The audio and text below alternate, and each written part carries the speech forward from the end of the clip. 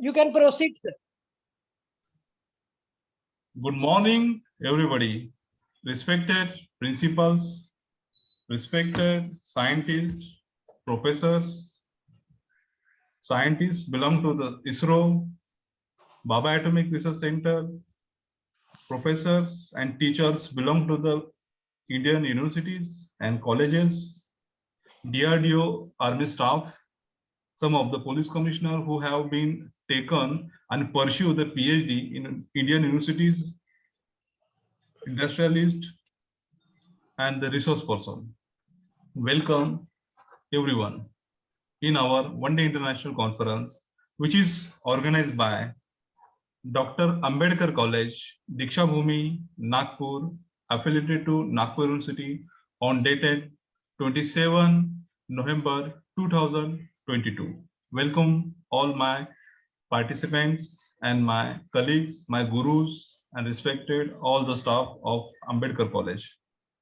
Thank you, sir. Today's one-day online international multidisciplinary conference on research methodology in library science, pure science, applied science, management, law, commerce, sports science, home science of higher education system in India. This conference is aimed to do the higher education of India stronger through organizing such a big international activity for of the pillar of higher education system, professors, scientists, PhD scholars, industrialists, etc. I would like to announce that today's conference have got the huge success because of 200 plus participants have been participating in this conference.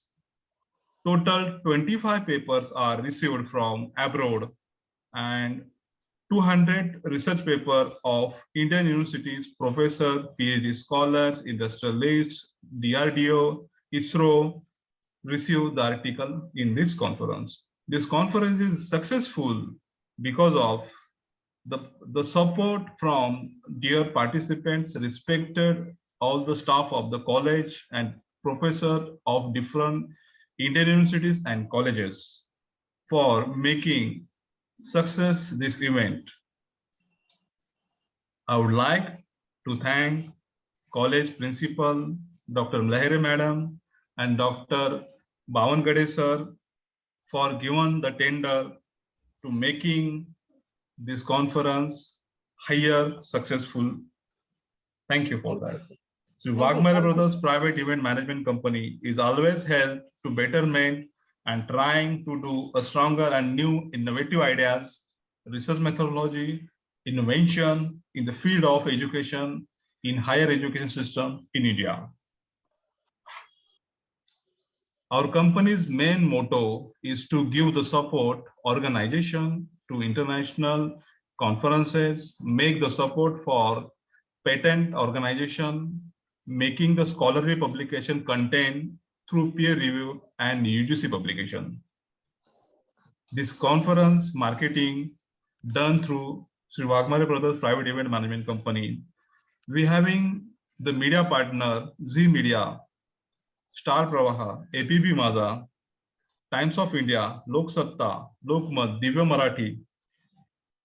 So many we having that our partner. This conference is very useful for Indian professor and the PhD scholar for career advancement scheme, academic performance indicator, as well as fulfillment and stipulated the UGC norms for the fulfillment of the PhD scholar PhD award. Again, I would like to thank everyone for sending your articles for publication of peer review and UGC care listed journal in this conference. Thanks again. Today's the conference will be begin with our national anthem, Jana Gana Man. I would like to request all the participants kindly stand up for our national anthem, Jana Gana Man. Kindly please stand up.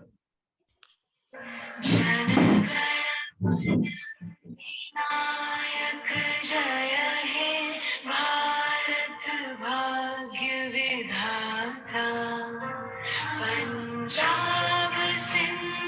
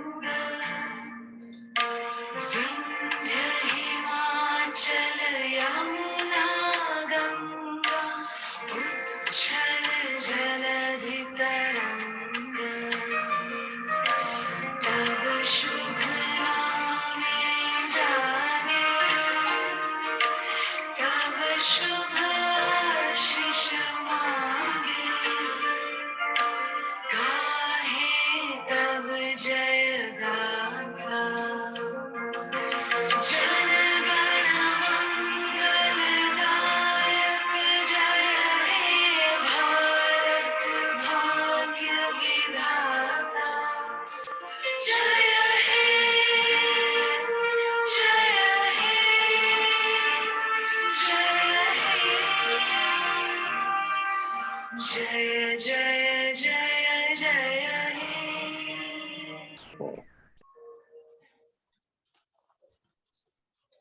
Thank you. Please sit down. When we just listen the national Yes. anthem, that time we just come to know really we are a very lucky person. We born in India, and the researcher, the scientist, the DRDO activities, what is going on out of India, it is totally based on the Indian scientists, Indian researcher, Indian professor. The knowledge management, knowledge sharing is going on through higher education system. Especially, I would like to thank University Grants Commission for making the India stronger and stronger in India for education field. I would like to hand over this session. Sir, you are not audible. Hello. I would like to hand over this session to respected Dr. Lehre Madam, Principal of Dr. Babasaheb Ambedkar College, Nagpur, Diksha Bhumi. Madam, please continue. Yes. Thank you, sir. Thank you. Thank you. It's a great pleasure here. Good morning to one and all. At the outset, I first seek the blessings of two heroes of humanity, Tathagat Gautam Buddha and Param Pujya Dr. Babasaheb Ambedkar, architect of Constitution, a legend. This one-day international multidisciplinary conference, which is basically on various strategies of Dr. Babasaheb Ambedkar thoughts on economics. And here, the Waghmare company, that is an event management company, has consented Sir, that not audible, that sir. event management company has consented to be collaborated with Dr. Ambedkar College as a college, which is a very premier institute at central India. And it is situated in Diksha Bhumi, which is a very holy place where in 1956, Dr. Babasaheb Ambedkar embraced Buddhism and where the transformation occurred. That is, as we have yesterday only celebrated the National Constitution Day and what the Constitution has amended. And this Constitution has given the equal rights and opportunities for all masses of the people. So the conference intends to invite researchers contributing to new trends in multidisciplinary fields. Today, all the industries which are facing a baffling dilemma. Change gets costlier every day, yet not changing can be costlier. And even while adapting to change, there will be many apprehensions and suggestions by researchers who will contribute to the study on a broad theme. We are currently going through one of the most significant historical changes over experience in the last 100 years, COVID-19, which is initially came with a rage to cripple the world. But we all know and see how this was a big change maker. Lockdowns, restrictions, nothing could stop the world to emerge with lasting impact. Change is the dominant fact of life in every business today. And the ability to master and exploit change has become one of the most sought after studies. After the pandemic, tempo of change is constantly thinking. And here in this conference, we are going to take many contributions of the researchers and the professors who will give an insight and their expertise in context with the topic. This international conference will aim to provide the platform to the researchers and the academicians to put their ideas and lead the way. I once again, on behalf of Dr. Ambedkar College, Diksha Bhumi, Nagpur, congratulate all the organizers for organizing such a nice platform and given to the researchers, academicians, and all other professors for giving their ideas on this platform. Thank you very much for inviting me. Thank you all. Thank you. Thank you, madam.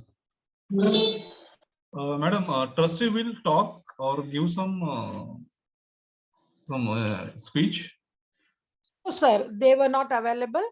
Okay, directly we have to go through Yes. keynote address. On behalf of them, I congratulate all the managing team and the organizers who has given this platform for the researchers and the academicians. Thank you, sir. Thank you very much. Thank you, madam. I would like to hand over this session to Dr. Abhijit Kelkar for the keynote address. Abhijit Kelkar, sir, is this available? Abhijit Kelkar, sir? Yes, sir, very much available. Good morning. Sir, please continue, sir.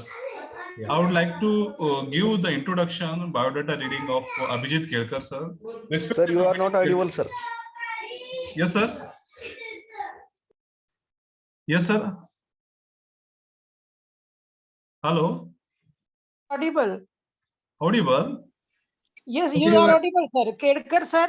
Kedkar, sir, will give a talk. Sir, you are audible. Delegation. Yes, yes. Yes, yes. Kelkar, sir, is born in Pune.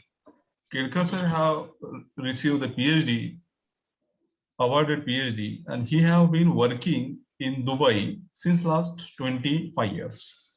Kelkar, sir, have mastery over the research methodology and research and development activities.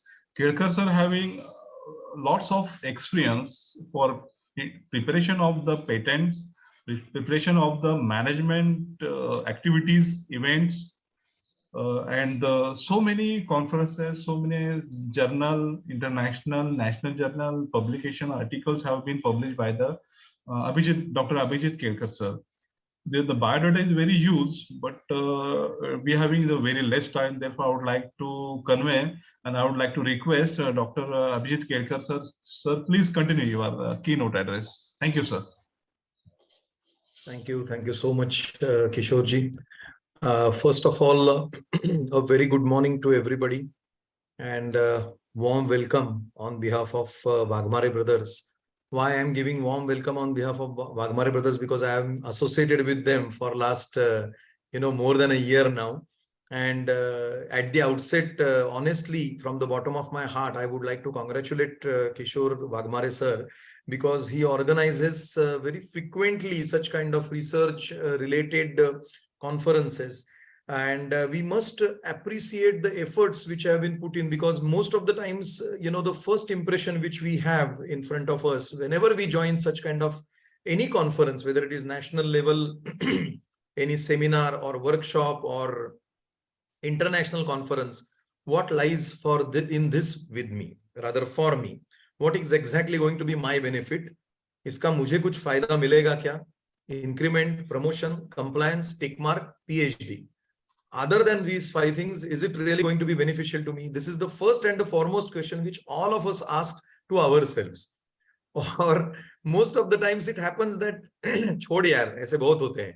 But believe me, aise bahut hote hain whenever we think of aise small things in each and every conference. I won't say ki 100% value addition is there, but a little bit of a drop of that knowledge also, when we take out of that, it becomes a unique factor for us to portray that in our personality, in our learning, teaching, learning methodologies, pedagogies, and our overall personality as well. And for that reason, honestly, I would like to congratulate Kishore Waghmare ji, because rigorously I have been observing, whenever I was not a part of that also, I knew he was he has been rather organizing many such conferences at international level, and he has already organized many conferences at international level very successfully. It's not a joke as such. So without taking care of the typical revenue factor which nowadays people are aiming at, he takes it, and really it becomes a we must congratulate him in advance, and we must thank him also,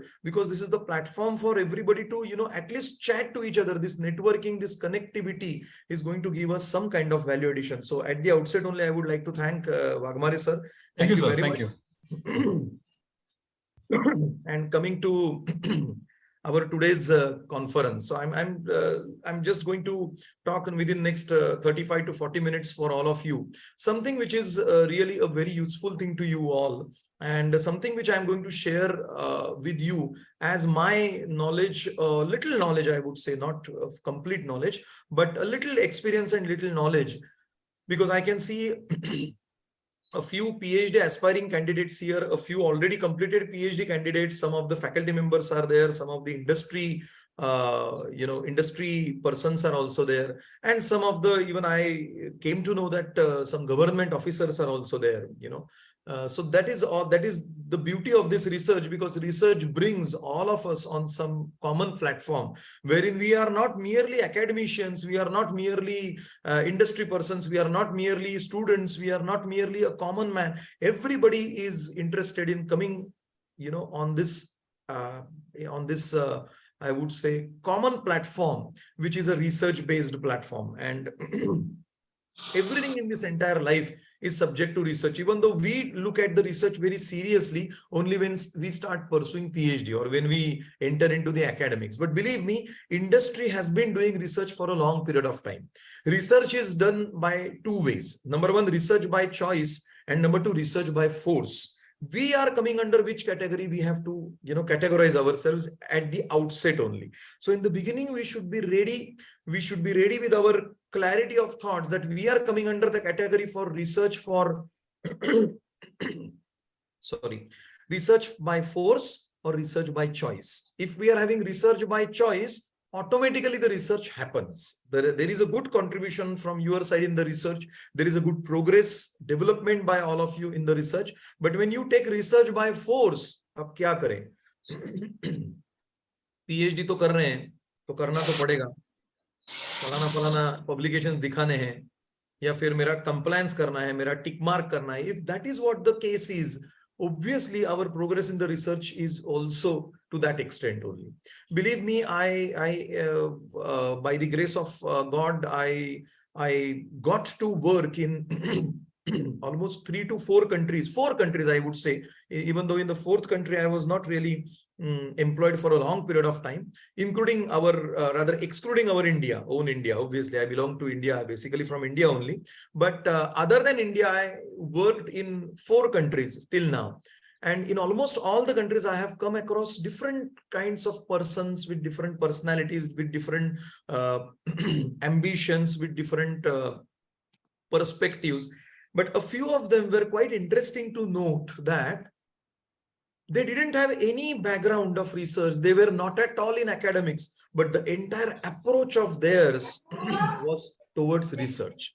The entire approach, the entire thought process, the entire, I would say, the working style, the entire strategic management adopted by them, implemented by them, executed by them was research based. And that was surprising to me, because most of us take research as by force, which should be avoided. So in the beginning only, I would request everybody, if you are taking research by force, obviously you should take it by choice, not by force, right? And with this, we just begin the journey of the sharing of, or other interactive session, I would say. In the meantime, I can see Mr. Rajendra Tambe has raised his hand. I believe it is for the organizers or for me, but I'm not sure. No, sir, please continue. Yeah, please okay. continue. So in that case,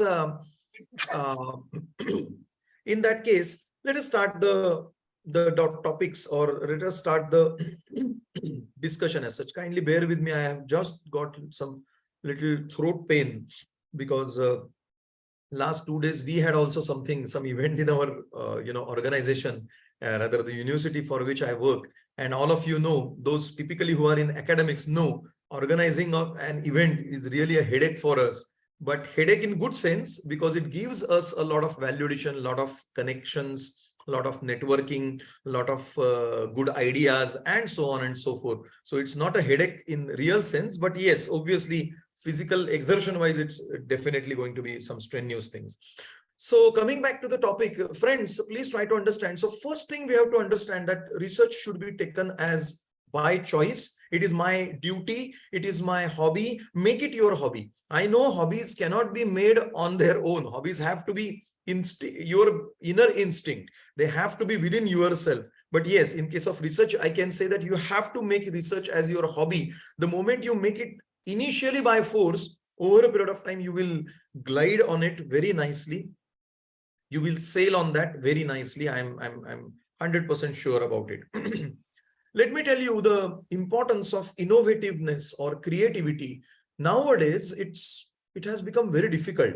Since the beginning only, it is difficult only to get the sponsorship, but especially after the COVID, it has become almost difficult for any researcher to get a good sponsorship for his or her project. Believe me, friends, a good research requires a good sponsorship. A good research requires a good amount of funds, considerable amount of funds. If you really want to make it, just as a tick mark, if in one more paper in my name, one more research paper in my name, one more addition of some contribution to the research in my name, in contribution in the question mark, and in what context you call yourself as a contribution or contributor is a big question mark, but still we think that it is a big contribution to the research. But if you really want your research to be taken cognizance of by the industry, if you really want your research to be taken care of in terms of all, indexed, typically Scopus indexed. Nowadays, Scopus is the hot cake. Everybody talks about Scopus only. At one point of time, I started thinking that all the journals are useless only, or what? Only Scopus indexed only people are talking about. It's not like that. But yes, at the end of the day, when the acceptance is there, it's a hot cake currently. So we have to accept that. So Scopus indexed and all AB, C, Q1, Q2, CARE, UGC approved, whatever benchmarking you have, all those journals, automatically your publications will come. I assure you, friends. But please try to understand, there has to be some good sponsored research. Sponsored research gives you two effects, rather twofold effects, I would say. Number one, it increases the glamour, the zeal, the weightage of your research paper to a large extent, that it is somebody who has sponsored you. It's not self-sponsored. Some organization has shown interest in your competence, in your ideas, in your way of thinking, in your style of working, in your research, in your probable outputs, which are going to be useful to that organization, and that's the reason why they have provided some funds to you. So it is very good for you to get a sponsored research, number one. And number two, sponsored research increases the sense of responsibility of research within ourselves, because somebody has paid me for this. This is not a compliance or tick mark for which I have to just complete something, some statistical tool मैंने लगा दिया, वो भी मैंने लगाया, किसी से लगवाया, ये सब चीजें big question mark मैंने कर दिया, baat khatam, that's it. But if we are thinking in that way, it is going to be very difficult thing. If it is a sponsored project, obviously it creates a sense of responsibility, awareness in ourselves, so that I must do it very nicely. I must do it. I must produce some quality, and that will happen only and only when you have got some uniqueness, some different approach, not a common approach, right? So it's a uniqueness, then innovativeness. Innovativeness is something which is a part of our life nowadays. Not a single person is successful without he or she being an innovative person. Believe me, a few years ago, I still remember there was one ad, which most of you have seen that ad, PUF technology, PUF technology. Godrej, if I'm not wrong, Godrej was the brand. Godrej refrigerators with PUF technology. You know what is that PUF technology? Everybody got fascinated by that PUF technology, and everybody started thinking about it that your refrigerator is a PUF technology, without knowing what is this PUF. Basically, PUF is polyurethane foam, which is always used in all the refrigerators since beginning, in the doors, for that packaging. When the door gets locked, automatically the outside temperature and inside temperature should be separated. There should not be any external environment or atmosphere temperature affecting the inner temperature. For that, the packaging polyurethane foam, it has got something to do with the refrigeration as well as packaging. This has been used in almost all the refrigerators since beginning. But Godrej was the first one to say it as the refrigerators with PUF technology. And people started thinking that, oh my God, PUF technology, yani something too much. And if I'm not having a refrigerator with PUF technology, I'm lacking something. And that is what the market. So marketability is the first and the foremost thing. And for that, innovativeness has to be there. Just to give you one more example, friends, very interesting example, Thomas Alva Edison. Everybody knows that who invented bulb? Everybody gives the answer, Thomas Alva Edison, right? But let me tell you interesting fact that before Thomas Alva Edison, more than 15 persons, more than 15 persons had invented bulb or electricity, I would say, a current. I would say, or a light, source of light. More than 15 persons had invented that. But the credit entirely went on to Thomas Alva Edison. And today, any Tom, Dick and Harry, any small child, any, aged person, whoever you ask, who is the inventor of bulb, everybody will say unequivocally Thomas Alva Edison. It is not. Doesn't mean that I am taking out the credit of Thomas Alva Edison. Doesn't mean that I am taking out his brilliance or his, the caliber which he had. Obviously, undoubtedly, he remains to be one of the genius persons or scientists. No doubt about it. But before him, there was somebody who had already invented that. But Edison was innovative. Yani creativity backed by marketability. Edison at that point of time immediately approached New York municipality that I have got something for you. Immediately he went on. Others stopped. उनके रिश्तेदार और relatives और उनकी wife spouses ने ताली बजा दी, उनका सम्मान मान सम्मान बढ़ गया, तो बाकी के लोग बेचारे रह गए उधर ही. Edison immediately went on to municipality, and in those times New York municipality gave him a contract of that we don't know, even I don't know, rather there must be some official gazette or record how many kilometers, but there was one street of contract of which Edison got to lamp those streets. कि आपके bulb लगा दो, देखते तो है रात के time पे कैसा दिखता है. This is what is innovativeness. You have to convince the sponsor. You have to convince the stakeholder, important stakeholder in our life, which is an industry. So you have to convince industry that my project is unique, different. You have to sponsor that. Obviously, all the projects are not unique. All the research papers or researches are not unique, but you have to first of all believe in yourself. You have to produce the quality, show it to them. Definitely it will be sponsored. Because in the COVID times, let me tell you, the most I would say the most important thing which has emerged is the value for money. The value for money has been thought of since beginning. It doesn't mean that anybody is going to give you the free of cost money. No doubt about it. Cost benefit analysis, you and me cannot do. The best person to do that, or rather the best entity to do that, is industry. Industry will do each and every 5 paisa, 5 paisa, 5 cent, whatever currency it is, even a single unit, they will have the cost benefit analysis before. Yani they think 1,000 times before they spend any money. But once convinced, they will be behind you for research.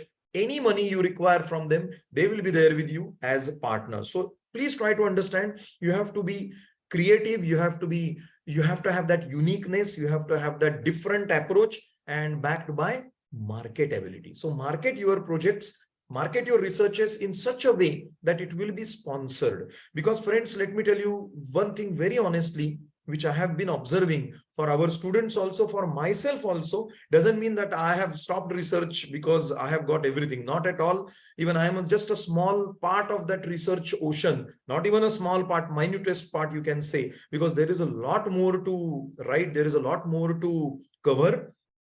But even in my case also, I experienced many times the paper which is the best in my knowledge. Oh my God, this is what I have created. That's what I think, because it's my paper. Industry outrightly rejects that. Sorry, we don't find it any useful for us, any single point of being useful for us. And that really insults, that really touches our egos. What is happening? What is this? I have done so. But that touching of ego is an ignition point for all of us to think of, that there needs to have a drastic change in my research approach, in my research output. And gone are the days when people used to have typically microfinance, working capital management, profitability analysis, and whatnot. The ratio analysis and all these used to be the sugar canes from which we have extracted enough juice when it comes to finance, or recruitment, job selection, training and development, and I would say employee engagement. These are the common topics for HRM. Marketing is brand endorsement, brand loyalty, brand equity, decision making of buyers, and supply chain logistics management. All these are the the cakes or all the are the sugar canes from which the enough juice is being extracted. That is my personal opinion. Somebody may disagree with that, but let me tell you, doesn't mean that these topics have become useless now. I don't say so outrightly, but please try to understand while selecting your research topic, you have to be very careful, because research topic itself is going to be an appealing factor for any industry to accept, to arouse their interest. If interest is not there, if industry doesn't, and why I'm telling you, friends, please be honest to yourself. Whether we are doing research as a compliance, then question doesn't arise. Produce something, numbers will increase, quantity will increase, quality will never increase. But if you really want to produce the quality, sponsored research is the only fact. Here, especially in this part of the world, I have seen it in UK also, even though I have not I was never employed in UK, but few of my friends keep me telling, maybe today we have got, I think one madam who is from Janice madam is there. I think she's from UK. She will vouch for my statement. You know, nowadays the trend in GCC, I can vouch for that because obviously I'm working here. Candidates are being asked how many research papers you have. No. How many sponsored researches you have, because that creates a good point in your biodata also, that I didn't do any research which was not sponsored. Okay, 100% of the sponsored research is a very optimistic or ambitious point for all of us in the beginning, but let us aim at least one in the beginning. Then obviously gradually over a period of time you will go for majority of the sponsored researches. I know a few Gora researchers, Gora in the sense, those who are British and European. A few of them are working in my university. They are not doing any other research, only sponsored research. Otherwise, they will not do the research. Have we got to that level? Obviously not. But my point is, in our resume, in our research total output which we have created so far, there has to be a good number of sponsored research projects, jointly or individually. Jointly or individually, I'll come back to that point at a little later stage, rather at the end of that, because there also I would like to convey one message to all of you to the maximum possible extent. It should not be a joint research paper. Why and how? I'll come back to that in a due course of time. So marketability, uniqueness, industry sponsored, all these things are there. Structure of your research has to be very important, very, very nicely made, because structure is something which is going to give you a good acceptability. Here, the structure, by structure, I don't mean the sampling methods, the questionnaire, primary data or secondary data, referencing APA or Harvard, then what is the literature review you had. These are all the structure, yani technical aspects of the structure of research methodology, that is the minimum required assumption. Yani nobody is going to take care of that. At higher level journals, when you approach, nobody even bothers to check here. Rather, they check, I mean to say, but they check with this assumption that your research paper is full of that technicalities. Nobody is going to spend their time in आपका referencing अच्छा नहीं है, आपका literature review का जो mention करते हैं, header, footer, footnotes. These are all the things which we are supposed to learn in the very beginning. So I'm not talking about the structure in the technical aspect that you are supposed to have. Without that, don't even start your research paper. But there are so many research methodology workshops which happen. Your guide will guide you, your colleagues will guide you, your peers, your institute or your organizational, seniors will guide you. So that is assumption that you are going to create that. Here by structure, I mean to say a very unique structure. I mean to say, what is my objective? What made me to think of this? What is my objective? That is research problem, research objectives, your assumptions or hypothesis. Believe me, I always used to have that impression in my mind that qualitative research is not valued, only quantitative research. But it's not that. It's a question of getting appealed by somebody. It's a question of getting accepted by somebody. It's a question of getting connected to somebody else's problem. So may it be qualitative, may it be quantitative, but quantitative is better because you can apply many statistical tools. You can validate the data very easily. You can, prove the things very easily. And that's the reason why quantitative is better for sponsored research, but doesn't mean many of the qualitative researches are also sponsored, mind well. So the The structure, yani what objectives are rather the assumptions or hypotheses which I have. What is the data? What are the data rather? Data itself is a plural, not a singular. So what are the data which I have collected? How I collected them? What exactly I have done by collecting that data, and what I have to say. The last part, even findings and conclusions, they are not really interested. Recommendations and suggestions are something which they know that they have to go in which direction. Believe me, friends, before sponsoring your research, before sponsoring any research, industry itself digs out a lot of ground for them. It's not that our research is the 100% or exclusive research output on the basis of which industry is going to take a call, whether they will do this thing or not. Obviously, they do the research in their own way, but in order to validate what they have done, they approach us, or rather we approach them for getting sponsored. So please try to understand the structure. Main emphasis should be on what you have found and how that what you have found is connected, has got close connection with what industry needs. Here again and again, I'm talking about industry, mainly because industry is our partner in almost all the aspects. It has got again twofold effect. Number one, employability of our students, live projects, sabbatical, shadowing, and last but not the least, your sponsorship for projects or whatever output or research you want to proceed with. So industry is a very important partner for all of us. So marketability, acceptability, structure, uniqueness, industry related things. Then one more point which I would like to convey is, please don't confine yourself to watertight compartments. Finance, marketing, information technology, operations management, human resource management, supply chain and logistics management, finished. No, please don't do that. There are many, say general is the specialization which is offered in many parts of the world. General, it is a specialization itself is a general. On the contrary, we say how it can be general, but general is an essence of all the things, right? General.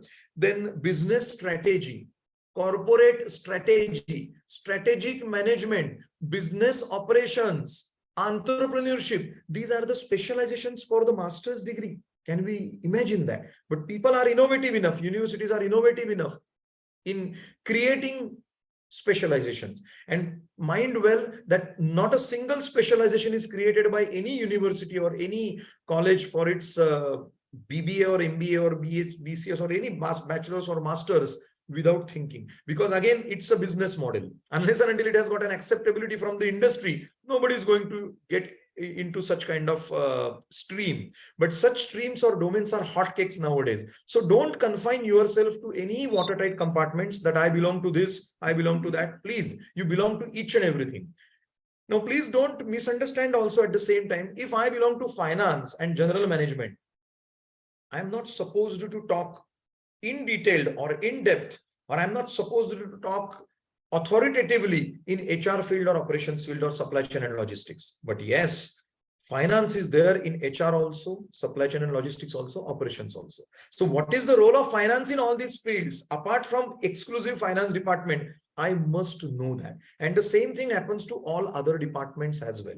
If mine is if mine is human resource management as such, obviously I should be knowing in detail, in depth, width and depth of that particular domain.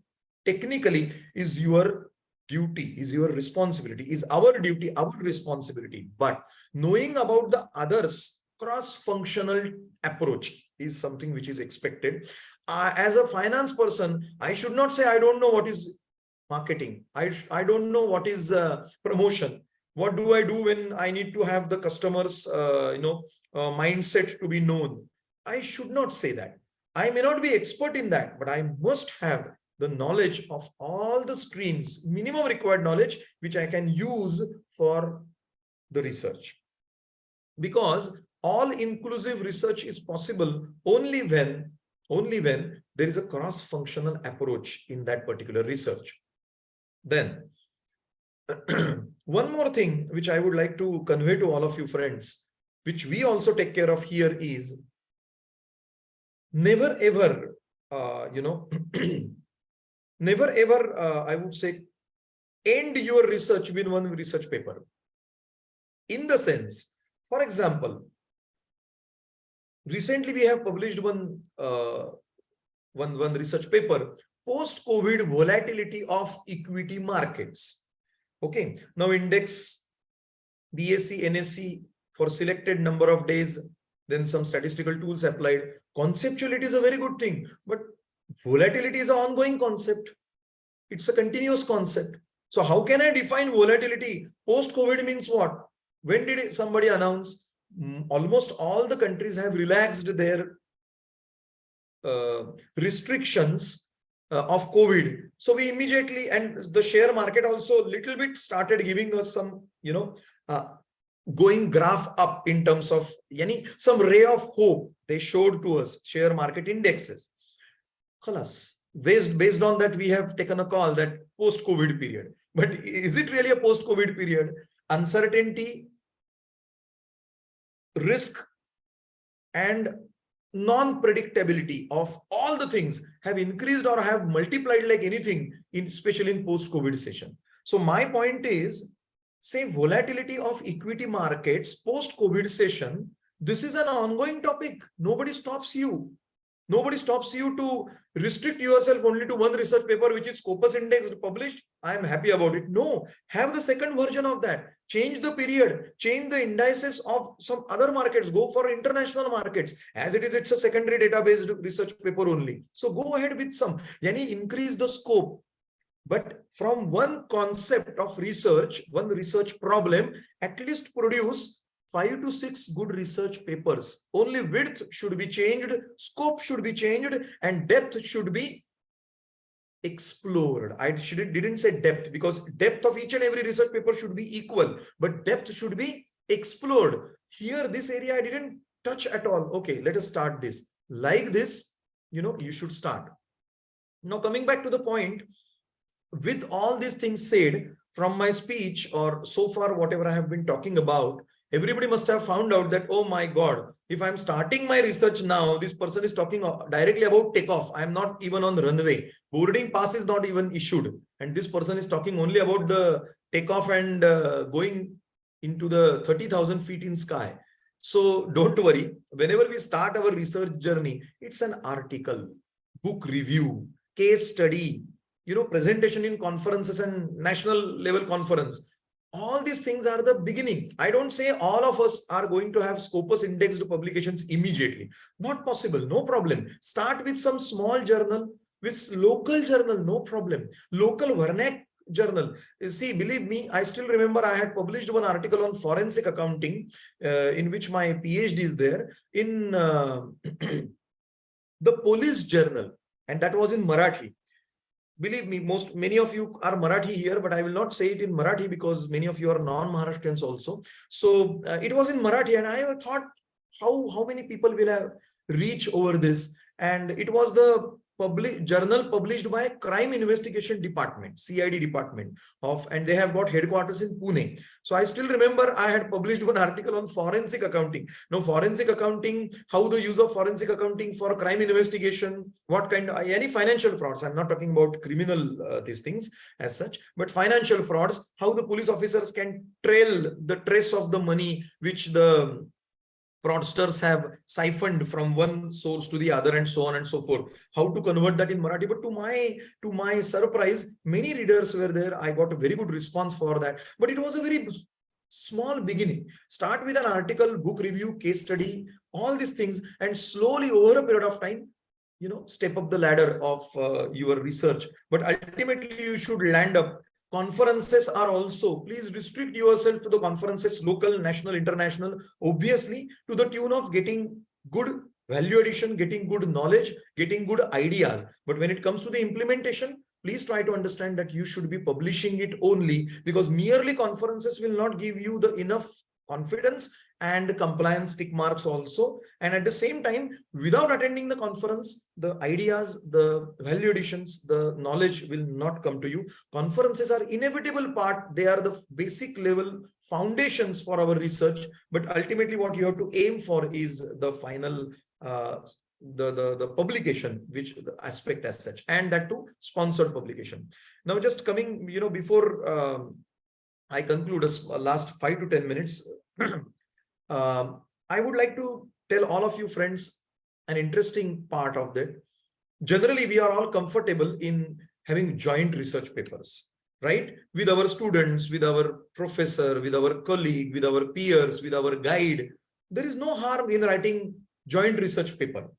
But the problem is, then first author, second author, all these adjustments are there. Start with the joint research papers, but over a period of time, aim to have majority of individually your own created papers, your own written papers, along with a few jointly written papers. Let me tell you honestly, friends, in terms of acceptability or employability of us as academicians, or if those who are going to get employed in the industry or industry persons, the recruiters often look at your research as joint research is always being, there is a doubt, there is a suspicion in that, how much you contributed and how much your partner contributed. So let us have the full-fledged kind of credit in that manner. Please be selfish. Doesn't mean my personal opinion is that you stop writing joint research papers. It's not like that, but please have majority of your own individually written papers only. Obviously, a few papers can be jointly written where the scope is very vast, or where something which you don't know, you can do it along with somebody else. That is number one. And the last thing which I would like to express is please try to have honest and ethical approach in the research papers, because nowadays there is a trend which I see in a few of our students. Students have got that tendency. Many of them do that. It gives you a good soothing effect. It gives you a good research paper within short possible span of time. But believe me, you will get caught when you are talking about your own research. Most of the times people first of all conclude and they go in a backward direction. Yani your conclusions, findings, recommendations are all ready. Accordingly, collect the data, accordingly form the hypothesis and show that all the hypotheses are already accepted. All majority of them are accepted. How great I am. Research problem was correctly done. Objectives are perfect. All are met. Hypothesis which not possible. Please try to understand. A good research paper, generally it is being said, it's not a very hard and fast rule, but generally it is being said that a good research paper should have 60 to 70% hypotheses which are accepted or fulfilled, and remaining should get rejected, because we are all human beings. We are not God. We didn't know in the beginning only that whatever hypothesis we are keeping, all are going to get accepted. And there is a scope. Many people do it in a backward direction. First, find out something, get your conclusions, everything, and go in a backward direction. That is good. Nobody will come to know about it, but it has got some ethical aspect. We have to ensure that ethically and morally also we are doing correct thing, because if we are doing a good research paper, believe me, it's your paper, your ownership will give you will reap up the fruits for a long period of time. Deliberately, I didn't show you my PPT today. The PPT is ready, but I didn't show it to you because typically I didn't want to give you the same approach, through PPT mode. I just wanted to express my thoughts to you today without having discussed it with typically colorful and all arrows and everything in our artistic and attractive manner, because something which we should accept as a fact of our life. So please, friends, all the best to all of you, those who are pursuing PhD and those who are obviously all the best for research, because all of us know we are all the research students throughout our life. We are doing research. How many research publications you have published or how many research publications you have doesn't only value what you have published, how you have published, and where you have published. These WH questions are going to be very important things. So have creativity, innovativeness, ethical approach, marketability, acceptability, uniqueness, industry sponsorship, cross-functional working, and start your journey of research right from book review, article, and go towards Scopus indexed publications. And I'm sure all of us will have our own objective of research, attained at one or the other point of time. Thank you so much. Thank you, Waghmare sir, also. And I hope if you have got any query or question, because I didn't deliberately talk about any technicalities, because Janice madam is already, she has already joined. I can see her. She's going to talk about one of the important aspects of literature review, because Without her field, without the persons like her, our research cannot be completed. I'm not praising her, please, I'm not flattering her unnecessarily, but honestly, I'm telling you, without literature review, our research is zero. And she is the one who is going to lead us how to do that literature review, including referencing, book reviews, and impact factors, and DO, and many things.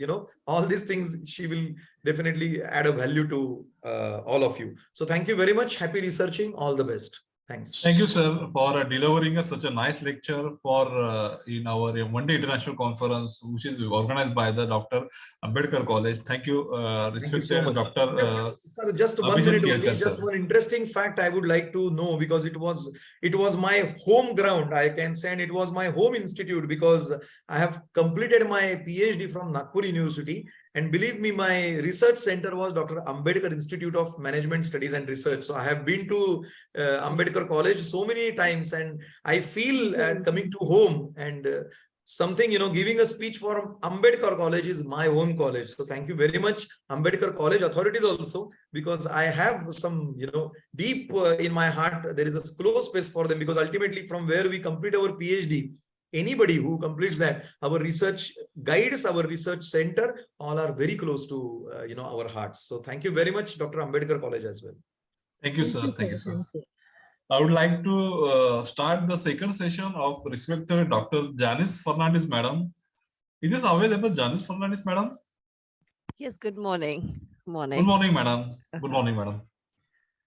Namaste.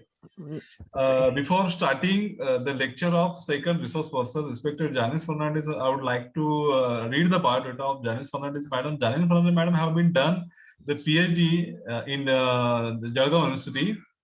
Madam having lots of experience in research methodology. Madam have published so many research paper in national and international level articles, national conferences, international conferences, so many books, so many research PhD students have been completed the PhD.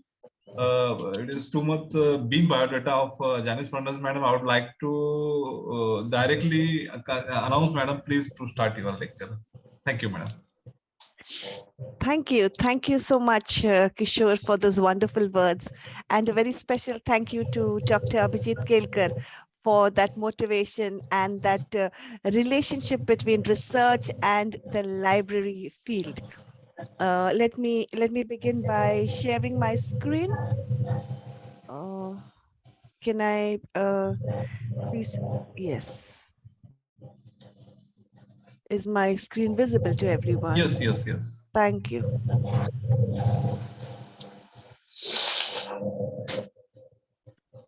So what I would like to speak about this morning, in continuation of all that Abhijit has said, is the components of a good research with emphasis on what is the role of the library and librarianship and the importance of these aspects in research.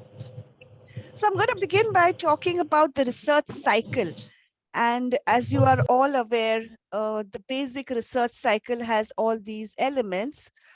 That's the identification of the research problem, the review of the literature, the formulation of a hypothesis and collection of data, the analysis of data, interpretation and conclusion, and of course, the most important is recommendation and dissemination. Just as Abhijit mentioned, you need to disseminate your research or let other people know what you have done through publication.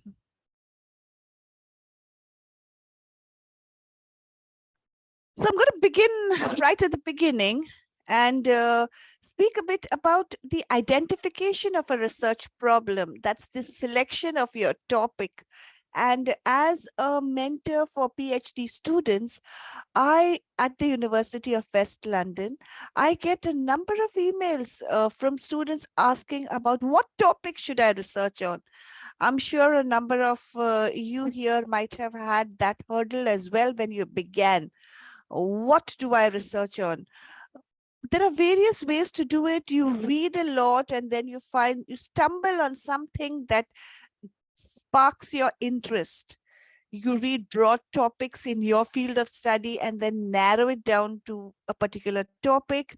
But then, of course, you always need to ensure that the topic is manageable, that the scope is such that you can do it from wherever you are, either in terms of geography or financial resources or timelines or collection of data. You need to figure out how manageable it is.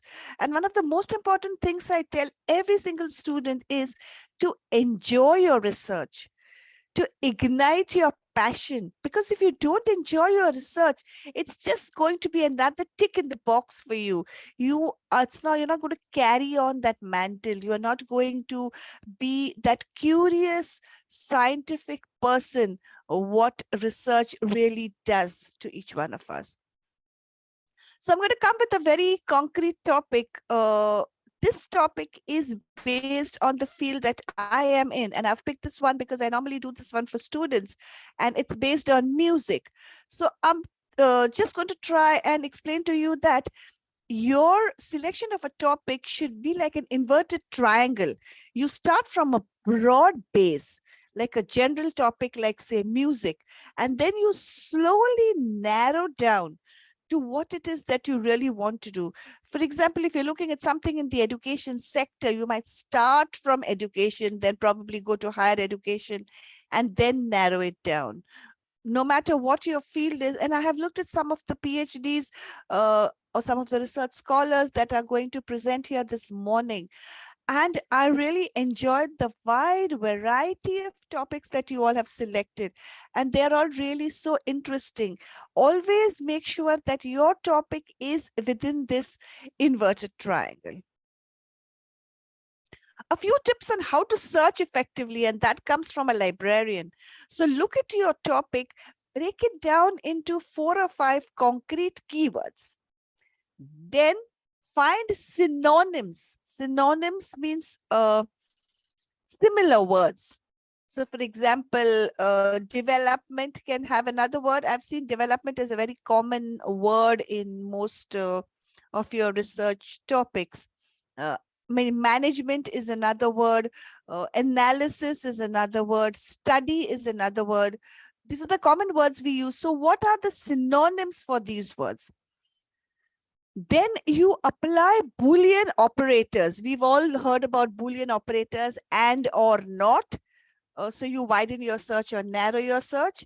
Use quotation marks, which will sort of tell the system, which will tell the search engine that I'm looking for these 2 words together.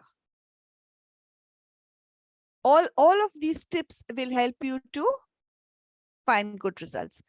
I'm looking at a simple topic just to give you an example, but in this topic, if you replace this topic with your own topic of research for each one of you, and then do the same what I'm doing, probably you all have a bit of paper and pen somewhere, and you're probably following as I go along, so that these hints are then will help you to do a good and effective search. So I had a topic of Stanislavski's approach to actor training, and it's one of the topics of musical theater that I talk about. So I have broken down this topic into 4 major keywords. I have then tried to find out synonyms for these keywords. I've also looked at different spellings. You know, you're sometimes looking for a particular word, but you don't know the correct spelling. And you might find another 50 papers written by somebody just with the wrong, with the different spelling. So that might work. Sometimes the first word is different. So look at all these options. A very nice example of Boolean operators. So if you use the word and we normally don't use Boolean operators because we think, oh, what can it give us? But I have done extensive searches using Boolean operators, and I now really swear by the word and, because I find that this and in capital letters between 2 keywords does so much for you, because it narrows down your search and then it gives you very concrete and refined results. So try and do this. Use this Boolean operator and in your searches. So as you can see, if you use the word and, you've got a very narrow and focused search result. I now come to what is a literature review. And I find a number of students sometimes holding their head because the words are heavy, the concept is not really understood, is sometimes confusing, and it's also a task with a deadline. Out here in the UK, I think a 40% weightage is really on the literature review, and the literature review must go through before the rest of your dissertation is really looked at. So it happens in stages, and your research guide will ask you for a literature review. It's a lot of stress on students because, well, for varied reasons.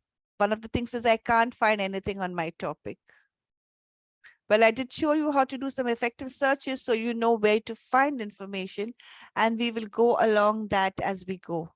But just to give you some bits, what is actually a literature review?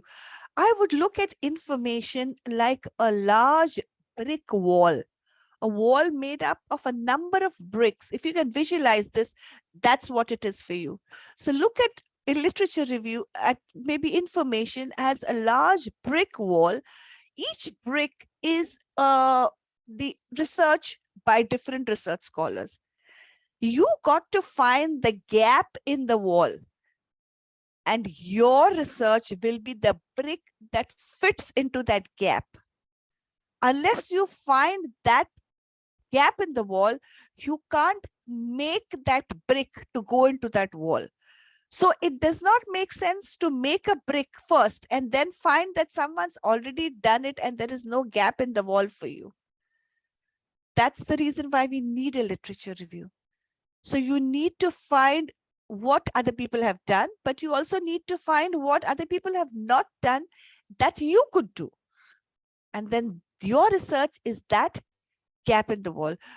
I would like you all to go home with this thought in mind. Every time you do a literature review, think, am I filling up this gap in the wall with my brick of knowledge? I'm just looking at 6 different steps to a literature review: selecting a topic, defining the search terms, search, find, and evaluate resources.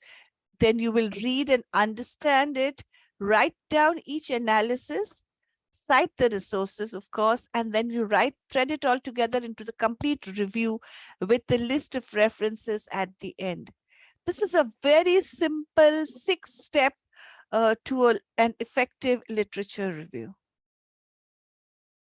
So what you are actually doing in a literature review is you are using your reading in your writing. So just to help you with what sort of information resources you can have for your search, begin by looking at the search engine of the institution you are registered in and the institution you work in. We sometimes look beyond and look in going to more concrete resources. Look at home first before you step out. Look at what's available. A lot of information today is free. It is open access, and that is available to you from wherever you are. Step out once you have finished searching thoroughly in your own home. This is my suggestion to you. I have found students very confused sometimes because you go to 4 different large institutions, search everywhere, and then thoroughly confused because you haven't done citation properly or referencing properly, and you need to go back again there. Don't do that. Do really good open access sources. Out here, we have stuff like academia. You could register to academia or any of these free collation or aggregators of research information, and you could find that. Of course, there is a very strong Google Scholar, which you can also look at. You've got databases. A lot of them are free, but then a lot of them are probably would be subscribed to by your own institution. Do you have an institutional repository where your own colleagues or former research scholars have deposited their research? Can you make use of those? And then, of course, if your research is specialist, like you are using, say, statistical data or industry data, market data, uh, can you get hold of that information? Sometimes you might need to go into archives or things like that. You know, out here we have now a trend on reflective research, or what we call as autoethnography. That's you do something and then you write about it. So it's basically not collecting data from other people, but it's your own reflection. And then people use a lot of what you call oral history. So interviews of people, say, which is in archives or which has been kept in some sort of place that you can retrieve to sort of understand the history. So you might not just want to go into text, you might want to look at audio visual material as well. My cat reads. Books are a primary source of information, and we all are aware of that. It gives you the background, the context, and your literature review, as well as your bibliography at the end of your research, should have a sizable number of books. Make sure that you do include that, you do refer, and you do include those in both your list of references as well as your bibliography. Look at options like getting these through interlibrary loan. Sometimes we think it's expensive and how do I get hold of these? You have these options, try and explore them. Journal articles, we are all aware of journal articles. That is the core of research, we say. You also need to understand, even though it is published really quickly, you know, it also fades away quickly because newer research is coming on the scene. So you need to tap into resources, but you have the simple option of alerts. A lot of databases give you these alerts. And when I was doing my doctorate, I really made use of these, because if you put in your keywords and you ask for alerts, every time there is some research publication on your topic, you will get an alert about it. And it's really a good method of keeping tabs on what's happening.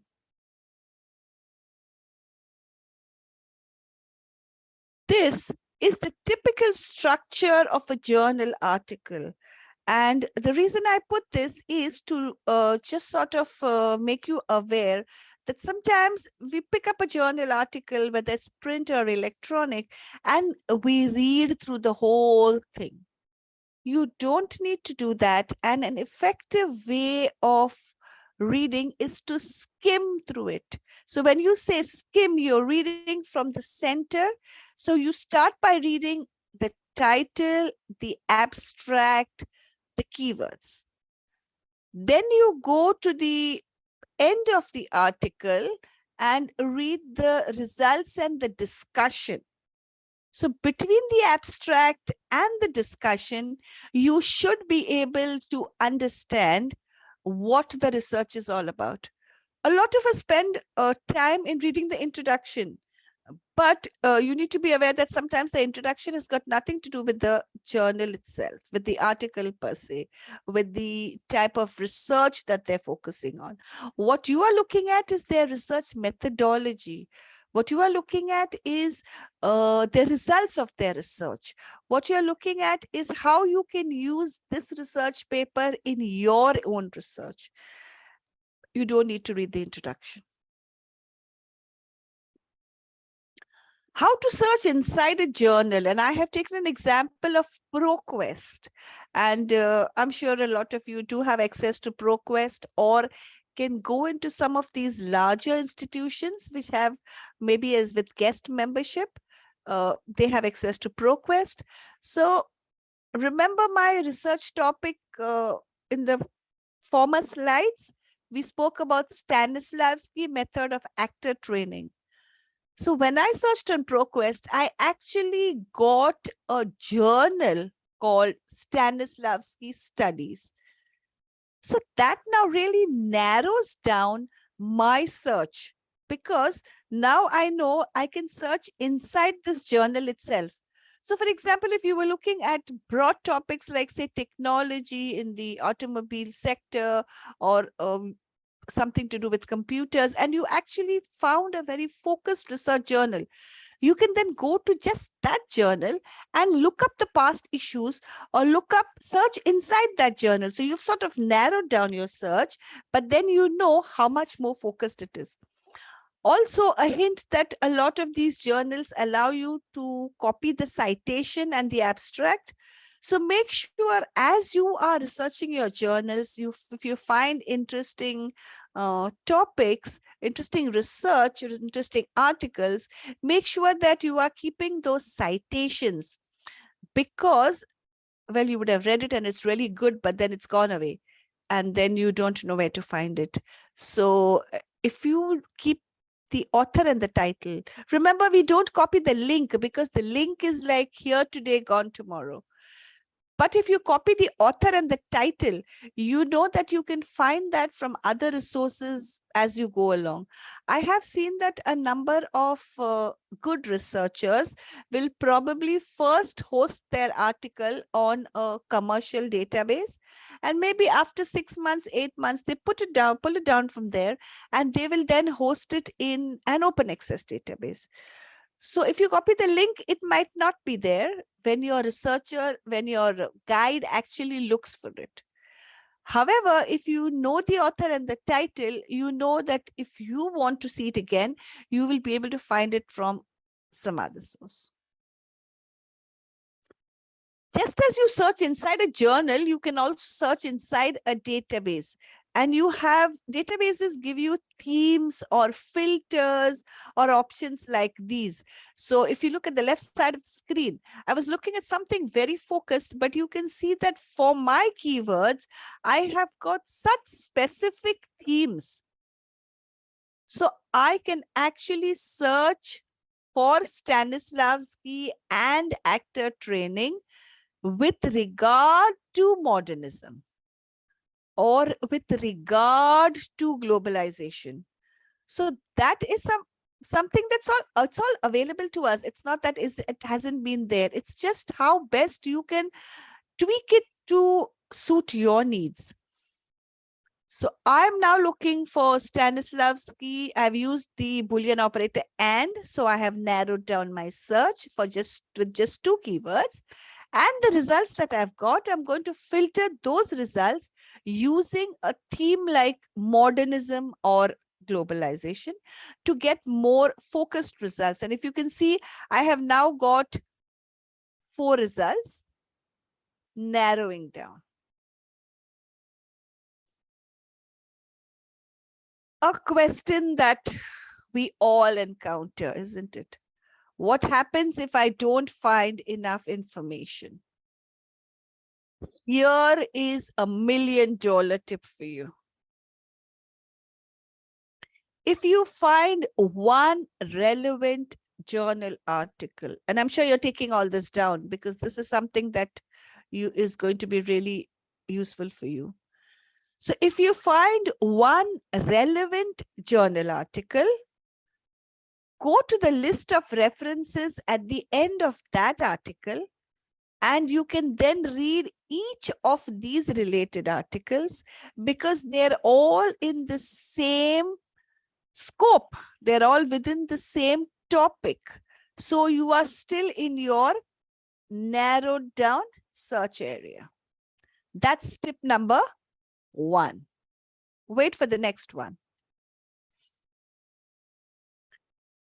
You search in a citation tracking database like Google. Okay, so I've looked and I've found one of this search.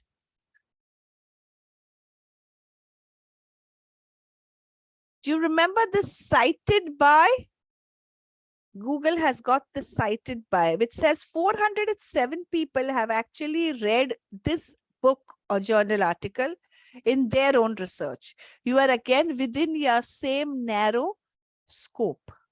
So click on the cited by to read more relevant articles. And that's how you're going to get a lot of articles. So I will get 407 more articles. So looking forward or looking backward, these are the two methods in which we can get more search results.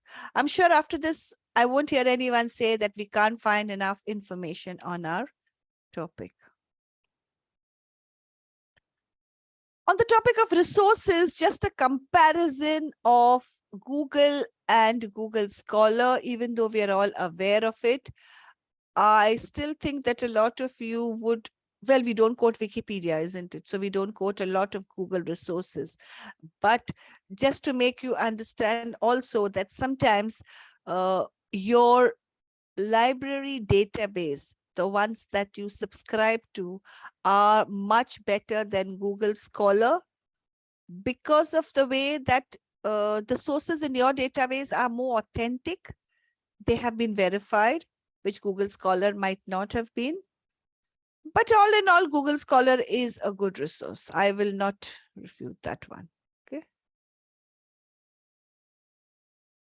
And then after all of this search, if we find, say, 50 good research results, you need to evaluate how efficient they are. You need to evaluate it. And this is the simple test that we use for evaluation. It's called, unfortunately, CRAP, C-R-A-A-P. But that stands for currency, relevance, authority, accuracy, and purpose. So you need to find out if this research article was actually published to inform, or was it published to sell something? Fake news is a big issue today. You also have issues which are sometimes biased because a particular individual or organization always writes against a particular person or theory. So you need to check all these things. This is, I have seen it's very strong in, say, business, in multinationals, in corporations, but it can also be in the scientific field where people talk against some theories, or also maybe in management. So whatever is your field of research, you need to be aware of bias, because as a research scholar, you cannot be biased. You need to realize that. You need to step back and you need to objectively read the article. Don't read already with a bias in your mind. You might have a hypothesis. That's different, but you can't have a bias. Some of the things to look to is look at the author. I always look at the author and then I Google the author and find out if the author has written any more articles on the same topic, or if the author is famous, if the author is a professor in some organization. Then you will read the abstract, you will read the discussions, but then you will also think critically. And you will sort of think how this resource is relevant to your research. You will summarize and synthesize. You're all aware of plagiarism and how all of your dissertations go through some or the other software. We use Turnitin. So you need to be aware that you're going to paraphrase and synthesize. So you can't do a copy and paste of other people's abstracts. You need to put it in your own words. You need to put just the thought content in your own words. And then just a structure of the literature review. So you start with the introduction and you thread everything else into the main body, and then you have a conclusion. Remember, what the conclusion must do always is to show a gap in that brick wall, which your research will then fill up. So your work should add to the field of knowledge. And then, of course, when you're doing references, you need to be aware of the style of the references. But I will speak about referencing as well. Just to sort of brush through the rest of the part, so you know what research methodology is all about. But then you are looking at various tools. So are you going to do interviews, or are you going to do observation? Are you going to do survey data? Is it going to be a historical research? Is it going to be mixed research? You're going to decide on those. Then you collect your data, you will put it maybe into some format, you might put it into Excel, you might put it into SPSS, you will analyze it, you will interpret it, and then you will try and establish some sort of relationship between the variables, some sort of pattern or trend, and you will try and find out what you get from that research. Your findings are presented logically and sequentially. You might use tables or charts or graphs for illustration, and you will also speak about areas of further research. So at this point, your research is being disseminated to society. The findings of your research are being disseminated to society, and that is what your research is all about.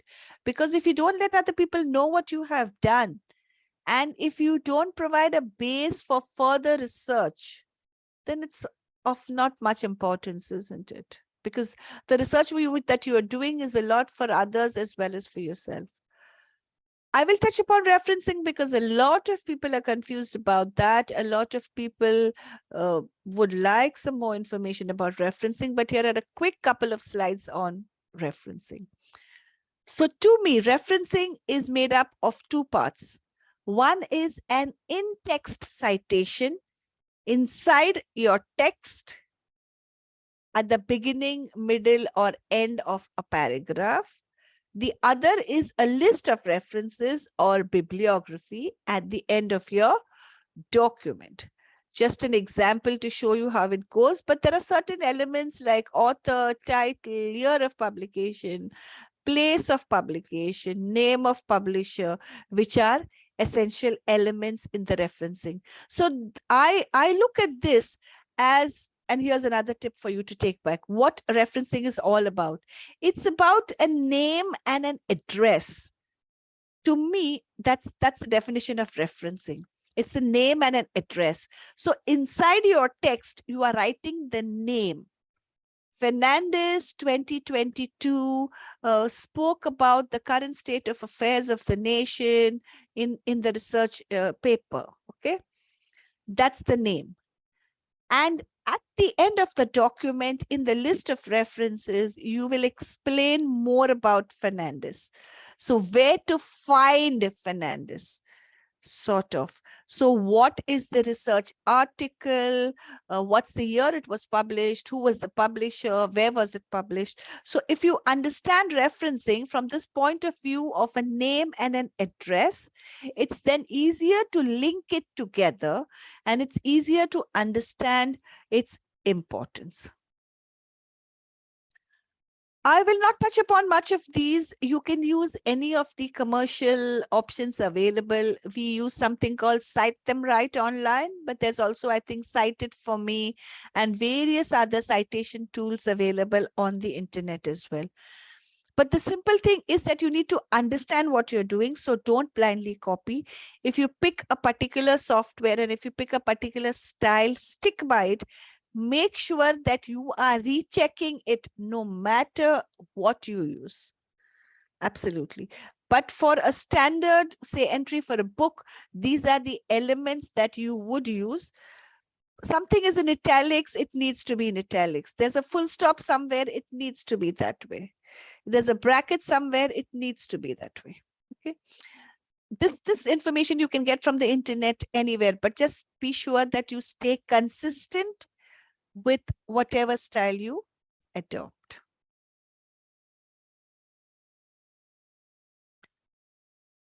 I've shown you the one for books, and it's much similar for journals, except that a journal will have two titles: the title of the article and the title of the journal. So the title of the journal might be like, say, Philosophy of Music Education. The title of the article inside will be Beethoven and his philosophy. So you remember that for journal articles, you have two titles. For books, you just have one title. And you have digital and internet sources today that you can reference extensively. So you might use websites and web pages and blogs and podcasts. But you need to remember that you have already evaluated their authenticity. So a podcast from a university professor is different from a podcast done by a couple of friends.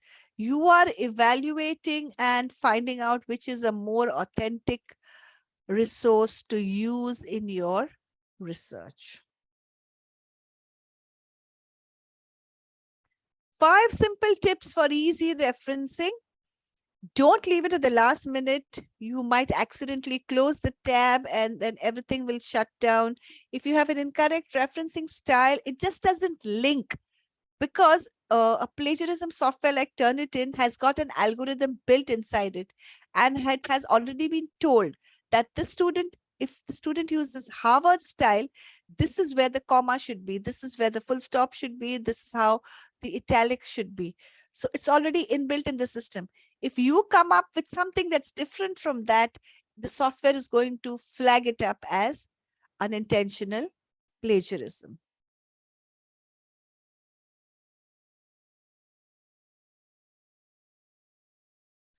Just going to touch on something that's the last couple of slides, and just the importance of time management for all of you very, very busy people. I can understand, because I've gone through the same thing. And I know that being a research scholar, along with being a career person in your place of work, and having a lot of other roles, maybe as a mother or father, or a son or a daughter-in-law, or various aspects of our relationships.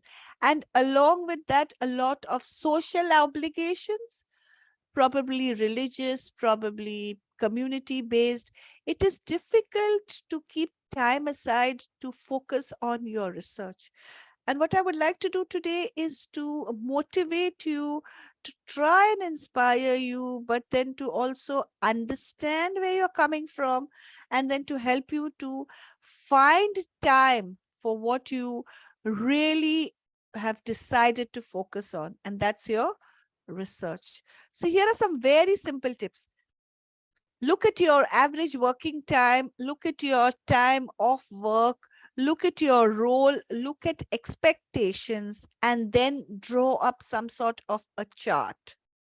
Okay, it's not difficult. You just need to sit down and first initially sort this out, and then it's going to be easier for you. You do need to realize that you have these blocks of 6 hours in a day. Some simple tips on how to manage your time.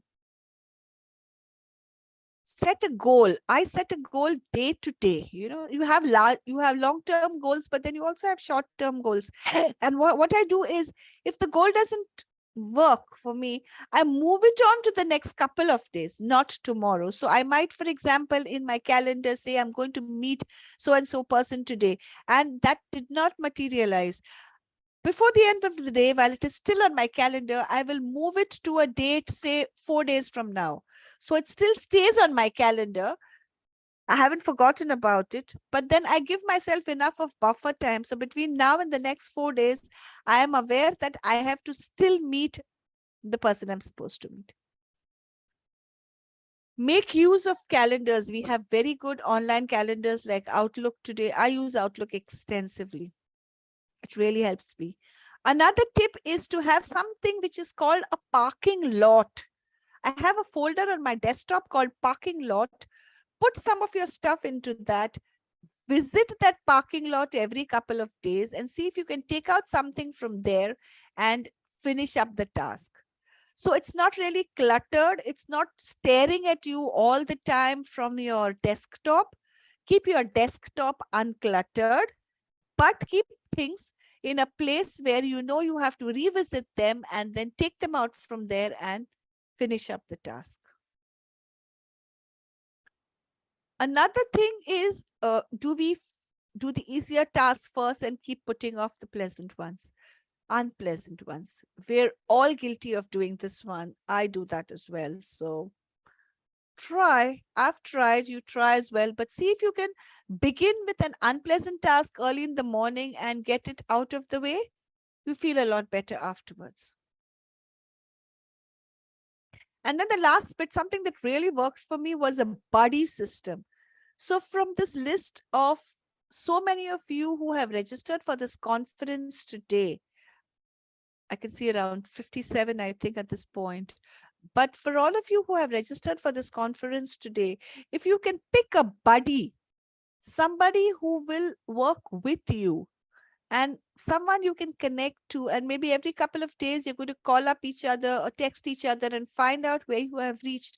And you might want to sort of put a research paper. You might not want to put it together like Abhijit said, but you might both want to put in a paper to a research conference and maybe work together and find some quiet time. I found that buddy systems work really well. And just the simple matrix to Eisenhower matrix to help you understand, is your task important? Is it urgent or is it not important? Is it something you can delegate to other people? Are there things that you can do later on? Try and remember that we just have 24 hours, but I have a deadline to my dissertation. Set that deadline for yourself. Always have it looming in front of you so you are aware of what your deadline is.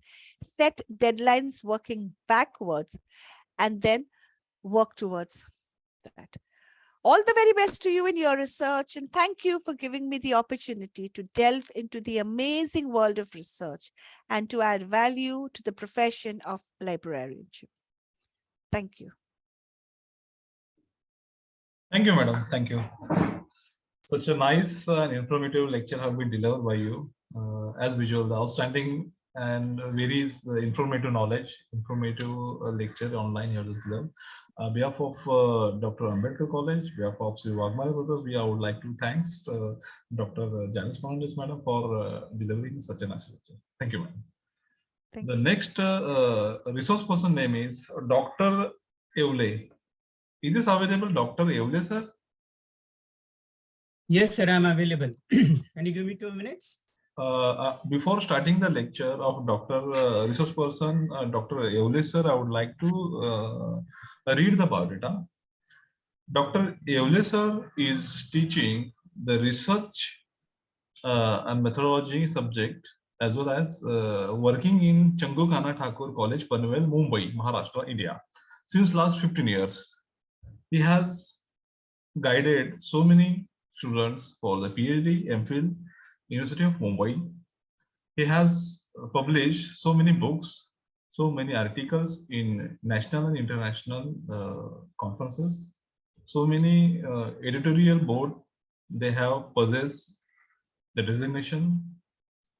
He is a very strong and dynamic person because in the Changu Khana Thakur College, they conducted and running the research center of Mumbai University as a cluster college of Mumbai University, Changu Khana Thakur.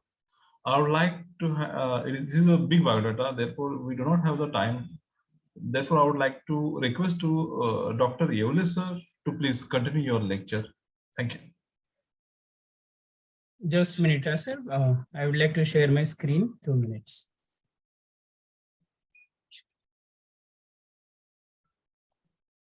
Is it visible to you?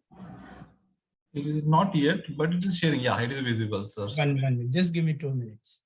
Yes, sir. Please continue.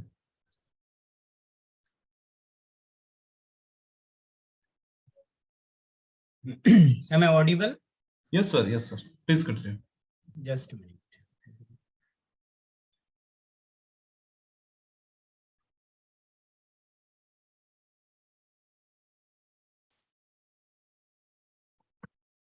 Well, good morning, everybody. Before I begin this session, at the outset, I would like to congratulate Professor Kishore Waghmare, his entire team, as well as the principal of Dr. Babasaheb Ambedkar College, Nagpur, all the organizing team for organizing a very interesting and very informative one-day international multidisciplinary conference, and which is the need of the hour in this 21st century. I will be listening to the keynote address delivered by Kelkar sir, Dr. Kelkar sir. Even just now, I also listened to Dr. Janice madam.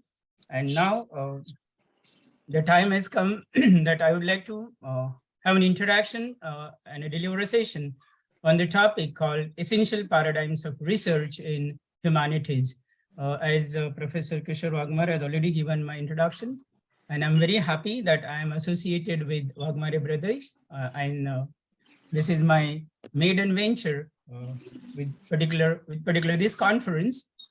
Today, I would like to interact with you through virtual mode.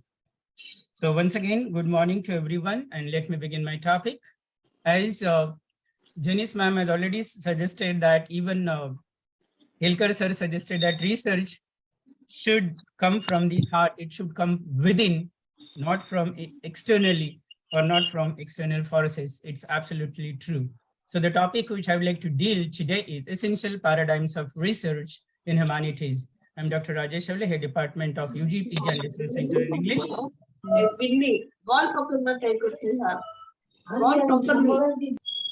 Sir, can you mute others? Hello? Yes, sir, please continue. Okay, you can mute all so that. Okay. Sorry for the virtual introduction. Head Department of English at UG PG and Research Center at Changukhana Thakur Arts Commerce Science College, New Panvel Autonomous. I've been associated with research for a long time. I've been a gold medalist in Aviskar Research Convention also, University of Mumbai. And I believe that research is a never-ending journey or a process which we need to undertake. So the topic is Essential Paradigms of Research in Humanities. Let me go to my next slide. Just a minute. So as we know that why do we need research? Need of research. Research is needed everywhere. Research is required everywhere because research is useful for the development of the society, for the benefit of the industry, for the benefit of the educational institutions also.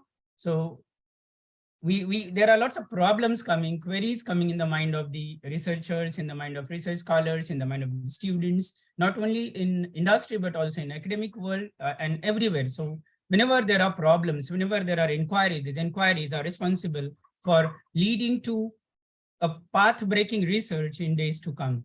So at the same time, the researcher must have interest and curiosity. Then we need to identify challenges for various solutions. So many times we do research in order to identify remedies or solutions for certain problems. For instance, look at this pandemic, COVID-19. So there were problems in terms of online teaching, online learning, or whatever may be the nature. So we need to identify the solutions for the problems. And whenever there is a problem, we look at the solution. Looking at the approach of solution is also a path towards research in the educational field or academic arena. Many times we do research for upgradation of one's knowledge, skills, as well as its enhancement. Research is also leading to passion. Sometimes, learners have a lot of passion. Learners have passion for exploration. We want to explore. We want to understand new insights, new horizons. It also leads to research. And at the same time, research is also an integral part of all the institutions of higher education in 21st century. Research is happening everywhere. Only the nature of research is different. Sometimes it is, in pure sciences, or sometimes it is in humanities, sometimes it is in social sciences. So research is happening everywhere. Research is happening in our day-to-day life also. A lot of things are changing every day, and then it leads to research. Now, why research happens? There is a desire for thirst for knowledge. Everybody say that I want to know further, I want to explore further, I want to investigate further. That spirit of questioning, that spirit of investigation also leads to research. So there is a thirst for walking on the untrodden paths. Now, untrodden paths is nothing but a path which is unexplored, a path which is uninvestigated, or a path where there is a green grass. So research is something unique, something special to every researcher, and the researcher has to select the untrodden path. Because when we select a topic for the research, it is very important that our approach, our perspective, our path should be untrodden. Otherwise, we cannot have a topic which is trodden by many researchers or scholars or academicians for that particular matter.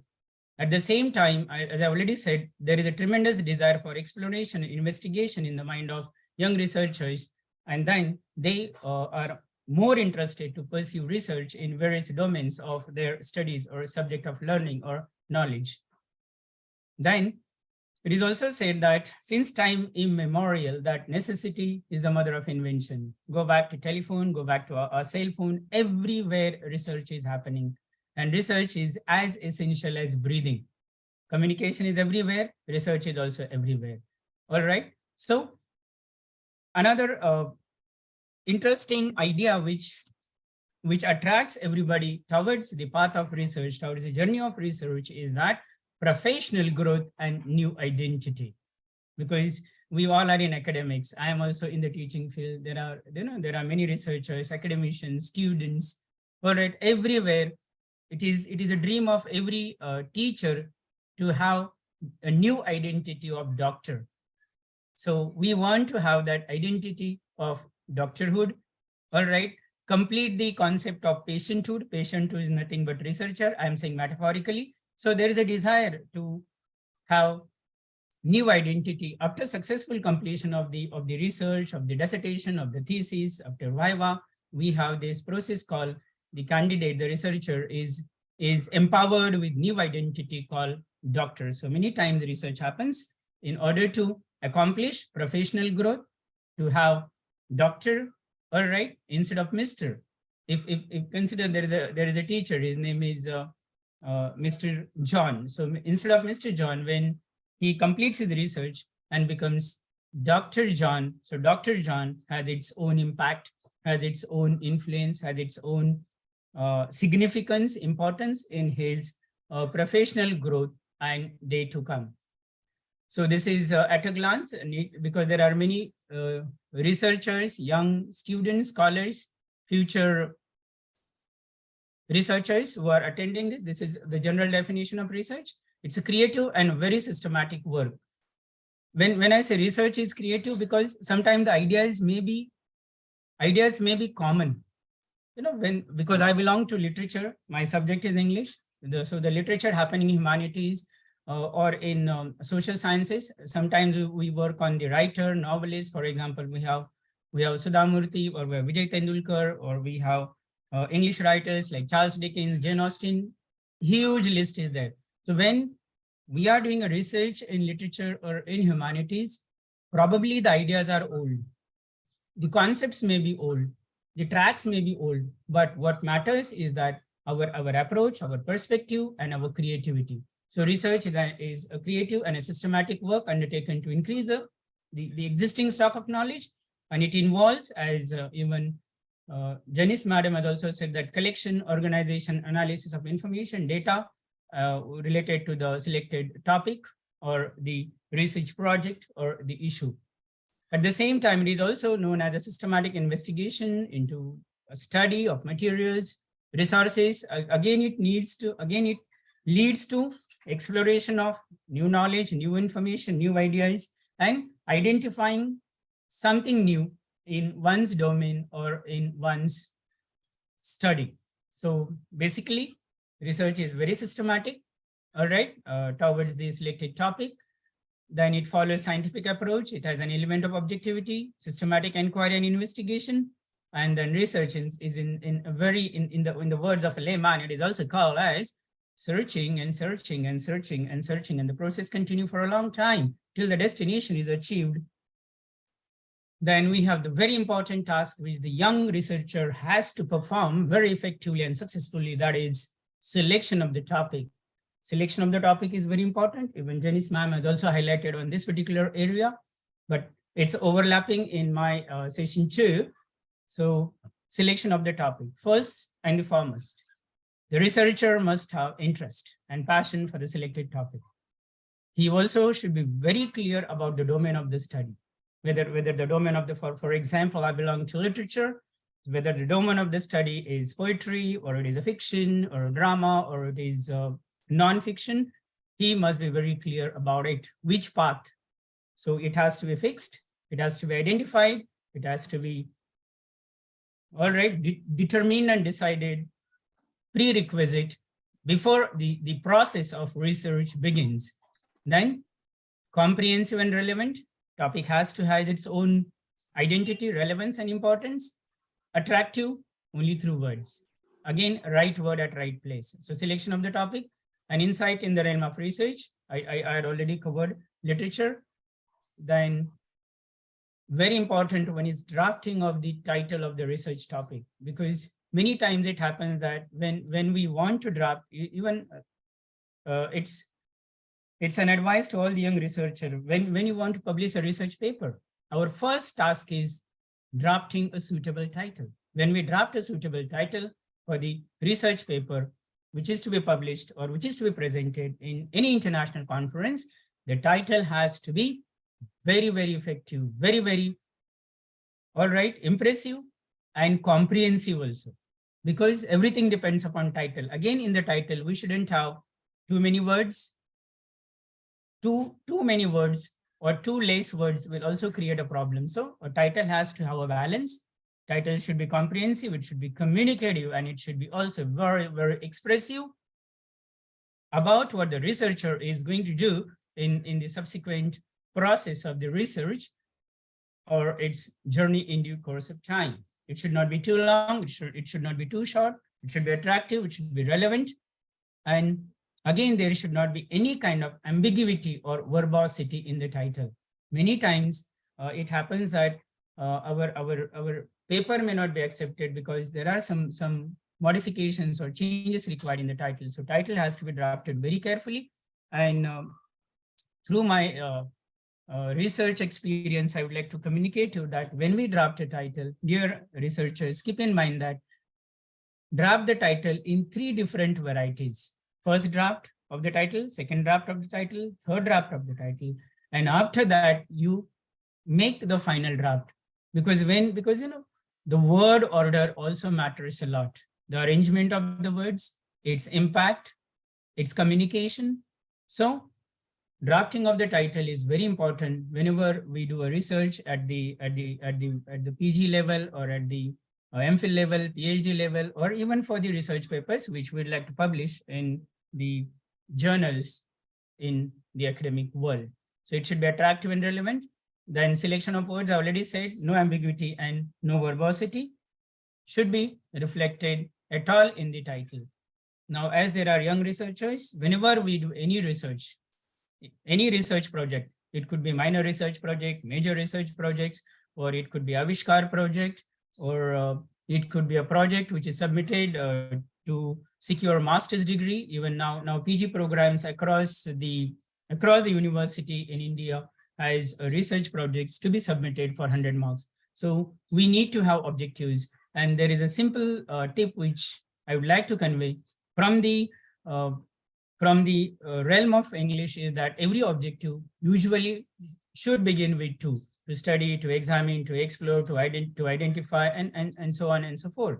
When it comes to Avishkar, we need to have 3 to 4 objectives. There should not be too many objectives, because the challenge is that, again, we need to ensure that these objectives are fulfilled in the development of the thesis or of the research project in due course of time. So we have to be very careful in terms of language, in terms of English, when we are formulating objectives in the development of the research.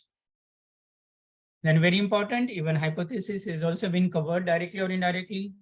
Hypothesis is very important, very crucial element in the research project which we undertake in all areas of studies.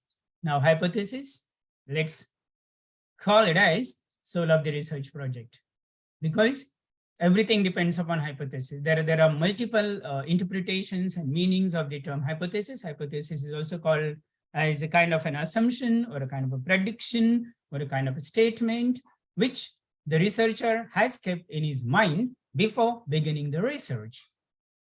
All right.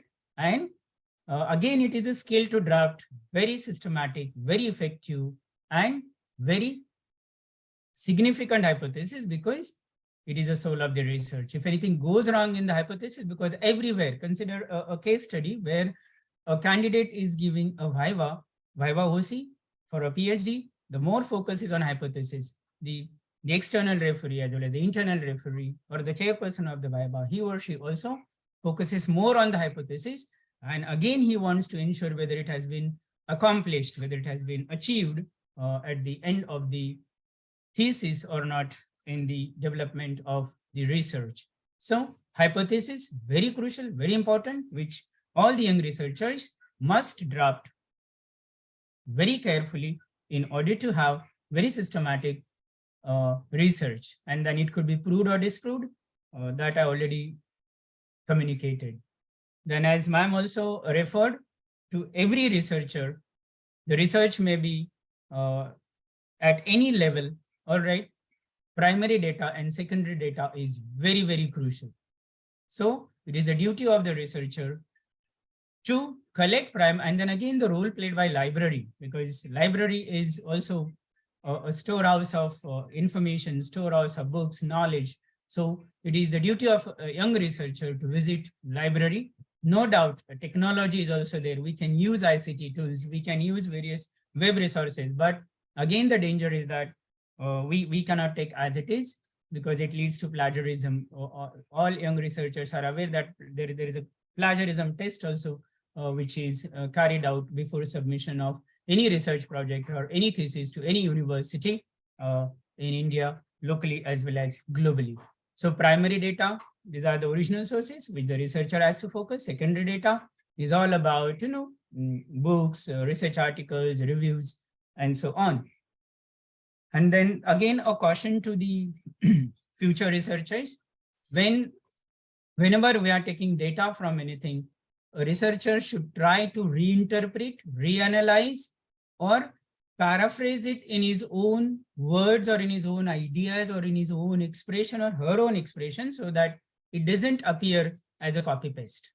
So that has to be taken care in the development of the research also. Then research methodology, I am not going into the details, but it is an important dimension or a paradigm of research everywhere. Research methodology could be qualitative, could be quantitative, or it could be through questionnaire based, through interview based, and then it depends upon the domain of study. Again, a very important element which we need to take into consideration at this particular time is research problem.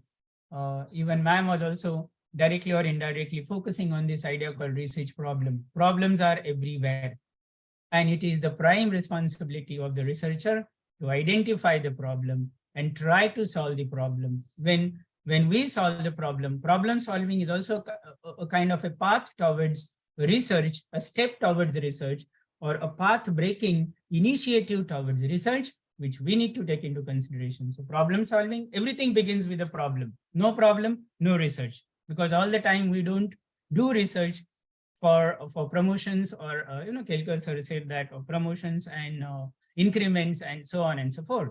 So problem is very important, and that problem has to be resolved, all right, through our inquisitive and curious mind.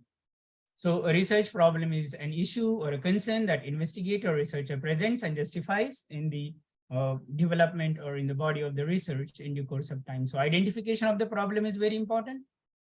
Formulation of the problem is also very important. It is the prime step towards the research which during the initial part of the research of project.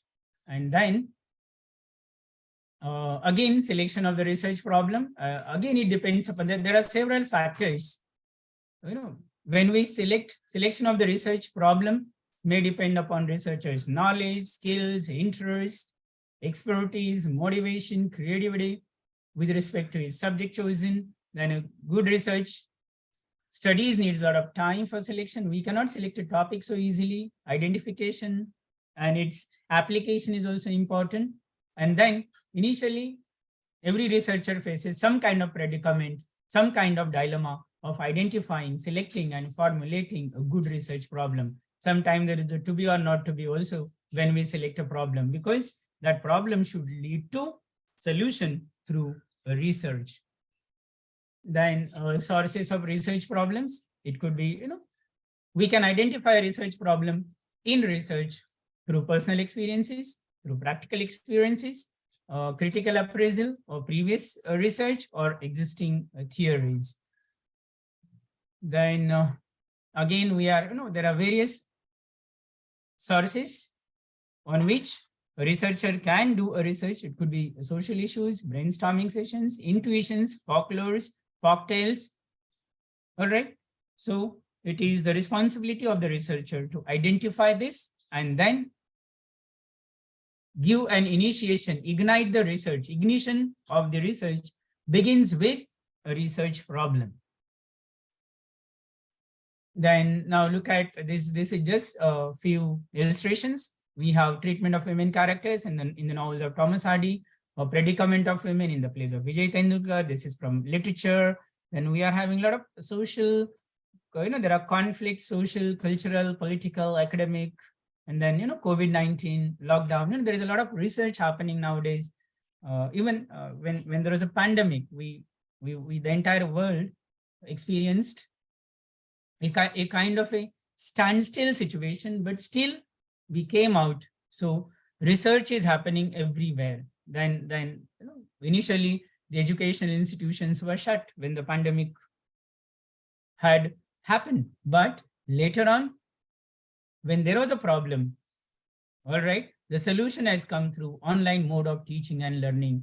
And then we all started experimenting. We all started learning various mechanisms through which online teaching and learning can become effective, interesting. And then more than 2 years we have completed. So again, so this is also, whenever there is a problem, it leads to research. Then very important skill which a young researcher has to inculcate in his mind and heart, that is the idea of literature review. How to do literature review is very, very important in the process of completing the research successfully and effectively. So this is the general definition of literature review. I will not go into the details. Literature review is a skill, because unless and until we do literature review, it's very, very difficult to complete chapterization, to reach to the fruition and the destination of our thesis, of our project, or of our even research paper also, which we'd like to publish in due course of time. So literature review is basically a critical analysis of a segment of a published body of a knowledge through summary, classification, and comparison of prior research studies, reviews of literature, so on and so forth. Then these primary sources, secondary sources, I already referred. So there is no point in again referring to it. Magazines, newspaper, and then nowadays, because of the e-resources, everything has become online, and online sources are becoming more and more popular amongst the young researchers. And I believe that young researchers are more tech savvy compared to us, because I belong to the generation of 70s. And then the young researchers belongs in this digital arena or digital world. Then types of literature review. We are having evaluative literature review, which every researcher should try to practice accordingly. So it could be evaluative. It could be explorative also, about some kind of identification. And then very important skill, as I already said, that is review skill. A good researcher must be a voracious reader. Unless and until a researcher is a reader, voracious reader, sincere reader, serious reader, research cannot happen. Because research doesn't mean that taking the ideas from internet or some web sources and putting it. It can't work nowadays, because the rules are changing, the dimensions are changing, and it creates problems. So the prime responsibility of every researcher is to be a voracious reader, and that too also, he should read the hard copies of the book. No doubt technology is there for our help, but again, we have to do the balance. How, to what extent we can use technology, and to what extent we can use hard books. Because as you know, library, as you know, ma'am has already suggested, library is the thing where we need to visit very often, because I remember when I did my PhD in 2015 from University of Mumbai. I did it on my American literature. And then I visited twice to Osmania University, Hyderabad. And when we visit library personally, and when we take the book, the hard copy of a book in our hand, and when we do the referencing work, note making work, note taking work, that joy, that bliss is highest bliss to any researcher, instead of the technological data collection. No doubt technological data collection is also helping us or contributing in the preparation and development of the body of the research. So he has to be a voracious reader. Then selection of relevant and irrelevant information, very important one. Now we live in the world of digitization, technology, ICT. We just, and our best friend nowadays is Google friend. Our best doctor is Google doctor, because whenever we need anything, what we do is we simply type and we click, and the ocean of information is available. And then the question is, what is to be selected, what is to be deleted, what is to be accepted, what is to be rejected. And it is again a skill which a researcher has to inculcate or has to develop in his personality in order to carry out this path of research very effectively and successfully.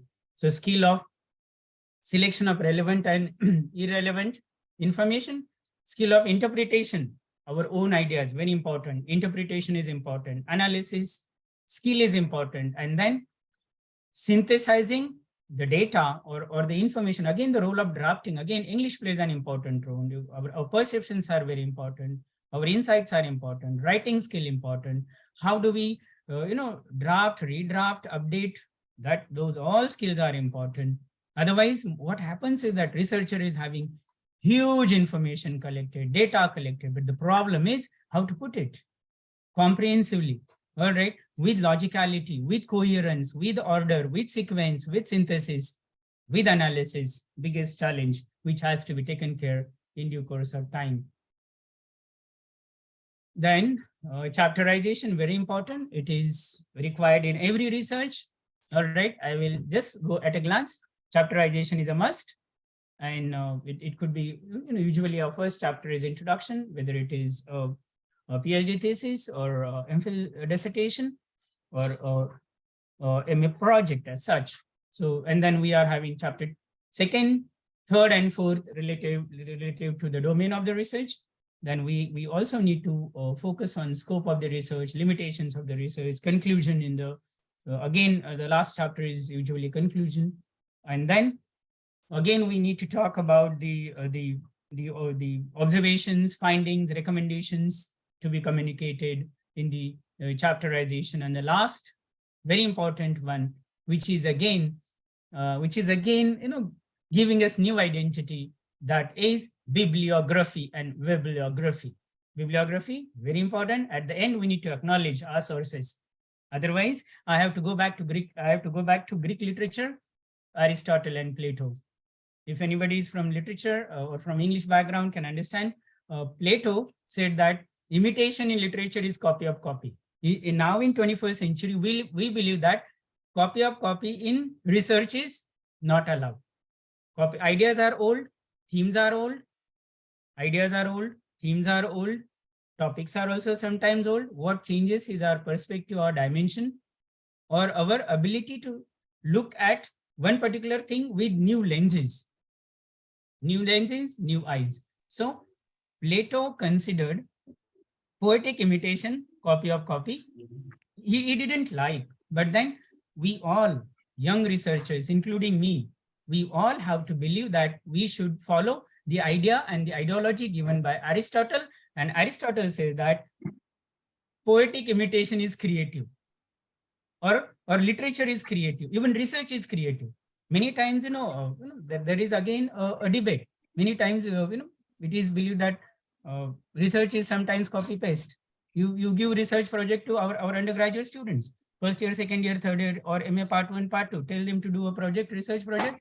you know that many times they will simply go to Google Doctor and they will put the idea. But then there are people who will believe that research is a kind of an opportunity or a pathway or a kind of a avenue where they can consider this research as a creative process. So Aristotle believed that literature is creative. Similarly, we all should believe that research is very, very creative. Now, so that creativeness we need to develop. And then the last point is the role played by English language in the development of thesis. So every researcher should have good knowledge of English, good knowledge of English, then drafting skill, right word at right place. No doubt we have Grammarly, we use a lot of technology, but still researchers should have the required English language skills in the development of the body of the research. Good qualities of the researcher: inquisitiveness, passion, dreams like Dr. APJ Abdul Kalam. We know his famous quote about dream, thinking out of box, creative, innovative, and experimentative. Every researcher should be like this. And then serious about the mission of research as a sacred duty. Let's consider research as creative, research as a sacred duty, and do a lot of research which is required for the development of our society. And then we all the time, we researchers, we research supervisors, academicians in education institutions, or even the industry experts, all the time believe that research is like a journey of miles to go. All right. And when it is a journey of miles to go, again, this national education policy also focuses on interdisciplinary research, which is to happen. So, dear researchers, at last, I would like to conclude that research is an enjoyable academic odyssey. All the best. Be a true researcher, be a reformer, be a transformer in 21st century. And let's hope that you could be a creative researcher in coming days to come. This is what I would like to convey through my session. So, word of gratitude to the organizers. Special thanks to Professor Kishore Waghmare for giving this an opportunity to interact with the young researchers, scholars, and academicians, as well as industry experts through virtual mode. Thank you very much. Thank you, sir. Thank you, sir. Outstanding knowledge. You have to deliver informative knowledge. And there is any question regarding sir lecture? Dear participants, do you having some question? Dear participants, do you having some question regarding sir lectures? I think so. No any problem.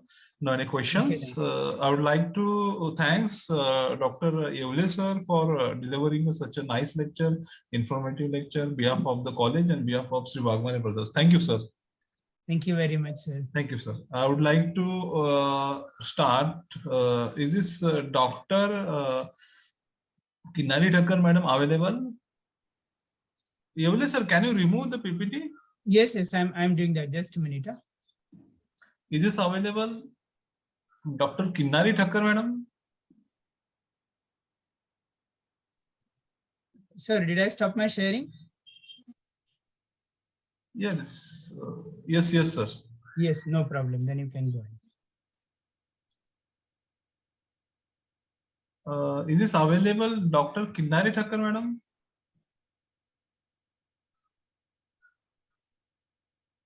Kinari Thakkar madam? Please wait. I have to call to Kinari Thakkar madam. Please wait.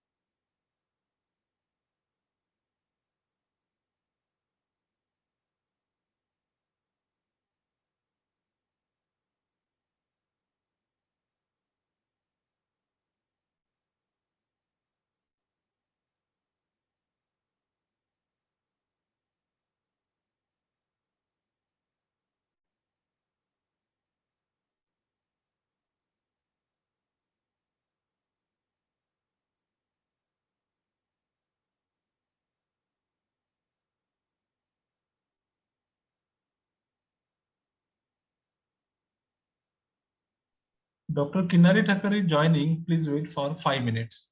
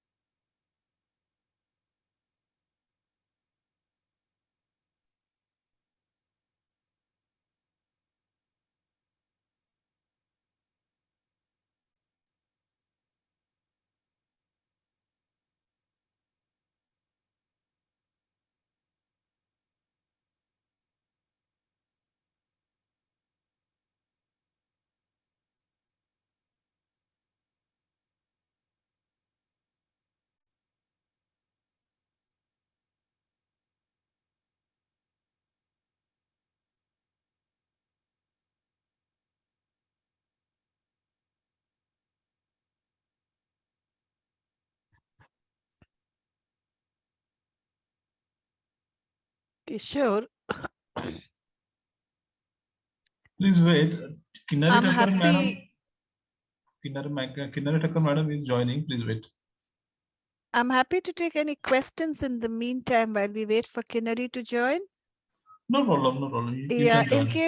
in case any student would like to, if has any queries regarding whatever the three speakers have spoken about this morning, we're happy to answer any queries that you might have.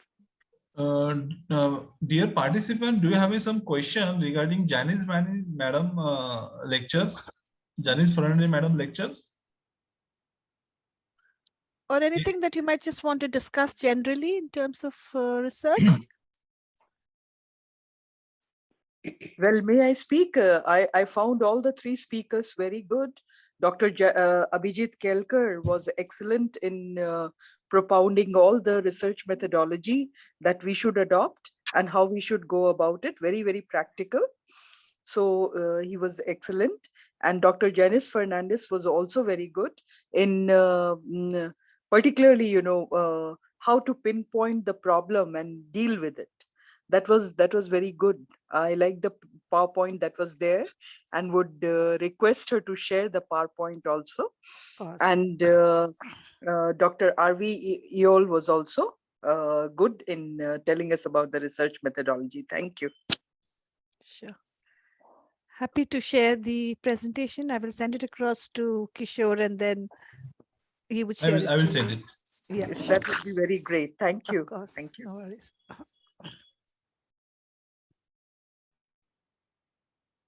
Another dear participants having some question? Janice Fernandez madam's lectures question something? Would also like to hear at what stage of research you all are. So maybe some of you could let us know where at what stage of research you all are in.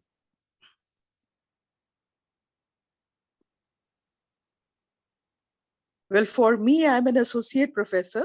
I'm also Okay. guiding research. So there were some very insightful points that you had stipulated at that time. So that was pretty good. Thank you. Thanks. No worries.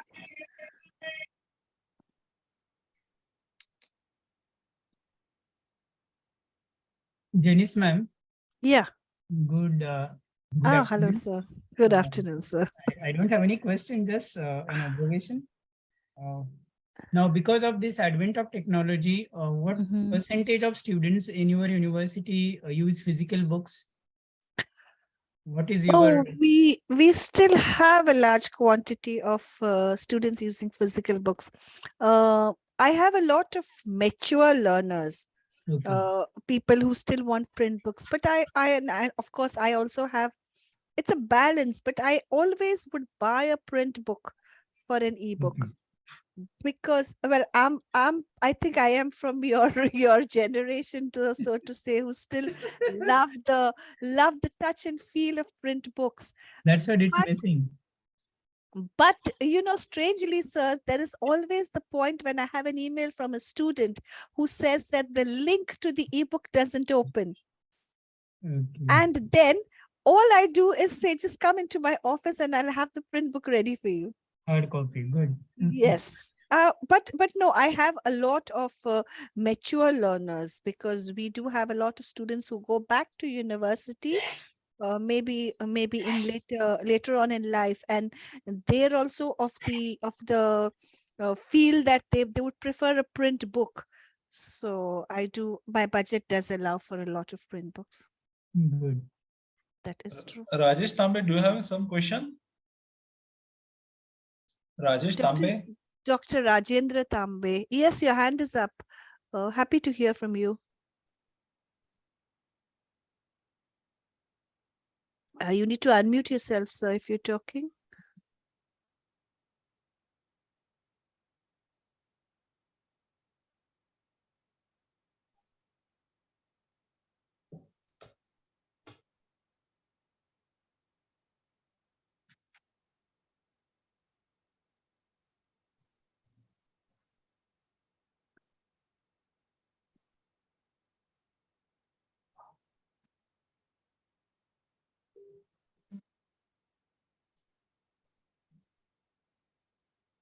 Another aspect that I would like to touch on, and what I have also touched on in my presentation, is this aspect of time management. I think Viola sir would also support me in the thought of how difficult it is to really find time to balance all this. You are So absolutely right. So I think it is all a facet of doing your personal life and your career, and then Professional. juggling it all. Absolutely. There we have Dr. Kinnari Thakkar back on screen. Yes, yeah, join. Good afternoon, Dr. Kinnari Thakkar, ma'am. Kinnari Thakkar madam has joined the Zoom link. I would like to read the biodata of the Kinnari Thakkar madam. Kinnari Thakkar madam, the professor of Commerce Department, University of Mumbai. Since last 25 years, he have been given the guided to the so many research scholar, PhD scholar, MPhil scholars. Madam having so many papers published in national and international conferences, books have been published. I would like to request Kinnari Thakkar madam to be start your lecture. Thank you, madam. Yes, sir. Very good afternoon to everybody. Namaste, And, madam. yes, namaste, sir. And really, it is a wonderful day, because every time you try to give knowledge to all the research aspirants, the young researchers, and the interested research candidates, I think it's a wonderful job which I have seen Kishore sir doing every month regularly without any break. I think I'm observing this since last 12 months, that you have been engaging yourself in doing these sessions of giving information, sharing knowledge with all the research participants. I think it's almost once in a month, right, sir? You try to ensure that you do I'm this trying my level best through to Waghmare brothers. Yes, yes. I'm So I'm really trying my proud of you. I'm trying my level best to make the higher education of India stronger and stronger by support of Sri Waghmare Brothers Private Event Management Company, and to organize such a national and international level work. Thank you, madam. Yes, sir. So I wish all the success to you all the time, sir, for doing Thank this you. great job. Yes. Thanks, madam. Thank you. And to all the research participants, very good afternoon to each one of you. And I hope that you have been gathering good knowledge and information from all the resource persons earlier. I've been a fan of Janice madam, and all others resource persons who have been always I've been always listening to. Since maybe 12 sessions I've listened to madam, Janice madam, 12 sessions. Thank you, Yes, ma'am. Very humbled. Yeah. So it's really nice to be with all of you. Now I think I will start with my research topic, that is initiating research footprints. Would you like to upload a PPT? I'm sharing it in second. Yeah. Is it visible, sir? Yes, sir. Yes, madam. Thank you. Okay. I will have to take just 1 second break in between, because there's somebody who is on the coming to the building, and nobody is at home right now other than me, and they're going to ring a bell. I got a message on my app, so I'll have to take just 1 second break in between as the bell rings. Okay. So till that time, I'll start with the session. That is, we are going to understand about initiating research footprint. Now, when I say about initiating research footprint, I think there is some 1 minute. I think this thing has stopped. By mistake, I closed it. Yeah. So when I say about initiating research footprints, let's start and understand how right from the beginning, right from the topic, the day you select the topic till the time you complete your work, and you also try to find out that what is your visibility after completing a certain level of work. So this is what we are going to do in maybe in a couple of minutes, choosing a topic till your publication, what will be your journey, what efforts you have to try to put in, and what is the broad outline or the guidelines of how you go about initiating something when you start with your any research work. So first of all, I'll tell that whenever you choose a topic, there are so many questions which comes up in your mind when you choose a topic as to what kind of topic you have to choose. What will be your area or your core area of interest, but does it match with the contemporary environment which is prevailing in the society, and what shelf life will your research topic have? Without probing into such questions, if you try to select a topic, friends, you are doing something which is just a temporary solution which you are trying to give. Try to identify a topic which has a good shelf life, initially a very good shelf life, and later on people, all those who are future researchers or intending to do their review of literature, they should look upon your topic as a good reference work, and it is ensured that they use whatever work you have done, they put it as a reference in their research work. So try to do some area research in these areas where you have to there's no full stop in a short period of time. It has a very long, not only the shelf life, but it's a connection which a researcher, a reader feels when you are writing your while reading your research. So when other researcher writes the work which the topic which they have selected, they should look up to, refer your work. So with that intention, you start selecting a topic and start writing the thesis. If you will not have that intention in mind, probably your visibility will not have, and your impact will not be that good in future after some point of time. So do not just have a myopic view when you start your research that, okay, this is a research work, I have to finish off my PhD degree and I have to go for my increments, and that's what my short term achievement is. Start with a long term achievement. 1 second, I will have to break. Just 1 second.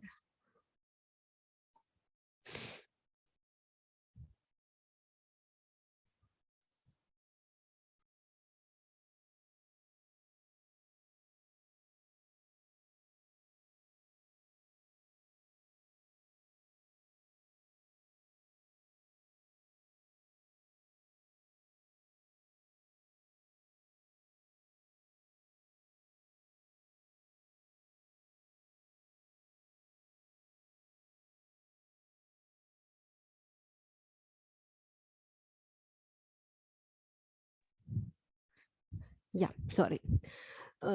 so I was telling that you start with the intention that you need to gain visibility for your work. And that's why whenever you choose a topic, these are certain hints, tips, which I like to give you when you choose a topic.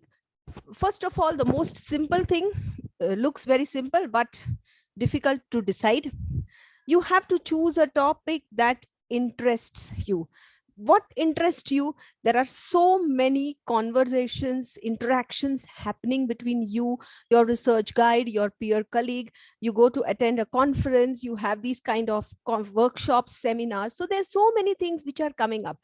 Sometimes you always get stuck up.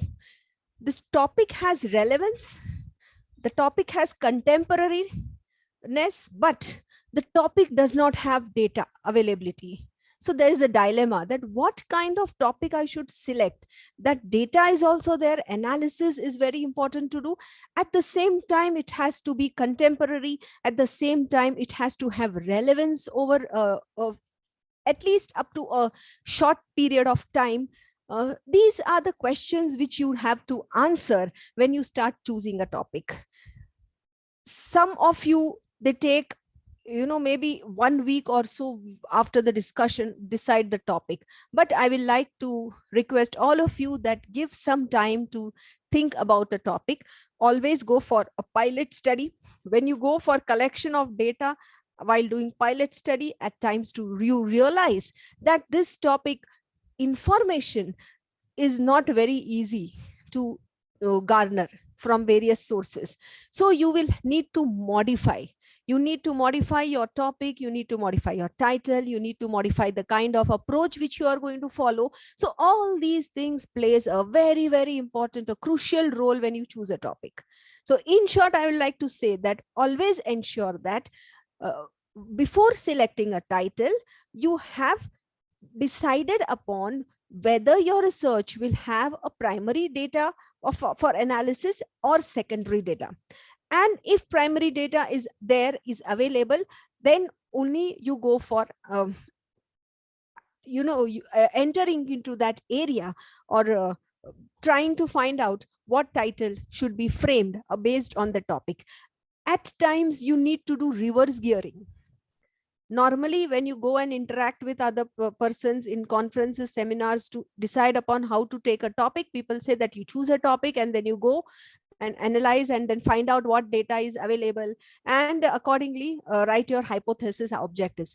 At times what happens, it depends on which area of research you are taking. At times you identify first. While reading, sometimes you think that, oh, this is a data, this information could be very helpful. You gather information, you collect data, and then you decide that now this research is interesting me and therefore I will select a title. So always do not have a straightforward road to go ahead in life, in your research journey as well. You may take certain different way of functioning. Decide on limitations, decide on information, primary data, collect secondary data, and then decide a title. That makes you, at times that helps you in getting some level of perfection in your work. So that is what you have to do. Attitude towards the topic will determine the amount of effort and enthusiasm you put into research. Attitude can be flexible. It should not always be the same way what we are reading, something like black and white. No, you have to apply and use a different attitude all the time, depending on which area you like to find your research work, continue with your research work. Focus on a limited aspect. If you are doing research which is purely for your publication or academic purpose.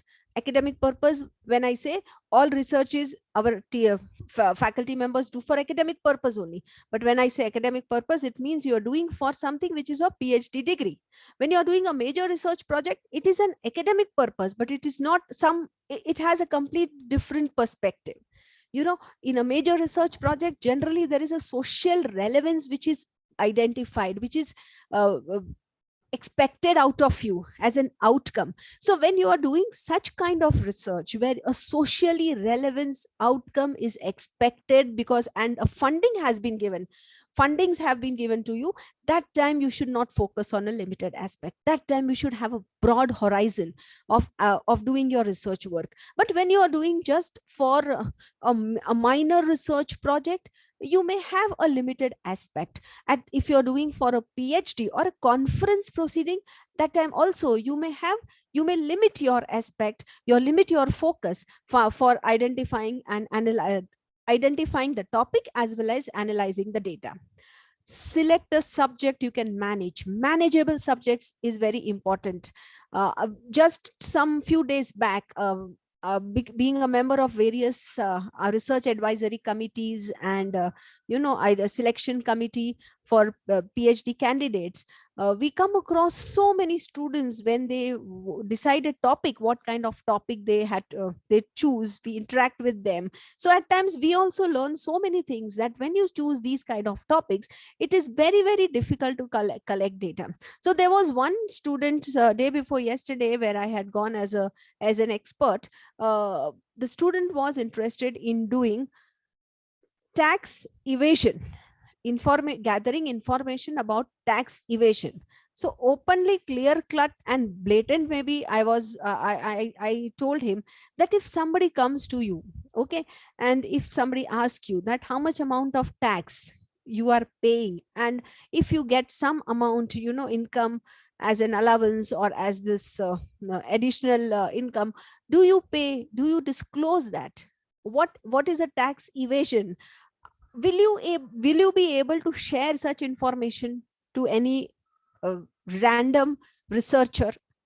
So the answer was open no. So I said the same thing. When you are not willing to share certain information, imagine how will others share information with you.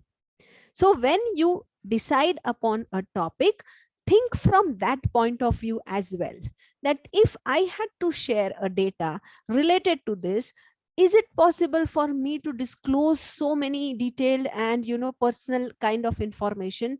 If you feel there is a no, then I think you should decide not to take these such kind of topics. If the data is based on secondary information, published records, it is available on websites, it is available on various forums, then these topics you will not be stuck up.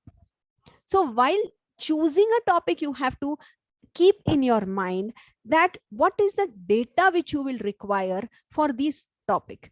Will the data will be easily available? If you have a topic like consumers perception, yeah, you can just say that if somebody asks, can say that which washing machine you are interested, and these are the brands, which brand you are using, are you happy, are you satisfied? These kind of data, of course, I'll be willing to share very clearly. So these topics, when you are choosing, that time you have to identify what data availability. If you find the data availability is a difficult task, please do not start that topic. I had also one student doing that, not my student, the place where I was in advisory committee, where the person is doing on carbon accounting. In the beginning, in fact, we also, all of us told that carbon accounting, first you do a pilot study. You have identified a topic, you have a lot of enthusiasm, and you feel that everything new and novel things will come out of this research work. A simple thing is, we are giving you 1 month, identify what information you could garner. Believe me, not even one institution shared any information regarding their own institution where the person is working, did not even share the information regarding green carbon or green practices which they are following, and the cost associated with the green practices. So after 1 month, we advise the person to change the topic. So whenever you feel the topic is a dicey, when you feel dicey about a particular thing, try to go for a pilot study. Give 15 days to yourself, 15 days to 1 month. You will be very clear, and you have a cluster clear in your mind that this topic we should not be indulging into. So this is what some small with experiences, whatever info sharing, tips which we can share with you. Avoid topics that have a very narrow range of source of materials. So what topics you should select? You should select a topic which has thrust areas. You identify the thrust areas and then you select the topic. Ensure the feasibility and workability of the research. Discuss with experts in the field before freezing the topic. These 3 points you have to keep in mind while choosing a topic.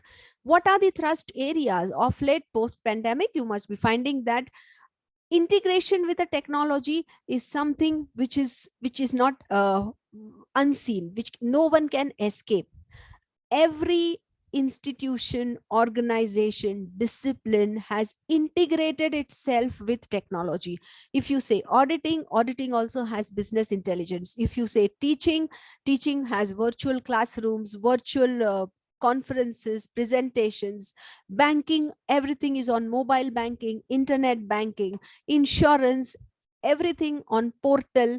One click, you get all the information. So you must have experience that not while our Prime Minister wanted to have a digital India.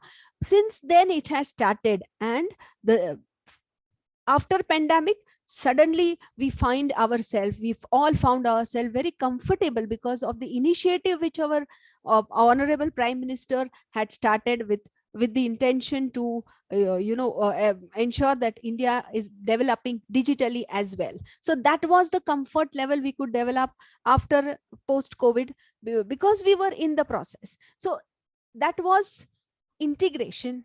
The vision that integration with technology is one thing which will help India and also other countries to come out of all unforeseen circumstances and events. So that way you can try to identify integration of ICT with education, with inclusion, with e-commerce, with audit, business intelligence, with artificial intelligence, digital marketing, and impact of IT on business. Now we will start with exactly what you have to keep in mind while you frame title. Whenever you are framing a title, you have to be very specific and focus in mind. Now, when I will just give you an example that if I want to frame some title, what points I need to consider while framing the title.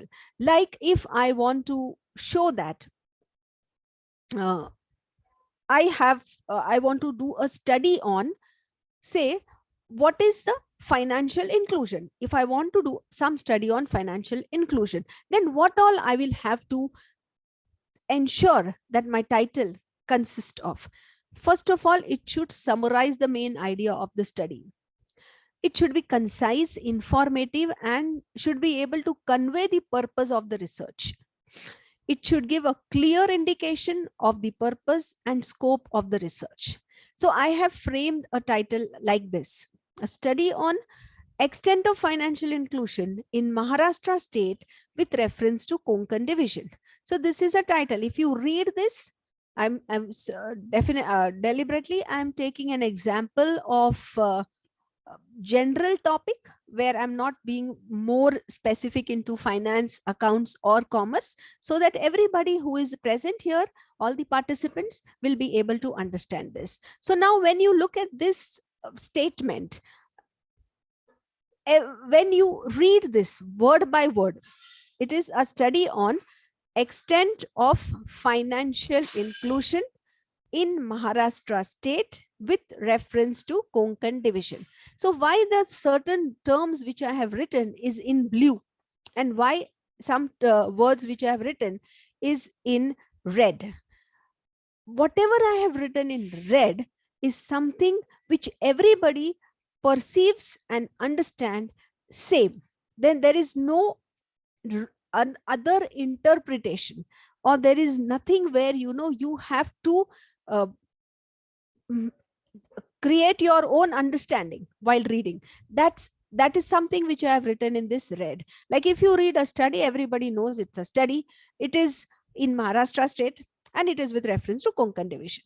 But when I say use the word extent, every participant, I can see 48 participants here. So every participant reading the word extent will have their own perspective, their own interpretation. So I, as a researcher, I have an obligation that I made my readers clear as to what they understand by the term extent. So I will have to tell them that extent means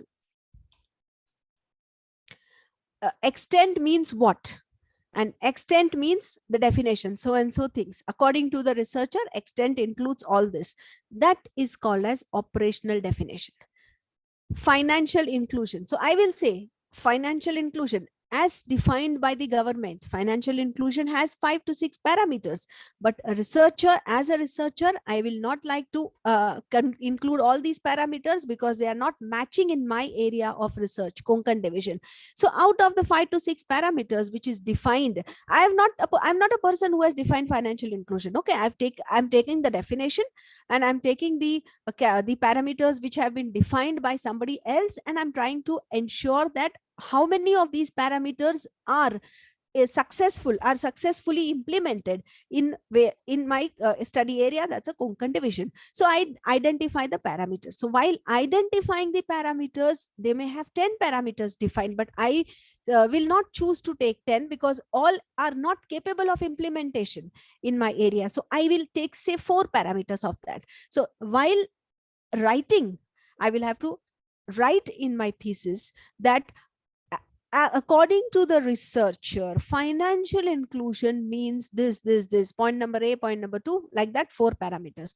These detailed and clear explanation of your intention, your area, your scope, your understanding, and your coverage of the research is called as operational definition. So any good research work is incomplete if operational definition is not mentioned clearly in your research work. And operational definition needs to be mentioned for which words?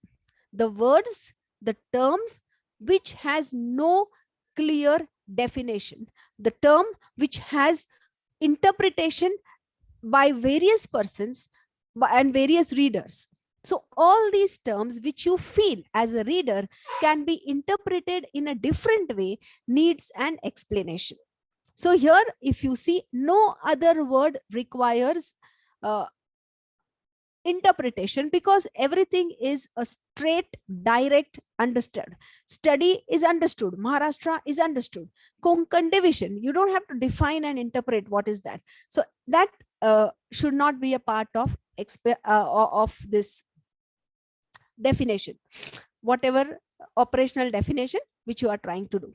So this is what, friends, you have to focus when you are doing and framing a research title. Structure of the research. All the time you see the structure of the research work has to contain 11 parts.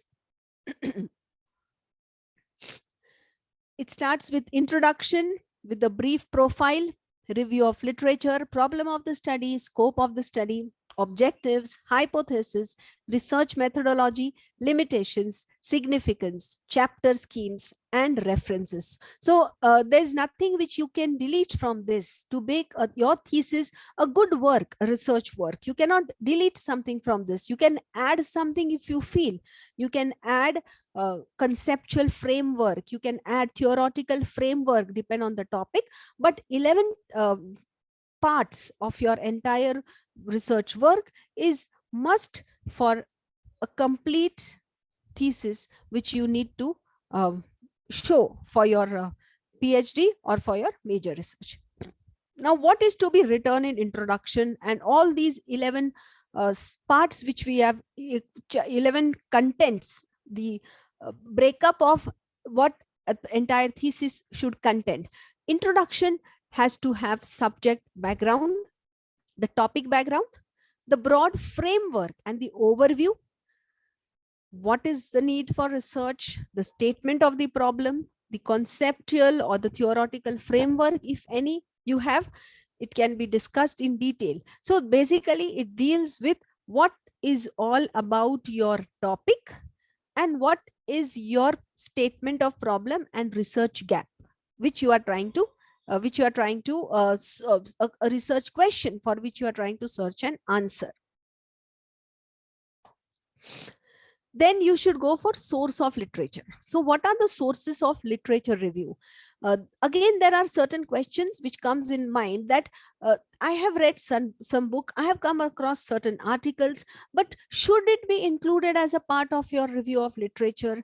What kind of books, references, and what kind of material should be included as a part of your review of literature? So your review of literature means you first find out that who are the authors, what work they have published, the authors, what are the articles, whether their articles are recent articles, whether the articles have been your area, the thought process or the conclusion has been superseded by any other researcher. You have to first find out that before you start finding out whether this content, this article is worth putting in your review of literature chapter. So how do you decide that? You have to narrow down your work and break it in different categories, in appropriate categories, and identify relevant work. So which categories you should try to break down your work when you gather information of whatever article have been published in the past? The first is somebody's mic. Can you kindly mute?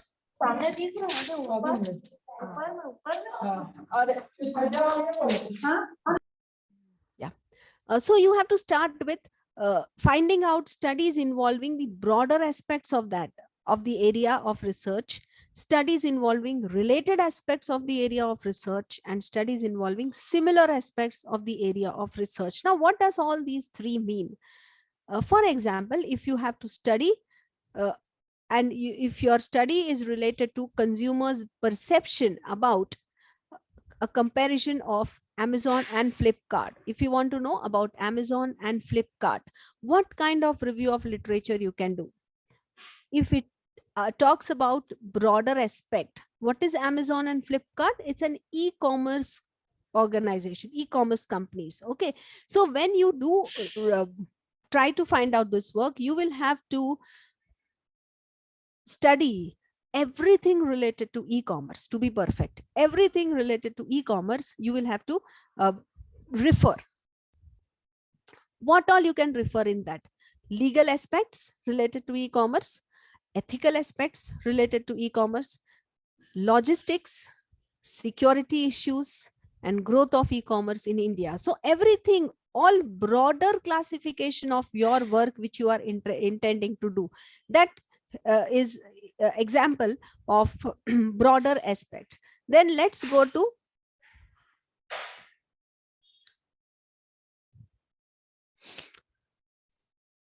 related aspects. Related aspects means you have to see emerging trends in e-commerce. What do you mean by business to business e-commerce? Business to consumer, business to consumer to consumer. So everything related to e-commerce, trending related to e-commerce, you will have to do. What are the similar aspects? Similar aspects is studies related which has been done of certain platforms. Similar study has been done of certain different platforms. For example, if you do on MobiKwik and Paytm, they also have they are also app based and e-commerce type based study. So anything which you do related to that falls under the criteria of similar aspects. Similar studies have been done for different kind of similar platforms. So this study also can be included as a part of your review of literature. So basically you need to categorize what is the category of work which you are trying to refer when you want to write it in your book for a review of literature. Then let's go to sampling. What do you have to do in sampling? In any research proposal, when you prepare, always find out that what kind of number of samples which you are trying to choose. So there are two different ways methods which you need to follow for identifying the sample. First is clear cut. There's a sample size formula. So you can apply the sample size formula that you will get easily on any, just Google search that, and you'll get an idea, or you can take help from your statistician, and you will find out what are the different sample size which you will have to take for your research work. That's a minimum sample size. So sometimes when we ask the researchers that why you took 500 as a sample size, was there any reason for choosing that? So there has to be an answer which is a convincing answer. And the convincing answer says that this is the sample this is a sample size formula. And as per the formula, minimum sample size which I need to take was this. And accordingly, I took some higher number than whatever I got from the sample size formula. That's the first way of choosing a sample. The second method of choosing a sample is to number of variables into 10. So if you have 4 to 5 variables in your research study, then 4 variables into 10, that is 40. So 40 will be your sample size. Minimum. I'm not telling that you go for only 40. The minimum size which you should identify is 40. So 40 is your minimum. Beyond that, you can choose any of the sample size. So you have to be very convincing when you decide these number of samples I'm going to choose for the purpose of analysis in my research work. Then the next step will come data collection. You need to collect data from primary source, secondary source, whatever methods you have identified earlier. While deciding the title, you must have identified that which information is available, and therefore this data you can you can choose to collect data from the primary or the secondary sources. Analysis of data, well, this I think you must have seen 10 days ICS workshop on research funded by ICSSR and other institutions and agencies, where a 10 days or a 1 week workshop is kept for data analysis and interpretation, teaching different methods of analysis. So here you need to work a little harder, and you also need to sit with your statistician to identify which tools will be appropriate for testing of hypothesis. Once your testing and analysis is done, then comes writing of report. Report writing will have first draft, you will have first, second drafts, and then you will start with the final report. So while writing a report, what points you should keep in mind? One is you can write a report on the basis of logical analysis of subject matter, frame an outline, then rough draft, final draft, and then write bibliography. So while you are writing a logical analysis, you may go select the flow of subject matter logically or chronologically. So when you decide the flow of the subject matter is logical from simple concepts to complex concepts. So it starts with simple, what is financial inclusion, then financial literacy, and then it starts with complex concepts related to that. Or you can go chronological, which is on the basis of time of occurrence, when it started, and then how since then how the flow has been through. So that's what about chronological order, which you have to which you can decide to maintain. Then ethics in research, again they can be one full session which is based on plagiarism. How do you treat something? What do you mean by fabrication? What do you mean by falsification while doing plagiarism? And what are your duties as a researcher? Not only your duties, actually something which should keep you your work you protect yourself from not indulging into any kind of activity wherein, without quoting and without referring any person's author's name, you are using their statements and their work and writing it in your own thesis. So plagiarism also has to be one has to be very careful while writing research work and while taking statements and maybe statistics, variables, tools, etc. from other research work.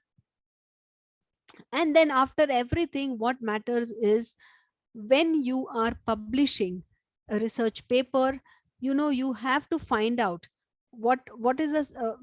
First of all, try to find out and journal which has a good citation and which has a good impact factor for your publication. So when you how do you decide about citation, and what do you mean by impact factor? The impact factor generally is calculated as the number of times the paper is cited divided by the number of times paper published. So for example, in the year 1, how many times the paper has cited, how many times it is cited in year 2, divided by the total papers published in year 1 and year 2. That will be the average citation of 2 previous years. So citation can be given of various previous years, if 2 years, 3 years. So that you have to accordingly go on calculating. For 2 years, you have to see total citation of year 1, year 2 plus total papers published of year 1, year 2. That's how you can determine the impact factor. Then let's understand what is the H index. That's the dream of all the researchers, to have a good H index and I-10 index. H index means it's a metric that measures productivity and citation impact factor of publication of research author. When you say 2H index, it means 2 research papers are cited at least 2 times. When you say my H index is 4, it means 4 research papers are cited at least 4 times. So let's understand this with an example. Suppose if there are papers of Dr. Sharma, there are 3 papers, paper A, paper B, and paper C. Paper A is cited 3 times. Paper B is cited 4 times. And paper C is cited 2 times. How will you calculate the H index of this? Start with the highest. See, the highest number here is 4. Okay, so for H index be 4, your 4 papers should be cited 4 times. But you don't have 4 papers at all. First of all, if you don't have 4 papers, so H index 4, rule out. Then go to 3. 3 means for having a citation of 3, I mean H index of 3, it means 3 papers to be cited 3 times. So there 3 papers are there, but not cited 3 times. This is cited 3 times. This is also cited 3 times, but 3 times 3 papers. So that is also not there in this. So rule out 3. Go to the lower one. Go to H index 2. H index 2 means 2 papers at least 2 times. Okay. So here 2 times is there. Here 2 times also, and here 2 times also. So 2 papers are cited at least 2 times. That means you have H index of 2. So this is how you calculate. Normally you type your name on Google Scholar and you'll get all your H index and I-10 index, etc. Whatever. But this is how you should have understanding about H index. Similarly, like that I-10 index also, it means publication which has 10 times citation, at least 10 times. So anything which has 10 times, see this is about 10 times, 4 papers are there, citations are given, about 10, about 10, about 10. Anything about 10 means it will have 3 I-10 index. So this is I-10 index.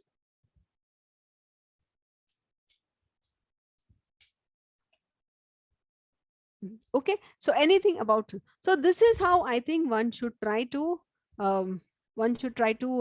calculate, evaluate your own work, and try to improve upon your own work in future whenever you go from one step to another stage, one phase to another phase in your research work. So I think that's it from my side, and thank you very much for giving this opportunity. And any questions, the forum is open for questions now.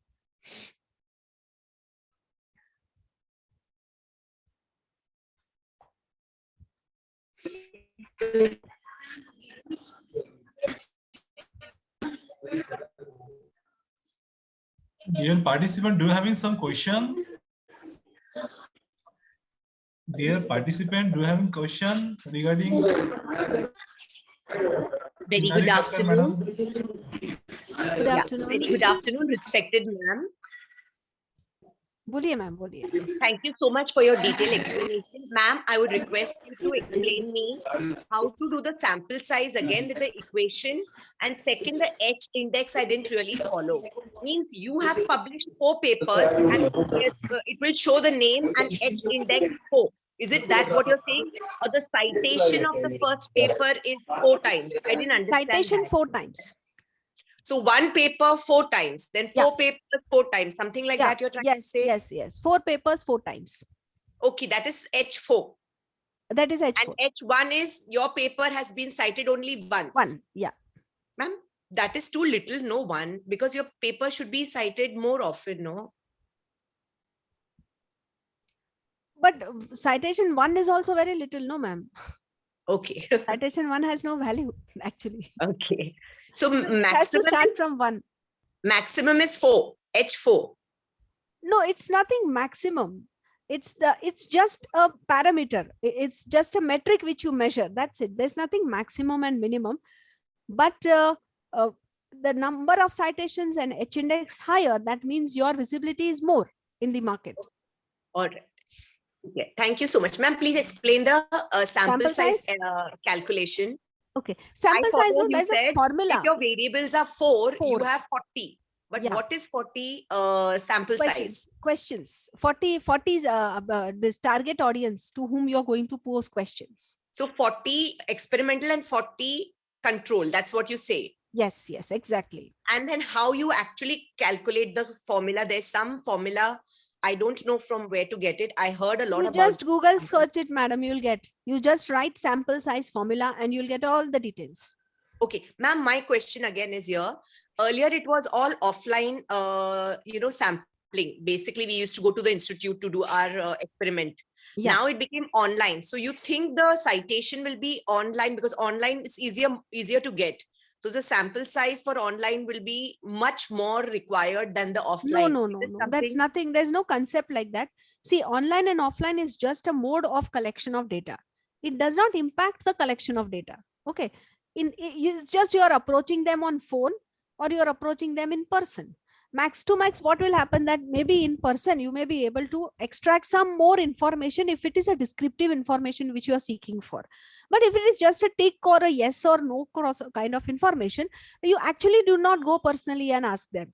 You can just give them the Google survey form and then the questions will be answered. So online and offline is just one mode. It really does not impact the authenticity of your collection of data. Thank you, ma'am. And ma'am, whatever researches we did during the COVID and online mode, it's obviously that authentic only now what the regulations are. Absolutely. Nobody Thank can you challenge so much that. for validating that, ma'am. Yeah, Thank you. nobody can challenge that.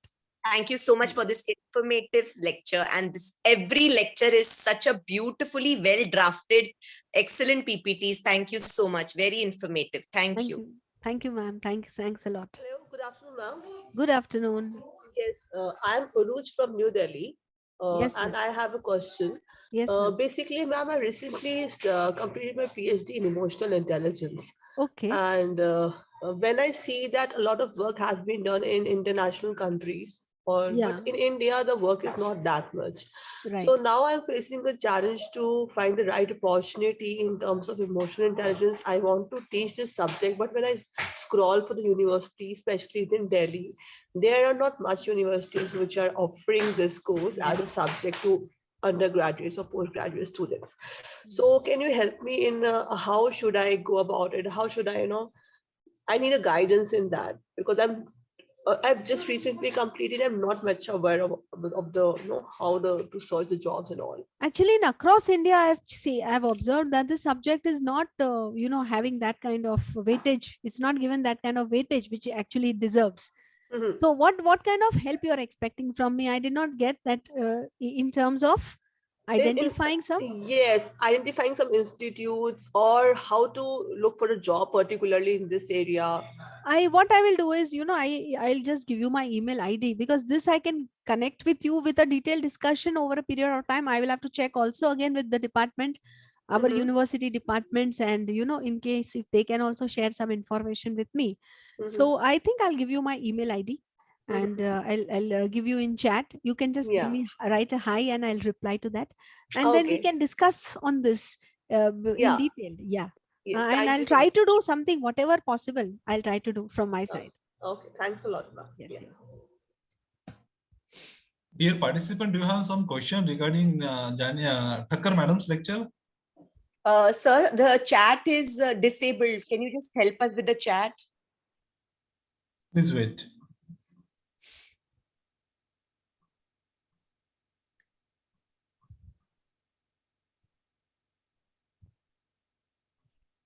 Please continue. Is this? Yes. Please continue. Yes. Yes. Now able. Dear participant, having some question regarding Thakkar madam's lecture? I hope it is useful for all of you. Yeah, definitely, ma'am. Thank you. Without any doubt. Thank you so much. Is this over the question session? Question answer session? Dear participant, do you having some question in your mind? Good afternoon, ma'am. Good afternoon. First of all, thank you, ma'am, for the wonderful session. As always, I've heard you many times.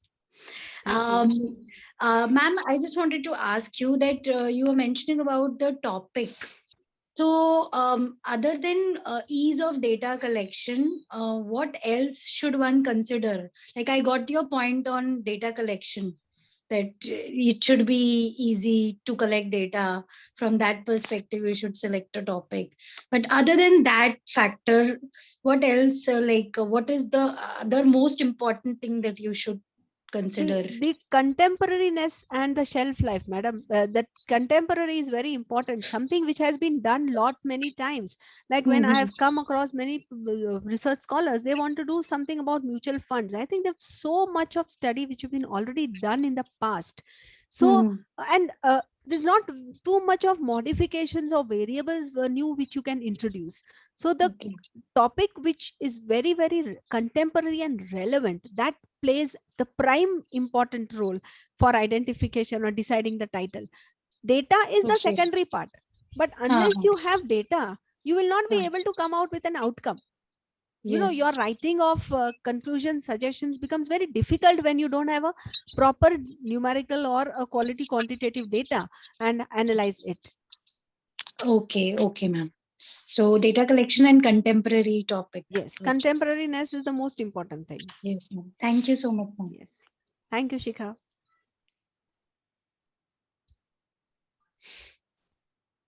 Okay. I would like to ask again to dear all the participants, do you having some question? I think so. There is no any remain questions from side of the participants. Yes, I would like to start. First, I would like to vote of thanks to the respected Dr. Kinnari Thakkar for delivering outstanding knowledge, outstanding informative session of this. Behalf of this college, Dr. Ambedkar College, Diksha Bhumi, Nagpur, as well as from SHRI Waghmare Brothers Private Event Management Company, would like to thanks to Kinnari Thakkar Madam to deliver such a nice lecture. Thank you, Madam. Thank you, sir. The PPT session, it is started. The first name of the participants who is going to deliver the PPT, Dr. Praveen Borkar. Is this available? Dr. Praveen Borkar, serial number 1. Serial number 2, Adarsha Jyoti, Budelkhand, Jhansi University. Adarsha Jyoti. Baiju Thomas, Dr. Baiju Thomas. Yes, I am there. Baiju Thomas, please continue. Upload your PPT.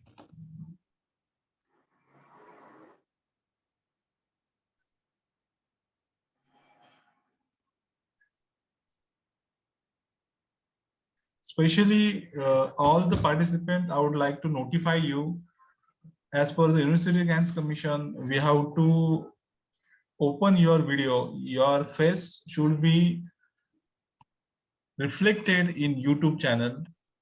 It is a mandatory and it is a rules regulation of University Grants Commission. Whenever we do the presentation of your research paper, that time your face, your PPT should be visible, should be reflected in Zoom as well as YouTube channel. Yes, Baiju Thomas, please continue. Okay, sir. 1 minute, sir. Continue. ஏன்ப்பா எனக்கு serial number என்னன்னு தெரியலையே serial number சொல்லிட்டு இருக்காங்க வீடியோவை Okay. Good afternoon to all of you. My topic is myself, Baiju Thomas. I'm a research scholar in Rameshwar Mission Vivekananda Education and Research Institute, Coimbatore. My topic is the role of social media in education promotes self-directed learning for students in the modern education system. Introduction. The broad adoption of social media has strengthened participation in various scientific domains. Students can more quickly locate and network with social leaders because of the wide accessibility of social media. Students who take charge of their learning are self-directed learners. Students are on the whole making good use of the methods and tools that facilitate effective learning. This can be enhanced their ability to gather and distribute academic information. Social media profiles can be a wealth of information for students during the study, whether for a paper or a gift or just for a pleasure, etc. Social media in education. The use of social media in the classroom would be very beneficial to a large number of students and institutions. With the help of this framework, you may incorporate your preferred social network sharing and discussing tools into your websites. YouTube and Skype make the possible for students to interact with the teachers at the other schools across the world, and they can also for the wide occurrence of many other items that could be usable in the classroom. The term social media describes the digital communities where people may make, share and content and have conversation about various topics. In order to foster students' motivation and impact, students' life education institution must be present as many social media platforms as feasible. The advent of social media has made it much easier to locate and get in touch with experts in particular field who are eager to deliver presentation or participation in other classroom activities. Ideas and natures of social media. Social media uses the inspired, renewed interest and involved in nature conversation. Identity is influenced by race, social, economic, and gender relation in the large society, especially when it is expressed and challenged in novel ways through social media. Social networking in the classroom may be promote students' inclusion when combined with a face-to-face engagement, but effective digital pedagogies requires teachers to be well supported in the responsibility. Based on the virtual reality paradigm, social media can be understood as a place where identities are assumed or the constantly manufactured and consumed. Some social group can get insight into themselves by observing their actions and how others respond. Social media, however, is not used in all facts of digital world. The role of teachers in integrating social media into education. The way that the technology and webs used in the education has changed significantly in the 21st century. And most recently, social media platforms like Facebook, Twitter, Google, education, others have begun to do so. Social media platforms are acknowledged as an online discussion board for engaging information and opinion. Social media strongly inspects global communication. There are benefits and drawbacks to use social media in the classroom. Teachers have also shown that integrating social media into teaching learning is still challenging. One of the main goal of education is to provide students with the full skills they need to thrive in the work of 21st century. This is made easier by developing abilities including production, analysis, critical reflection, and problem solving and creativity. Schools must help students developing their digital literacy in order to them to interact with co-workers and stakeholders and work in the effective manner. Students also change from inactive to active social media users, platform communicating, start and sharing and learning. The use of social media and teaching learning procedure. Today's major technological advance present numerous chances to improve students' teaching learning interactions. Schools take social media as a potential to enhance interactive and collaborative teaching seriously. Social media has made it feasible to offer fresh, specially created education formats. The significant technology improvement of today is offer numerous opportunities, increasing students' teaching learning connections. Due to the expanding utility and popularity of social media sites, educators are thinking about on they might be used in the class. The role of social media in students' life. Students and education establishments are now more choice for boosting the teaching learning process thanks to social network.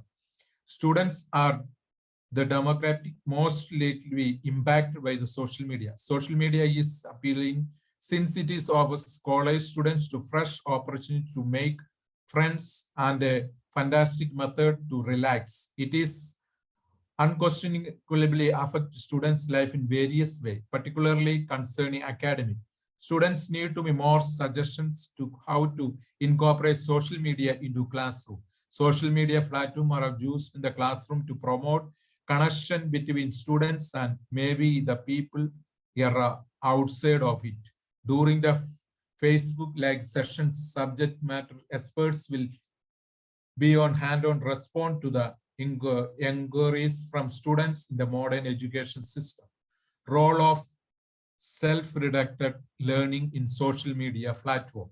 Students in self-directed learning must be interest and desire.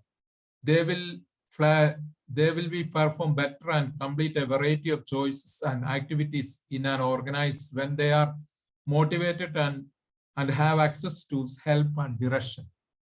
The person must be considered various factors in order to conduct self-directed learning correctly. Competence, self-efficacy, inspiration, and motivation are 10 minutes are over.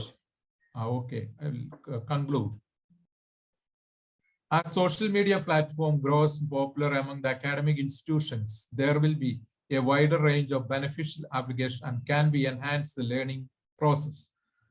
The students desire social media sets provides many opportunity for fostering relation between students and teachers. Teachers can use social media to enhance their students' communication skill, teamwork, and classroom students with interest in self-directed learning. So with this, I conclude. Thank you, sir. Thank you. Thank you. Thank you, sir. The next participant, Uruj Jamal. Yes, sir. I'm here. Please continue. Uruj Jamal, please continue. Upload your PPT. Yes, sir.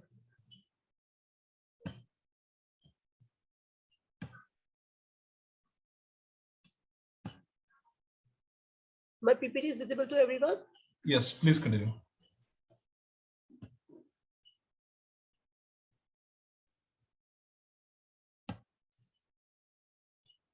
Good afternoon, everyone. I'm Guru Jamal from Jamia Hamdard. My paper is titled Impact of Emotional Intelligence on the Relationship between Mindfulness and Professional Wellbeing of Knowledge Workers, a comparative study of select management, public and private higher education institutes in Delhi NCR. So what is the paper is written on?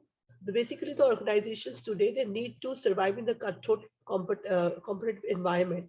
And with this objective in mind, this research work emphasizes on professional well-being of knowledge workers, because knowledge workers should be happy with the work environment. As previous studies highlighted the usefulness of the concepts of emotional intelligence, this study also found that training in mindfulness and emotional intelligence can lead to enhancement of professional well-being, and particularly research about the teachers who are teaching at the university level at the moment.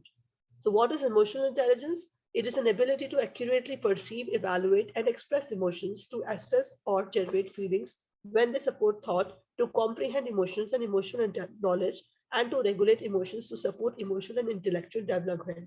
This was a definition given by Mayer and Salovey.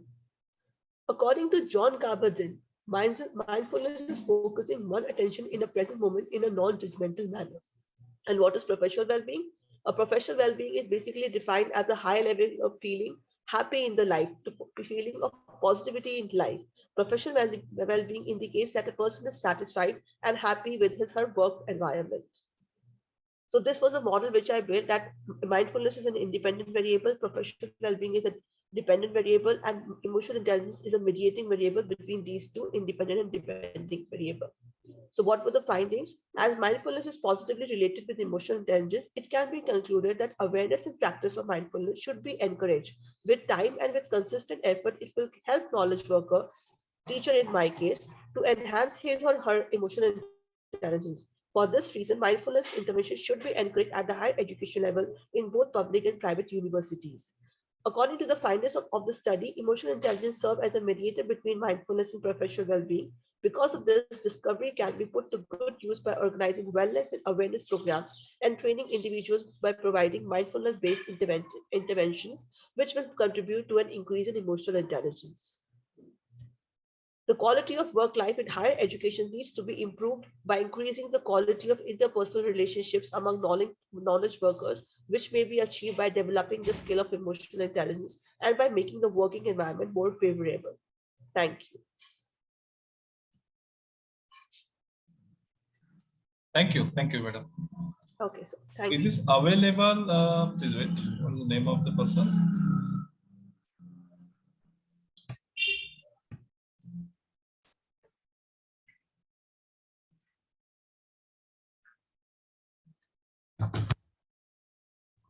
Guru Jamal, can you remove your PPT? Guru Jamal, please remove your PPT. Sir, I'm just doing that. Just give me a minute now, sir. Is this available? Anushree Pradeep Kumar Bhatt? Yes, sir. Good afternoon, sir. Anushree, your network is not stable.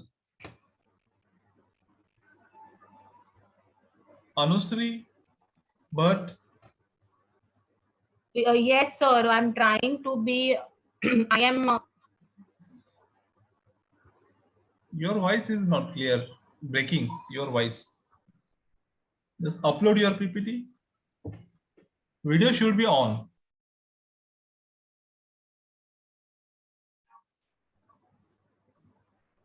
Hello. Your video should be on. Your face should Yes, be reflected am in. Hello. Anushree, your video should be on. Yes, sir. But I'm audible, sir, to you. It is audible. Please continue. Okay. Yes, sir. I'll share my video too, sir.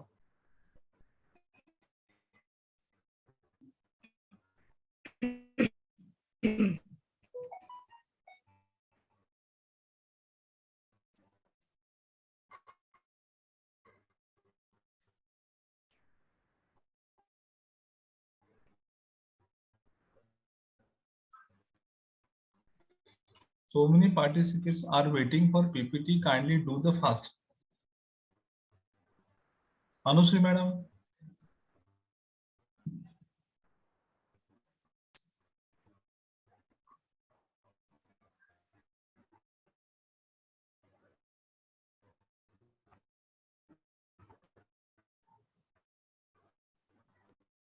Is this available? Pranjit Bhuyan.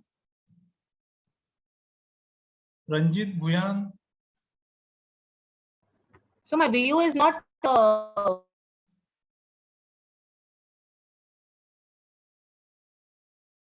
Is this available? Pranjit Bhuyan? Anusri madam, you just continue. Your voice is breaking. Your internet connectivity is not stable.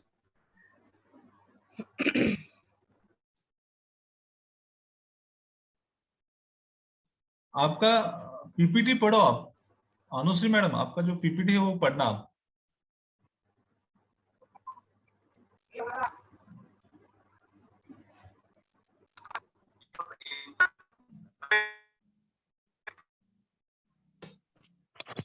Sir, we cannot hear anything. My humble request to just proceed with the next participant. Is this available? Pranjit Kumar Bhuyan? Okay. Birazdar, Dr. Birazdar? Channi Sahu?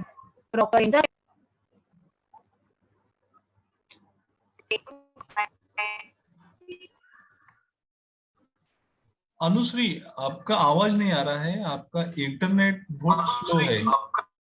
आपका internet stable नहीं है.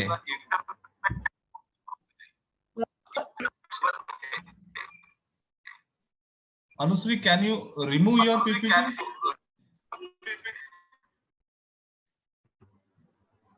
Channi Sahu, Dr. Birazdar, is this available? Channi Sahu? Tandekar, KL Tandekar, Daik Shadab,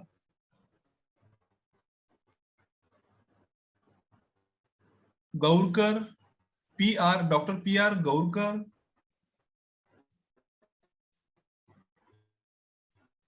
Dr. Jagdish Hatwar, Janvi Kahale,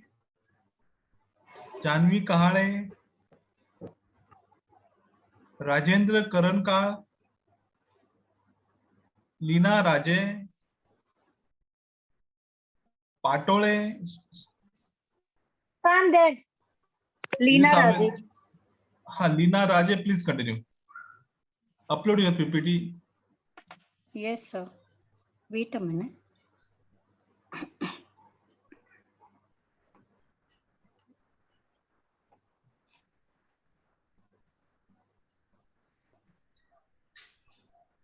Can you see, sir?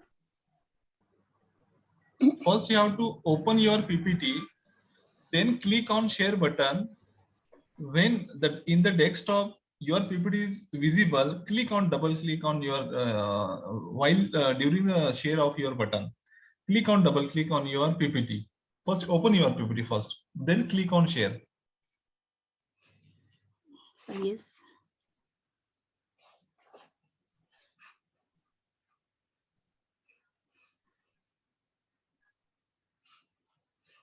Can you see? No.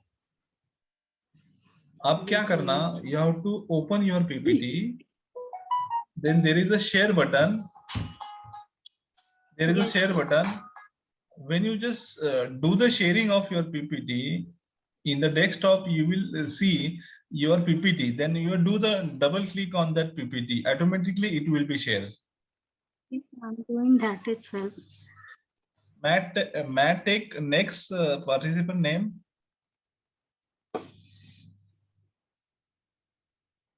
Leena madam, मैं दूसरा नाम लूं क्या?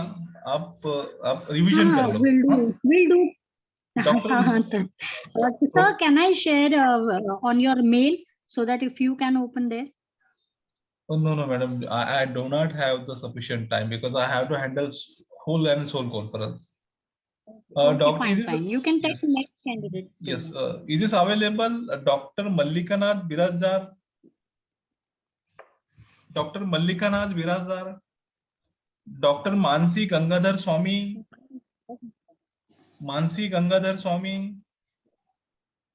Rajashekhar Bakkanwar. Is this available? Rajashekhar Bakkanwar. Sanjay Munavalli. Reshma Chira Laddini. Reshma madam. Smriti Uraun. Is this available? Smriti Uraun. Archana, Dr. Archana madam. Dr. Archana Ladkat, madam. Dr. Shalini Lihitkar. Dr. Asha Tiwari. Is this available? Dr. Asha Tiwari. Dr. R.R. Chaudhary. Anne Marie Cherian. Hello, sir. Anne Marie Cherian, please continue. Yes. Department of Economics. Yes, sir.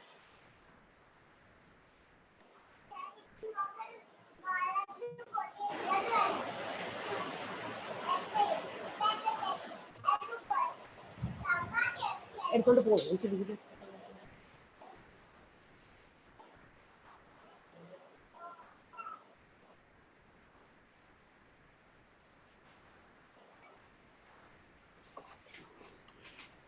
Sir, is it my PPT is visible? Mine is Leena Raji.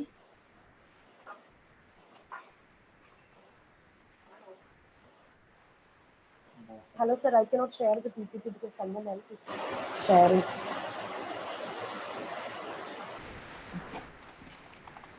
Leena Raje is sharing the PPT. Leena Raje, Yes, sir. are you sharing? Can you see? Yes, can you see?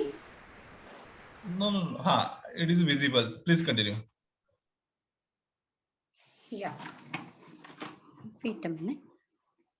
A study of employee So monitoring. myself, yeah, it's a topic is study of employee monitoring through the innovative technology. Yeah, there is introduction of employee monitoring. Like we all know the exactly what is actually employee monitoring, or how it is to be done, or why it is to be done. Employee monitoring is the action of monitoring employees' movement. We can see the monitoring of employees can help in the production of employees, and it can help as a protection in litigation by employees for a job related problems such as failing to act upon or unlawful activities or harassment claims. Like objectives of the study is to identify the common methods used to monitor the employees in an organization. And second one is to study the benefits of employees being monitored by electronic equipments. And third one is to know the effect of monitoring continuously on employees in an organization. Like some of the internet abuse statistics are 37% of the surfing the web constantly at work, or 32.6% surfing the net with no specific objectives. 70% of web traffic to internet pornography sites occurs during the work hours. 64% of employees say they use the internet for personal interest during the working hours. As I have taken this data for secondary, I have taken this as in secondary data, and it is collected through the various other sources like textbooks, internet, journals, articles, etc. Well, some of the common methods I have taken from my paper to use the monitor, how they are using it. Like first one is keystroke logging. Keystroke logging is the action of recording the key struck on a keyboard so that the employee using the keyboard is unaware of that actions are being monitored. So key logging can also be used to learn the communication between the person and computer. This type of methods are used for monitoring the employees. Second one is wiretapping. This is the common method which we see the conversation or recorded are being saved by one person. This may or may not be illegal according to the condition, but there are the number of ways to monitor telephone conversations. This one is wiretapping. Next is web tapping. Web tapping is used to monitor websites that most probably contain unsafe or sensitive resources and can harm the people that access them, or the important data which has been hacked by by the organizations. Next one is GPS tracking system. This is also one of the new innovative method. It is a device which is carried by a moving vehicle, mostly the Swiggies or MACDs, for example, the persons who are traveling on a field work. For them, this GPS tracking system has been introduced. The recorded locations data can be stored within the tracking unit, or the internet connected with the help of the cellular GPRS systems also are seen in this GPS tracking system, where the locations also are being tracked. Next one is security cameras. This is also the common used method, where monitoring of employees may sound like something a company that doesn't trust, but installing monitoring equipment in your organization has multiple advantages, some of which will also benefit the employees also, because if there are some mistakes, they can rectify. It's not possible for you to keep an eye on the workplace throughout the day, but it is dependent on the monitoring system to inform you about the whole thing that goes on within the days, whole day. The effects of being monitored, like restricted areas are being there. Misuse of time, we can say the employees gives you the opportunity to observe for mistakes throughout the workday, but when you see an employee making an error, you may instantly confront the employee or about bringing up their employees performance also. As we have seen, not appropriate for survival, we can see there are transmitters like telephones or tiny eye video lenses fixed behind pinholes in walls, which get spies on employees. Work rules that tend to protect the jobs or provide the proper security in a shorter period, or if there is too restrictive, may serious consequences also happen in organization to have a successful survival of the business or the performance. Feedback, last one, the employee gives feedback on monitoring an outcome such that they are improving their performance, or they will praise them for their good performance. And in short, the conclusions, monitoring employees may sound like somewhat an organization does not trust its workforce, but if your employees understand that the monitoring system isn't being used to point out their weaknesses, then they may accept of being monitored. Directly jumping on to the conclusion, the mistake caused by an employee will make them fearful about making more errors. This will lead to lower production and also conflict between employees and management. That's it. Thank you. Thank you. The next participant, Asha Tiwari. Kindly remove your PPT. Is this available, Dr. Asha Tiwari? Dr. R.R. Chaudhary? Anne-Marie Cherian? Yes, sir. And please upload your PPT.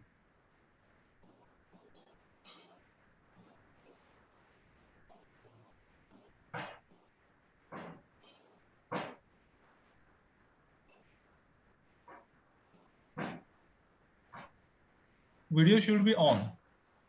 Okay. During your PPT delivery, you have to reflected your face in YouTube channel. Okay. Sir, is my PPT visible? It is visible. Please continue. Okay, sir.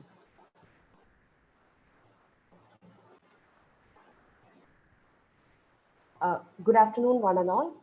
Today, I would like to make a presentation on the topic, a pro-poor tourism model for rural Kerala. Kerala, with its beautiful landscape, land scarcity, inefficient industrial and agriculture sector growth, tourism is one of the few alternatives for its development. Kerala, the God's own country, is one of the most attractive global destinations in the world, and the contribution of tourism industry is inevitable for Kerala's development. But who are getting the benefits of tourism in Kerala is an important question. Whether the benefit of tourism growth have been trickled down to the poorer sections of the rural Kerala is a question that I would like to deal in this paper. So this paper examines two important aspects. So the main objectives of this study are to examine the performance of rural tourism sports in Ernakulam district and to develop a practical model for rural Kerala to ensure sustainability and more inclusive development in rural area. So I have selected Ernakulam district for this study because Ernakulam has first position among districts in terms of foreign tourist arrivals, domestic tourist arrivals, and in terms of foreign exchange earnings. But how far the rural people in Ernakulam district are getting the benefits from tourism is an important question that I would like to answer through this paper. My first objective is to analyze the performance of rural tourism sports in Ernakulam district. So in order to analyze that, I have brought about a table, and in this table, it indicates the top 8 destinations in Ernakulam district in terms of foreign tourist and domestic tourist arrivals. According to Tourism Statistics 2019, they have the statistics 2019 have identified 18 tourism destinations in Ernakulam district, and out of this 18 tourism destination, 11 tourism destinations are in rural areas. And in this table, I have depicted the top 8 destinations in Ernakulam district in terms of foreign tourist and domestic tourist arrivals.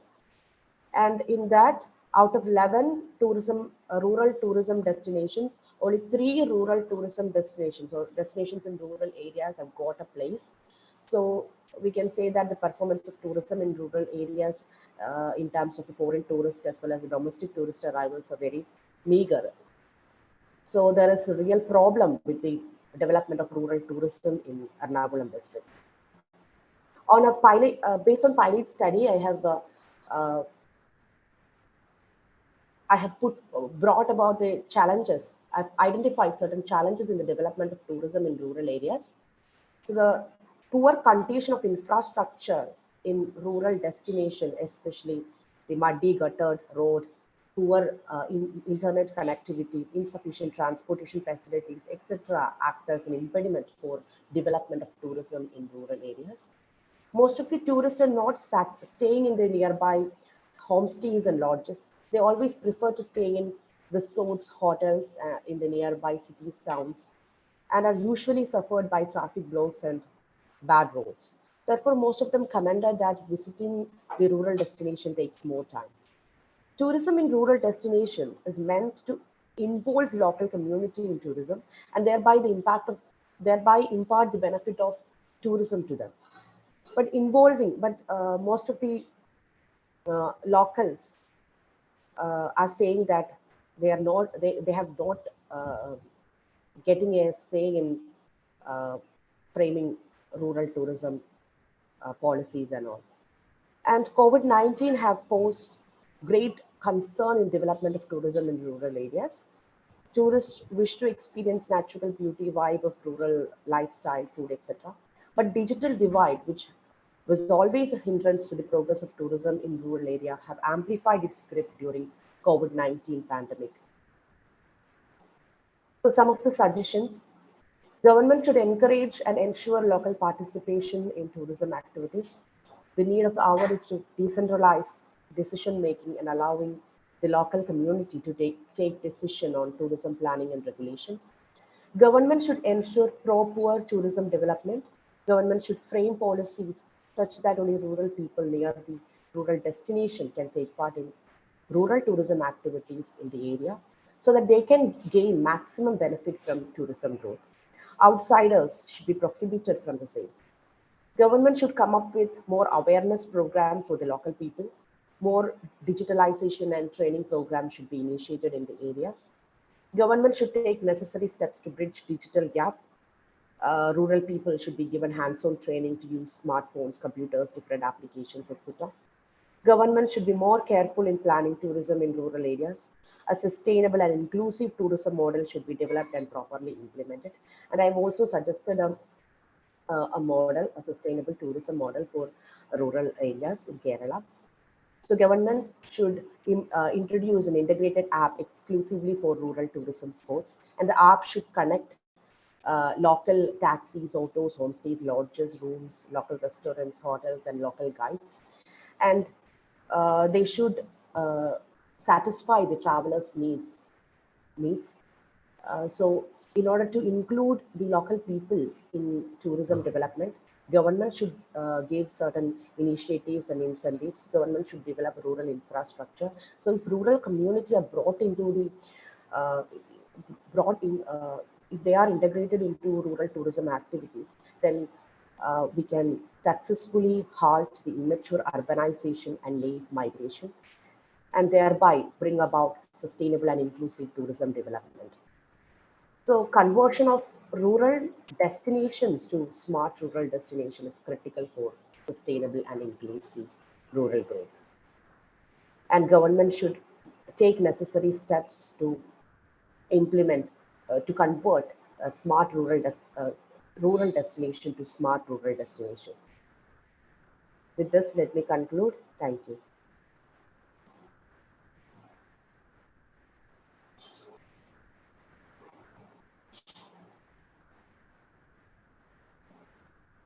Hello? Finish your PPT. Yes, sir. Thank you.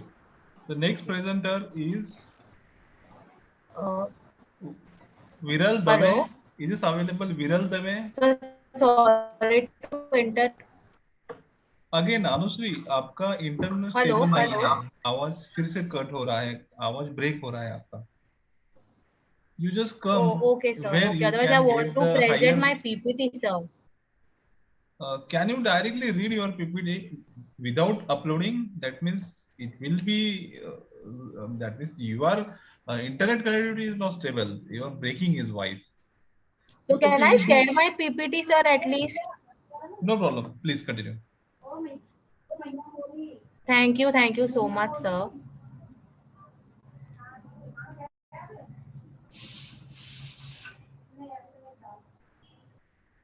Okay. So my today's topic is what is law. So basically, we all, as a normal law-abiding citizen, feel that law is a rule which is prescribed by society for a betterment of a human conduct, as per the role which is prescribed in Civil Procedure Code. But law, in actually, it is not rules and procedures. In a simple view, it is the obligations and duties which are set by appropriate authority to maintain peace and harmony in the country. Now, recently we see that the state has been faced with a new and a unique challenge, and that is challenges of terrorism, which is a phenomenon where anonymous elements unleash violence and terror against unknown persons as a weapon for destabilizing the state. So now the point is that law is an art or science of what is equitable and good, which is said by one of the famous jurists, Ulpen. Now, what is the need for law? The need for law is change in role played by the state. Now, before 20th century, if we take an example of a police state, now in this 21st century, we see that it is a welfare state. So day by day, law is also increasing. People are making aware what is law. Second is inadequacy of judiciary. Somewhere we find that law enacting agencies, judiciary, we have PIL, that is public interest litigation. We have judicial activism, the role played by the judiciary in protecting the rights of women, in protecting the rights of laborers, in protecting the rights of women also. Then we have better enforcement. Then we have possibility of taking preventive action. We have NALSA and State Legal Services Authority. We also have Lok Adalat into our picture. Then we have practical and functional approach of various authorities. And now when we speak about this various authorities, the role played by is by the various tribunals which we have into, and we have a law tribunal, labor tribunal, income tax tribunal, we have commodities and consumer welfare, etc. We have combination of function and policy formation. That is, we have doctrine of separation of powers into a doctor constitution of India, which says that legislative will be doing only legislative work, executive will be doing any executive work, and judiciary will only adjudicate. And then we have droid administrative also in the picture. We have flexibility and experimentation. Now, next we see what are the sources of law. We have customs, we have various judicial decisions which we use as an order and a judgment by a particular court. We have statutes and legislation, that is our interpretation of statutes. We have many personal laws, Hindu law, Mohammedan law, Parsi, Christian, and so many. Now, when we see about types of law, there are criminal law, civil law, family law, statutory law. And nowadays, my dear friends, we find with intellectual property rights, we have marine law, we have cyber law also into prevailing. The next is we have cyber law and intellectual property rights. Nowadays, this is very much important for us to understand the importance of IPR and cyber too. Last but not the least, I will complete my presentation by Mahatma Gandhiji's quote that facts means truth, and once we either do truth, the law comes to our aid naturally. Thank you so much, sir, to be giving me this opportunity of presenting myself to a wonderful audience. Thank you so much to the organizers once again. Thank you. Thank you. Is this available? Dr. Viral Dave? Viral Dave? Sir, she is principal. I think she won't be able to because she is in function, sir. Okay. Dr. D.S. Waggi? Dr. D.S. Waggi? Dr. Gargi Bhattacharya? Gargi Bhattacharya from Kolkata. Dr. Gargi Bhattacharya. Okay, 29 number, serial number 29. Janitha, is this available? Janitha Nadar. Janitha Nadar. Dr. Lalita Pravina. Dr. Lalita Pravina. Mridu Smita Datta. Mridu Smita Datta, is this available? Datta. Dr. Pashikanti Omkar. Dr. Pashikanti Omkar. Dr. Poonam Kakkad. Available Poonam Kakkad. Professor Dr. Pratibha Gowde. Sandesh Dongre, Dr. Sandesh Dongre. P.A. Savle. Afroz Sheikh. Afroz Sheikh. Dr. Avinash Shendre. Dr. Avinash Shendre. Sunita Vadwan. Is this available? Sunita Vadwan. Yes, sir, very much. Thank you, sir. Please May I continue. share the screen? Upload your PPT. Very, very good afternoon to each one of you. My research topic is on emotional health, and I am Sunita Vadhavan, a Mumbaikar, but now presently and currently in Nagpur. And my research is almost completed and submitted. Now, this paper is on efficacy of guided meditation on aggressive behavior of individual. As I mentioned, it was during the COVID time, online intervention of a new technique, which was from SVYASA, guided meditation of MIRT, very unique.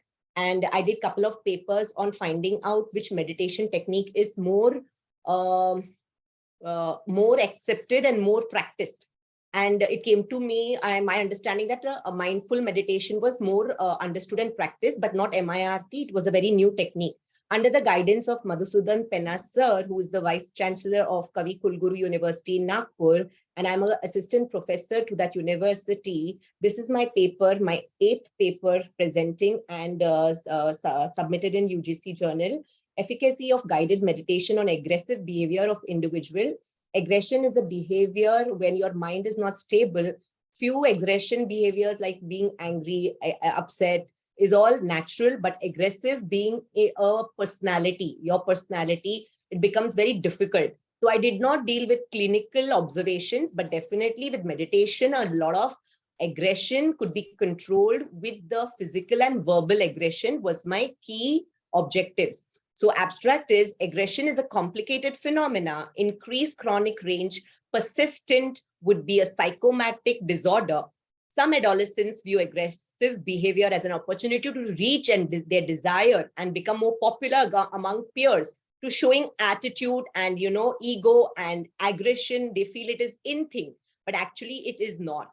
While others see it tactic to protect themselves from becoming victim in the future or from being rejected by the peers. there has been successful applicants of yoga-based therapies for the treatment of the psychological issue. Sometimes, it is like stitch in time saves 9.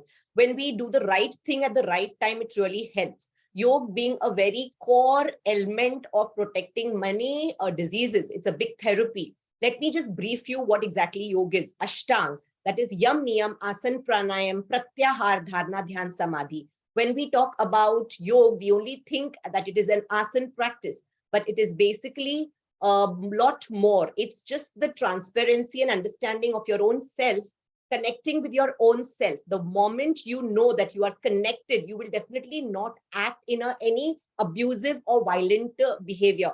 So yoga in sense is huge, union with your own self.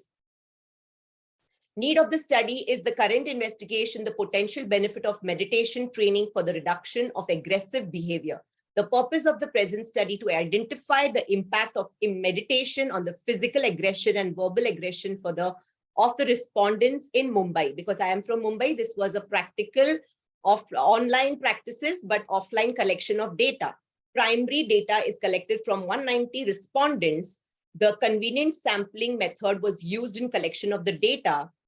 Primary data is collected through structured questionnaire, pre and post. The analysis tool was used, SPS, the version 23, to study the objective and to test the hypothesis using ANOVA test, F test, and correlation test as applied. Meditation is a state of mind where there is prolonged minimalization or intrusion from external distraction. This state is which leads to profound relaxation of the body and mind. Such a state stores a healthy balance. And yoga is all about balance, balancing the Ida Pingla, balancing the Shiv Shakti, balancing the in and out, the outer world and environment with the inner environment. So yoga is much beyond of asana pranayam. The practice of meditation. Now, what is meditation? Just being. And what was guided meditation? It was the practice of a 8-step method, sequentially starting prayer, closing prayer, and some activity in the middle to keep your mind stable and calm and be connected and concentrated and focused. So the concentration of one's attention for an extended length of time, observing one's thoughts without becoming involved with or reacting to them. We start in yoga with dharana dhyan and then comes samadhi. Samadhi to be in meditation. So everybody, most of us confuse ourselves with being or process of meditation, which is guided meditation, and being in meditation, which is samadhi, which is being one with yourself, wholesome, absorbed in the moment. That is meditation. This can be done in complete silence or with the assistance of chanting, that is jap or ajapa, and it is practiced for a variety of reasons. Ek dawa or marz anek. Meditation is actually a medication to today's most needed society. Current lifestyle is so stressful, and we have seen so many research papers on meditation, yoga, asana, pranayam, managing stress and disorders of the chronic illness. And we all have successfully won that meditation and yoga really works. And this is a scientific community, and yoga is an empirical science. Now, what was my study? The type of variables which I chose, one was independent. I saw into mindful meditation, guided meditation, transcendental meditation from Mahesh Yogi, chakra meditation, and Vipassana from the Goyankar Institute, and yoga, which is commonly followed. And dependent variable was the physical and the verbal aggression. So we have done a lot of intensive literature review, which said meditation does work. Research gap was that there was nothing specific or effective on controlling aggression of human according to the demographic factors such as gender, age, and qualification. To compare physical and verbal aggression between male and female was one of my hypotheses or objective in this study of my paper. Second was the age group of the respondent, and third was the frequency of meditation. 10 minutes over. First, concluding, sir. Frequency of meditation is very important because the everyday or how regular you are with your practice, it makes a lot of difference. When physical aggression was reduced, the main paper saw that, the age group of young adults are more aggressive, and if they meditate, it will be more useful compared to the old adults. So old adults are more calm and less aggressive than the young adults. So these were the findings of my paper, and I really, really thank the organizers for doing such a wonderful job, and I am very obliged to be in this conference. It is very fruitful. Jai Hind. Thank you. Thank you. It is available Dr. Swati Mahadev Jagtap. Dr. Swati Mahadev Jagtap. Okay. Mevda Love Dilip Bhai. Is this available? Asha Tiwari. Santosh Bhagwat. Rashid Mohammed. Mr. Abhinash Kar. Priya Lokre. Ranjan Kalbande.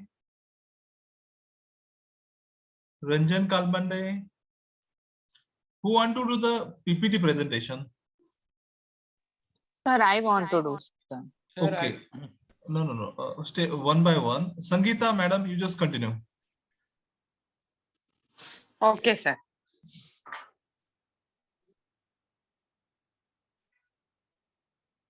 Upload your PPT. Yes, sir. Is it visible, sir? No, not visible. You can just read your PPT without uploading it. You can do it if you are having printout with your Okay, sir. hand. Just 1 minute, I'm sharing. I have, sir.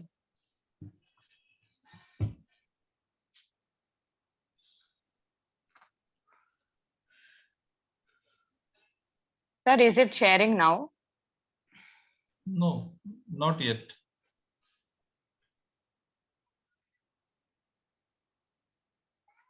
You can directly read your PPT without sharing. Okay, sir.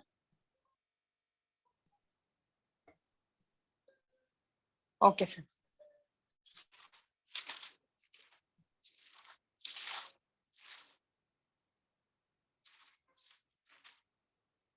My topic is about a study on the challenges in post-GST implementation. As we all know, GST is a tax on goods and services, except money and securities. And GST is levied on supply, that is on sale. And all these are basics which we all know. And I did a lot of review of literature, and I found that various challenges were already found, like there are various slab rates and the tax compliance cost is increasing. But the new things which I found were, these were the various challenges after GST was implemented. That is, there were various, the alcohol for human consumption, petroleum products and electricity is not included in GST, which should be included. And there are various items which fall under the tax brackets, and it is still not decided, and there is no particular method in which to decide in which bracket which items will fall, which items should be exempted. There is no particular transparency regarding this. And a third point is that there are so many tax rates. There is cess. The main objective of GST was itself one nation, one tax, but there are so many different GST compensation cess. There is even one more composition levy, so it makes it very complicated. And according to 101st Amendment bill also, the entire power is given to the government, and any decision can be passed without even the knowledge of the parliament. So this is the main drawback. And even recently, GST Council has announced that 90% of the tax with turnover of less than 1.5 crore will be collected by the states, and only rest 10% will be collected by the central government. So this is a huge issue. Next one is the issue of a casual taxable person. If a person, for example, casual taxable person means if he's in one state and he's going to another state only for few days, then there also separately in that state he should register. So this is also breaking that main objective of GST, which was like one registration, but it is actually not like that. If he goes to a different state, he has to register again. And small businesses where there is so much, they don't have so many accounting details, they should also, to claim input tax credit, they should also maintain all the details of books and all. So this is a big problem. And before, the return should be filed only one annual return, and now 37 returns need to be filed, and the slabs are also more. And the main thing is, before the manufacturing states were getting the benefit, but now only where the consumption is happening, there that state government is getting the GST. So before, when it was manufacturing based, the states where more manufacturing was happening, they would get the amount of tax revenue. So now those places where only consumption is more, those state governments are getting more revenue. So there is so much of imbalance happening. And finally, there are too many rules to claim input tax credit. They should have tax invoice from the supplier. If the supplier has not paid the tax, then the recipient has to pay. In this way, these are the various problems that I identified. And I have a few suggestions that everything should be reduced. There should be one transparency about what will be the slab rate. The slab rate should be reduced. And MSME should be given special exemptions. And even the states which are only their manufacturing hubs, they should get special provisions. If all this is done, only then the main objective of GST, that is one nation, one tax, can be achieved. Thank you so much. Thank you. Who want to do the next presentation? Sir, may I do that? I am Kusuma. I am from Hassan. Kusuma, madam, please continue. Yeah, thank you very much, sir. I will share my screen. Yeah.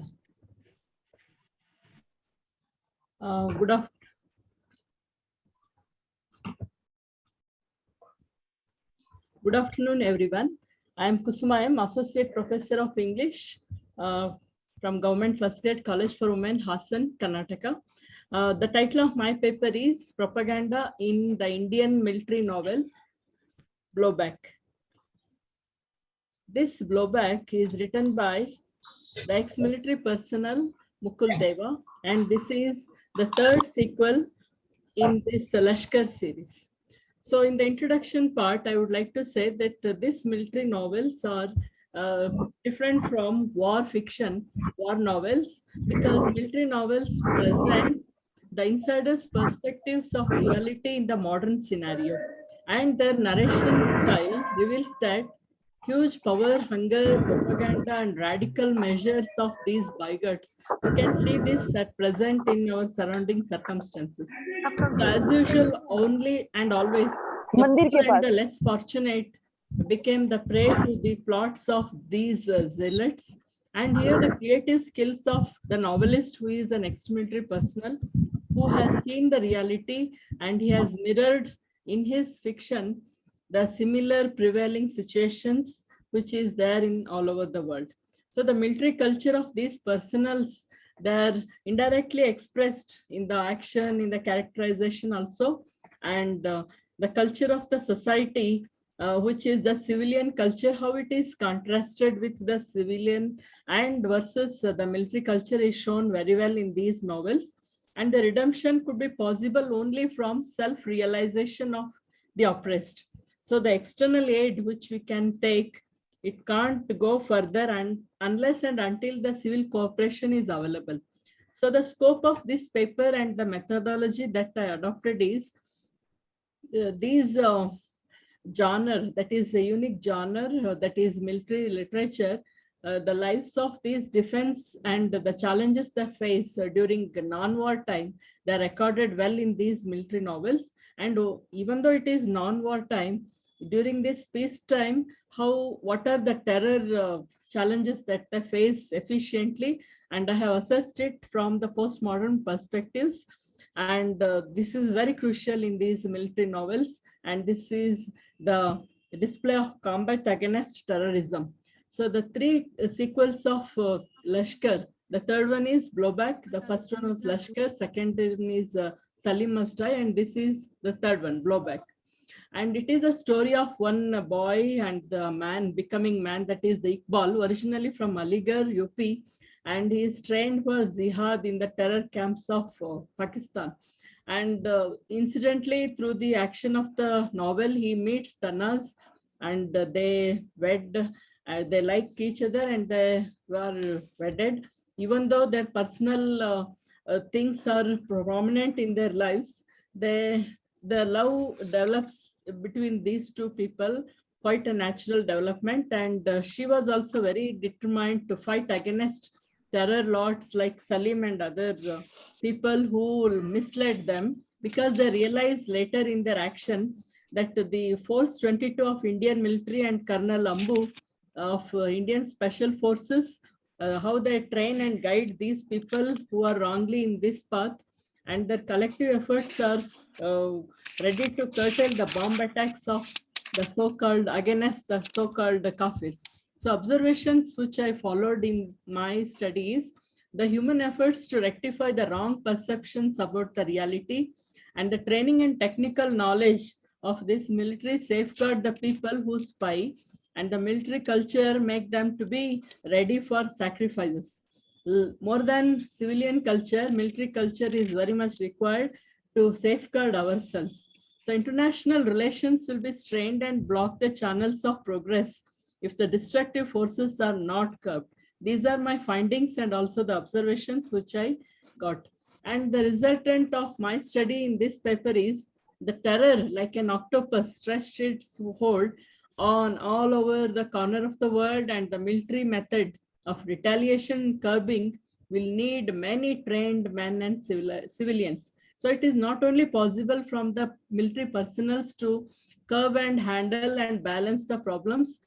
Civilian cooperation and involvement is very crucial, and the economic and political and social climate of India provide an ample manpower to operate against the ruling and military, and also the policy makers who are coming as a barrier to the peace of the Your whole 10 country. minutes over. Yes, sir. So like this, the valorous at the end, the valorous win at the cost of one's wisdom and humanitarian concern. Thank you very much. It is a nice study. Go back. Thank you very much. I want to present my Sir. presentation. Sir अब की बार मुझे करना है Sir, I want to present my. China, stop the end show. Kusuma, kindly remove sir your Pooja PPT. Rani Hajra, sir मेरा करा दो Yes, please sir. Pooja Hajra, Rani sir continue. Please continue, Hajra. Okay. Okay, thank you, sir. Good afternoon, sir, and everyone. Sir, I am audible? Are you uploading or directly read the PPT? No, I share the PPT. If you're having some not techno savvy, then you can directly read your PPT. Your faith and your topic should be reflected here.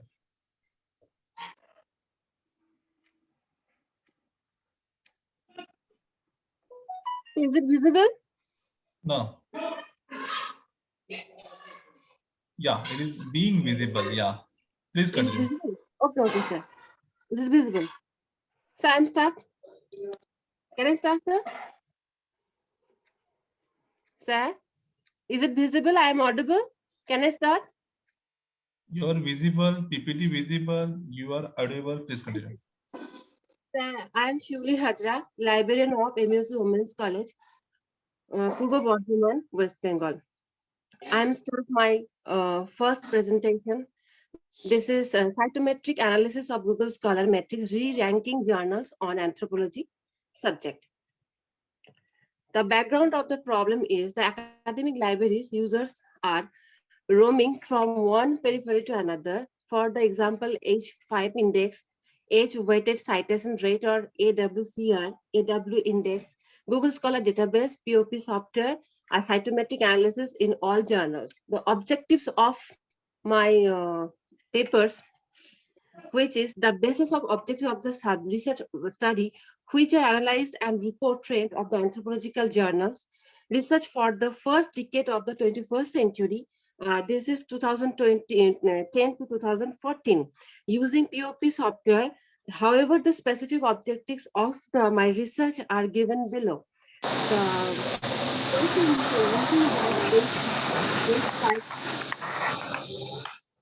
Ranking of the H5 done by the Google Scholar Matrix, ranking by H5 as done by POP software.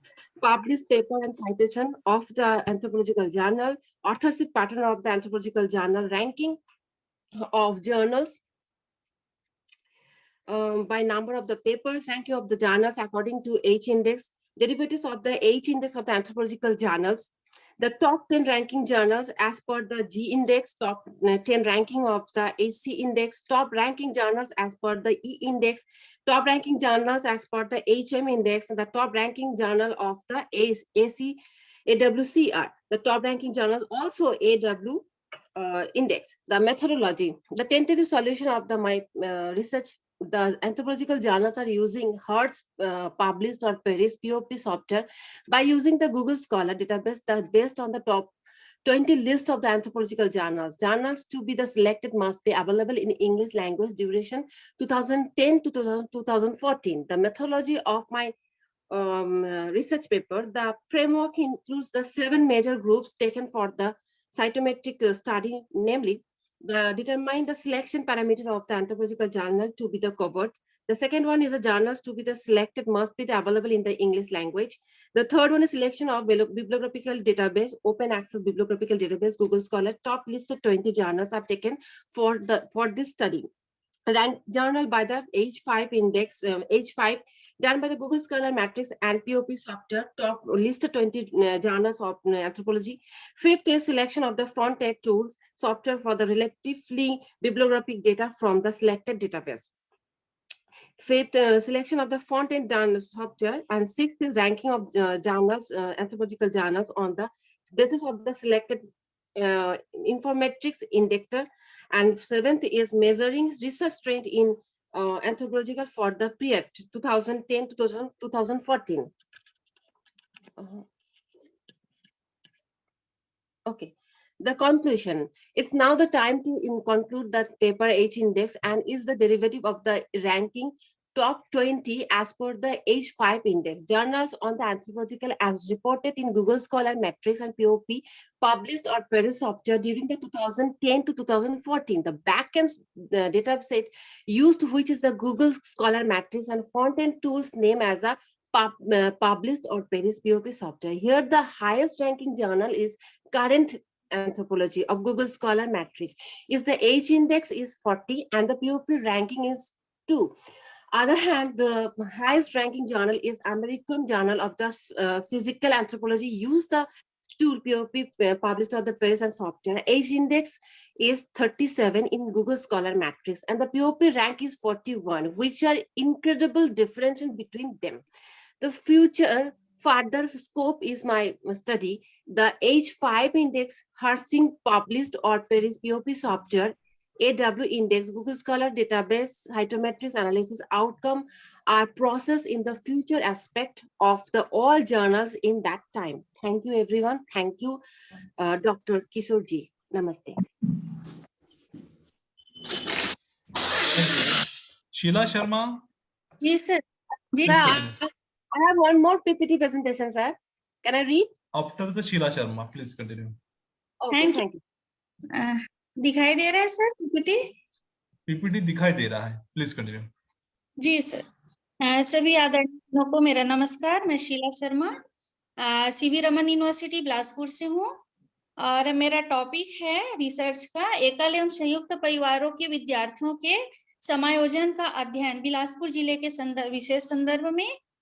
सारांश, भारतीय समाज व्यक्ति के विकास में निरंतर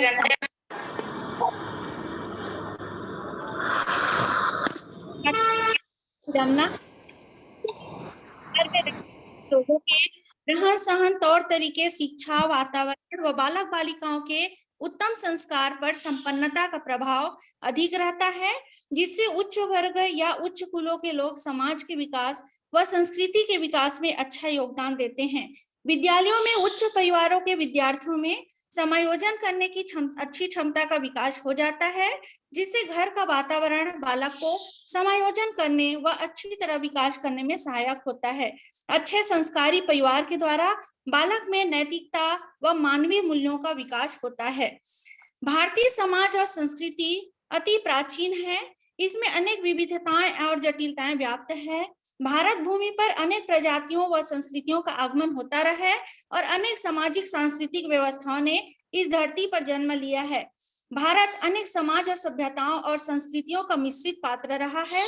यही कारण है कि भारत में अनेक विविधताएं होते हुए भी एकता के सूत्र में विद्यमान है। इस एकता और विविधता ने ही भारतीय समाज को एक निरंतरता प्रदान की है। सिंधु घाटी सभ्यता से लेकर वैदिक व उत्तर वैदिक काल तथा महाकाव्य, जैन व बौद्ध तथा मुगल काल, ब्रिटिश काल और इसके पश्चात स्वतंत्र भारत तक भारतीय कला, धर्म, समाज व्यवस्था में सदैव ही सात्मीकरण और सम्मिश्रण की प्रक्रिया को कारण सातत्य बनी हुई है। परिवारों में बालकों पर माता पिता द्वारा अनुशासन के रूप में प्रतिबंध रखा जाता है। बालक अभाव की जिंदगी महसूस करता है। पारिवारिक स्थिति, वातावरण बालक के विकास व स्थिरता में समय के साथ समायोजन करना सीख जाता है। जो सुविधा उच्च वर्ग के विद्यार्थी को मिलती है, वह सुविधा मध्यम वर्ग के परिवारों में कम होती है। विनम्रता, समर्पण, नैतिकता के गुणों मध्यम वर्गीय परिवारों के बालक व बालिकाओं में होते हैं।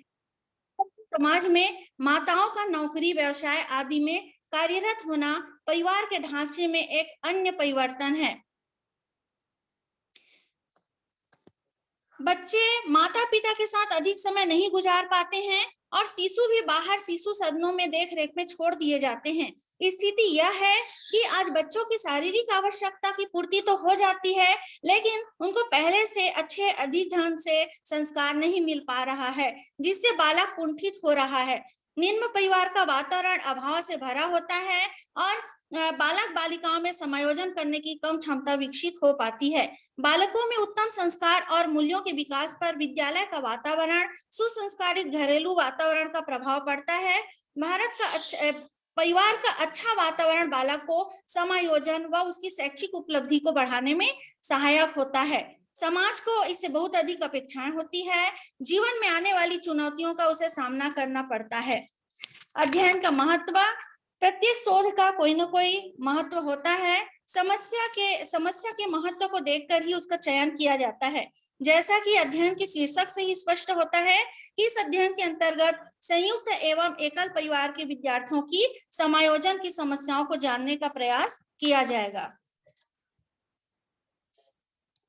इसमें जो समस्या कथन है, एकल एवं संयुक्त परिवार के विद्यार्थियों में समायोजन के विभिन्न आयामों का अध्ययन करना बिलासपुर जिले के विशेष संदर्भ में। इसमें जो उद्देश्य लिए गए हैं, इसमें है एकल एवं संयुक्त परिवार के विद्यार्थियों के विद्यालयीन समायोजन का तुलनात्मक अध्ययन करना, एकल एवं संयुक्त परिवार के विद्यार्थियों के गृह आयाम का तुलनात्मक अध्ययन करना, एकल एवं संयुक्त परिवार के विद्यार्थियों के स्वास्थ्य आयाम का तुलनात्मक अध्ययन करना, एकल एवं संयुक्त परिवार के विद्यार्थियों के विद्यालय आयाम का तुलनात्मक अध्ययन करना, एकल एवं संयुक्त परिवार के विद्यार्थियों के भावात्मक आयाम का तुलनात्मक अध्ययन करना, एकल एवं संयुक्त परिवार के विद्यार्थियों के सामाजिक आयाम का तुलनात्मक अध्ययन करना। इसकी परिकल्पनाएं हैं, एकल एवं संयुक्त परिवार के विद्यार्थियों के विद्यालयीन समायोजन में सार्थक अंतर नहीं होगा, इसमें शून्य परिकल्पना ली गई है। एकल एवं संयुक्त परिवार के विद्यार्थियों के गृह आयाम में सार्थक अंतर नहीं होगा। एकल एवं संयुक्त परिवार के विद्यार्थियों के स्वास्थ्य आयाम में सार्थक अंतर नहीं होगा। एकल एवं संयुक्त परिवार के विद्यार्थियों के विद्यालयीन आयाम में सार्थक अंतर नहीं होगा।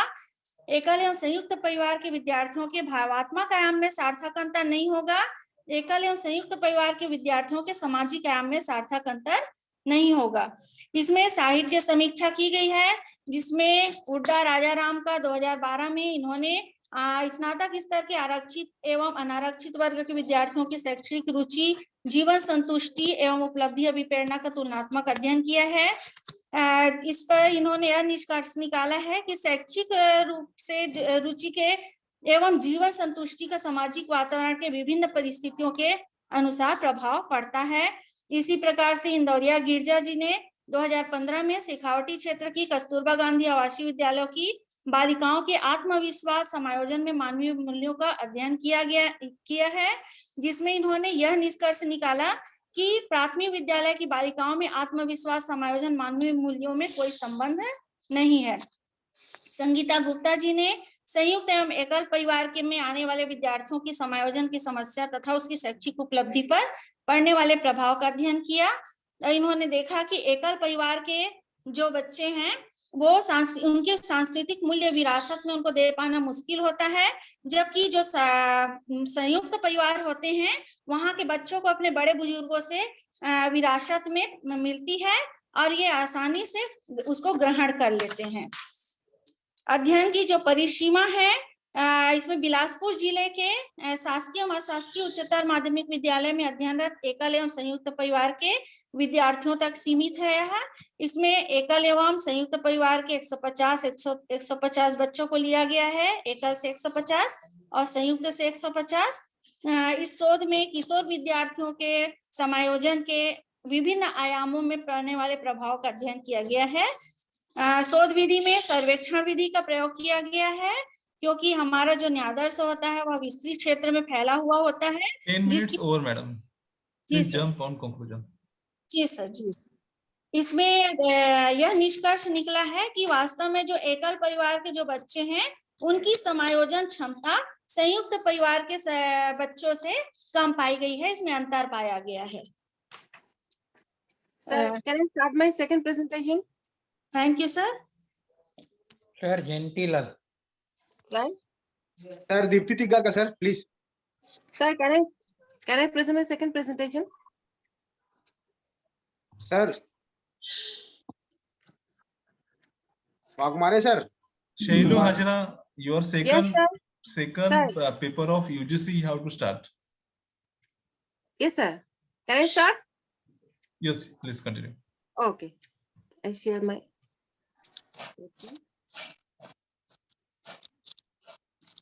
Shailu Hajra, you can directly read your PPT. Yes, sir. Waghmare, sir, next kar dijiye, sir, Deepti Tigaka. Can you audible? Please continue. Visible my PPT? PPT nahi dikh raha hai, madam. It is not visible your PPT. You can read directly your PPT.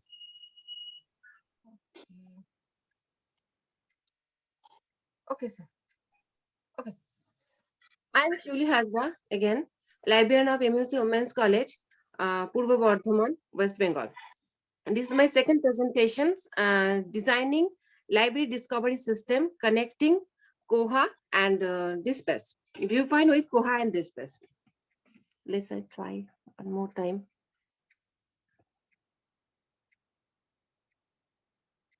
So can you show it, my PPT? Sir? I do not have the time.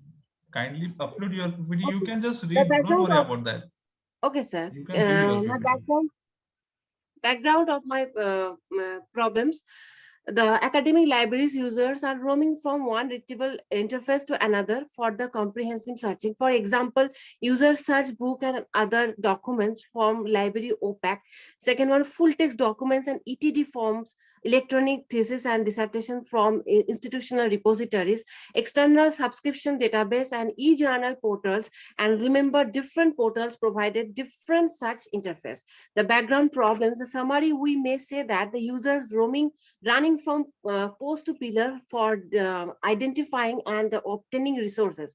It is less than the ideal situation for user, as libraries are not providing single window search interface for all resources, local library resources and global subscribed resources. The tentative solution of my research paper, designing and developing a single window search system from where the user can search, identify, obtaining resources of all type against their query.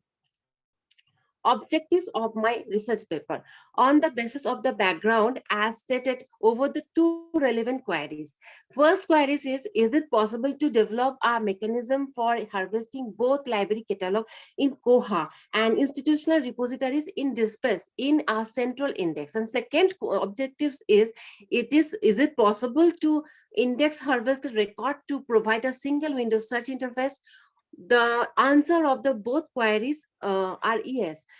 As a result, we may set the following objectives for this research: to select the library discovery system LDS form and the array of from open source tools, and to develop the mechanism for harvesting bibliographic records from Koha in Mark XML format in select LDS.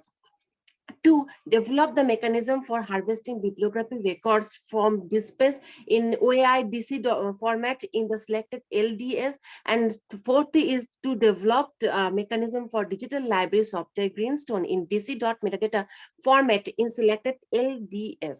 Major research questions. The group 1 question is how to select a library discovery system LDS. What should be the parameter for selecting LDS? How to design the framework for setting up a discovery system.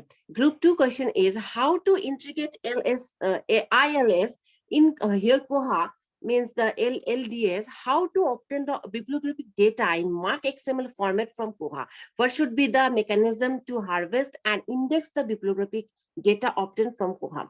The group 3 question is the how to integrate resources discovered for DSpace from LDS, how to obtain the bibliographic data IOI DC format the DSpace, what should be the mechanism to harvest and index bibliographic data obtained from the DSpace. The methodology of my study is development of the 3-layer architecture from the ILS and repository software in layer 1, used to the Apache Tika in the middle one, and layer 2 as a full text extractor for use of viewfind software in the content in layer 5th. Layer 3rd is the discovery system, installation, configuration, and the integration of the component software. The definition of the Marshall breathing, according to Marshall breathing 2015, said discovery interface including the features such as relevancy-based search result, faceted navigation, and other features consistent with the web-based resource and multiple areas of the functionality. The prototype development. First one is selection of LDS, second is installation, configuration, viewfind software, third is harvesting from Koha, fourth is harvesting from DSpace, fifth is harvesting Koha record, and sixth indexing DSpace record. Seventh is indexing Greenstone records and index of full text. And picture you must be not seen. Okay, installation, configure, viewfind, the harvesting from Koha, I'm giving the screenshot, but you are not seeing it.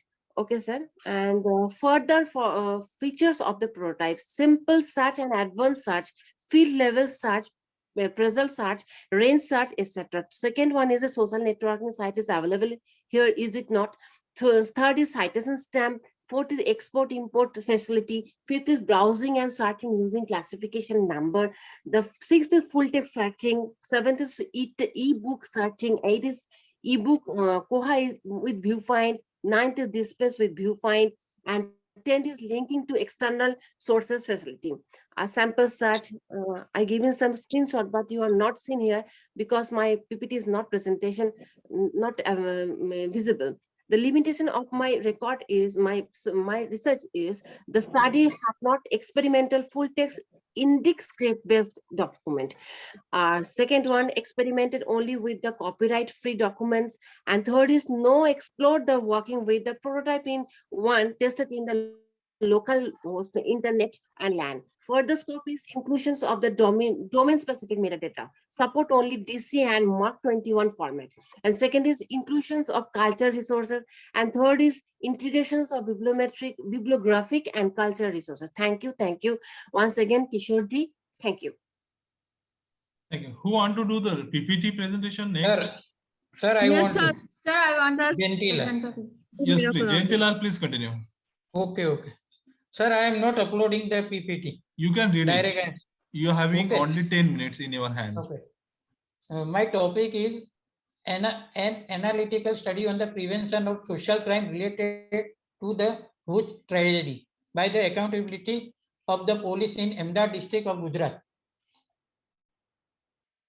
Then the second slide is of abstract. In this abstract, I have mentioned in this research paper, the introduction of the Hood tragedy is given and is defined by various terms of dictionary, and the incident which took place in Ahmedabad district. Here, the researcher hypothesis is the prevention of social evil related to Hood tragedy by the accountability of the police.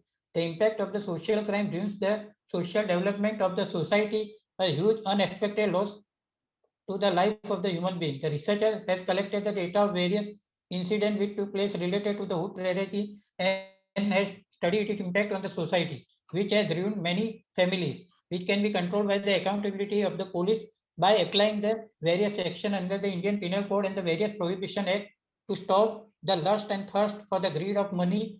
Strict provision for the punishment may be applied on some selfish people having bad intention of thirst and lust for greed for money on the loss of human life. So the other involved and having such a intention may also be warned. The humanity which has been vanished from the society can again be re-established, and also due to the re-establishment of the victim, the social development of the society may increase and the formation of a new Gujarat may be created. My, my hypotheses are prevention of social crime due to police accountability, end on the people's selfish motive for greed of money, life of the people can be saved, a stop to man-made tragedy, a need of the public awareness in the society, public and prohibition department efficiency may increase, a threat to the government agency working to control the crime by the anti-social elements of the state. My objective of my topic is to stop young generation getting addicted to this spurious liquor, which impact may spoil the future. For the development of the society, prevention of crime is a basic need. The consumption of this spurious liquor thereof may cause human harmful effect to the human body. Parts like eyes or internal parts may damage and may cause death of a person, which can be prevented by the police accountability.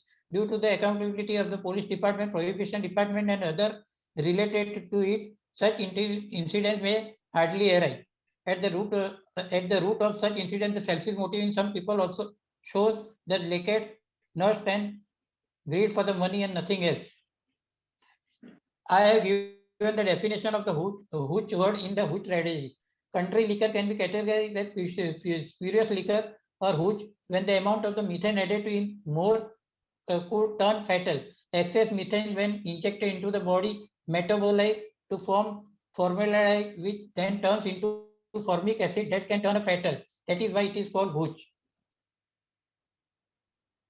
My literature review on this topic are Gopal Ganj, whose tragedy a challenge to the prohibition policy and the cost of prohibition on the spot in whose tragedy.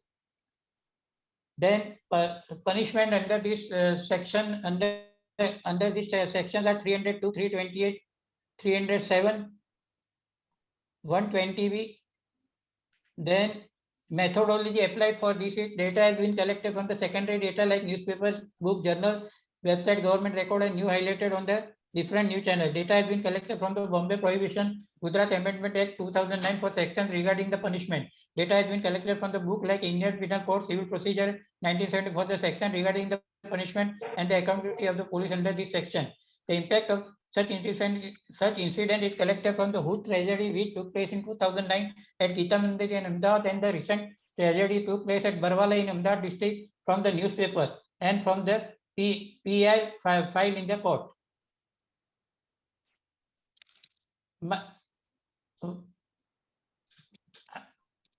Incident of the Hood tragedy in Ahmedabad district where Hood tragedy in 2009. 10 minutes over, sir. Sir, I am direct finding and conclusion. Please do it. A suitable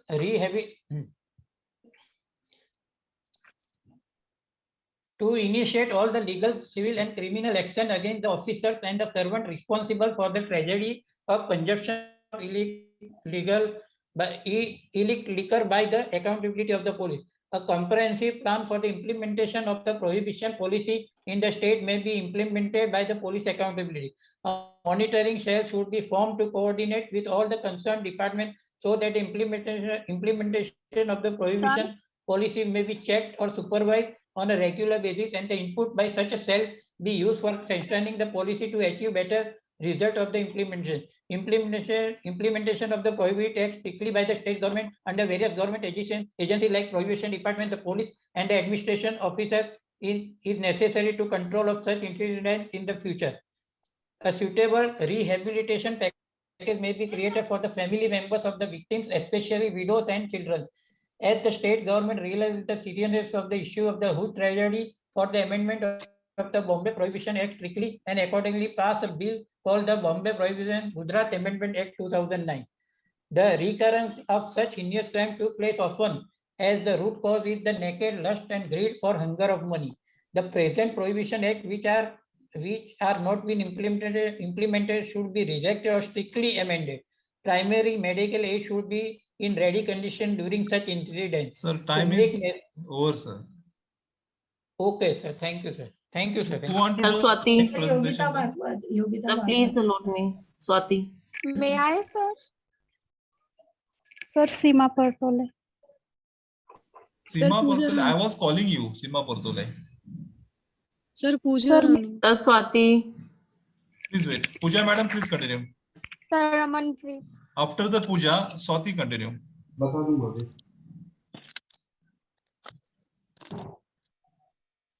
sir मैं PPT upload नहीं कर पाऊंगी मैं You can directly read your, no problem. You can directly read. मेरा topic है sir महिला सशक्तिकरण। महिलाओं के बारे में कुछ भी लिखने या बोलने से पहले हमें महिलाओं की स्थिति के बारे में जान लेना अति जरूरी है।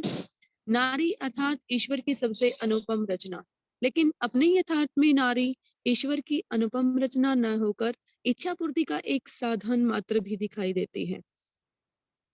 वह इच्छा चाहे घरेलू कार्यों को करने वाली या फिर वासना को शांत करने वाली कोई भी इच्छा हो सकती है। आए दिन महिलाओं के बारे में बहुत कुछ देखने व सुनने को मिलते रहता है, कभी सकारात्मक रूप में तो कभी नकारात्मक रूप में।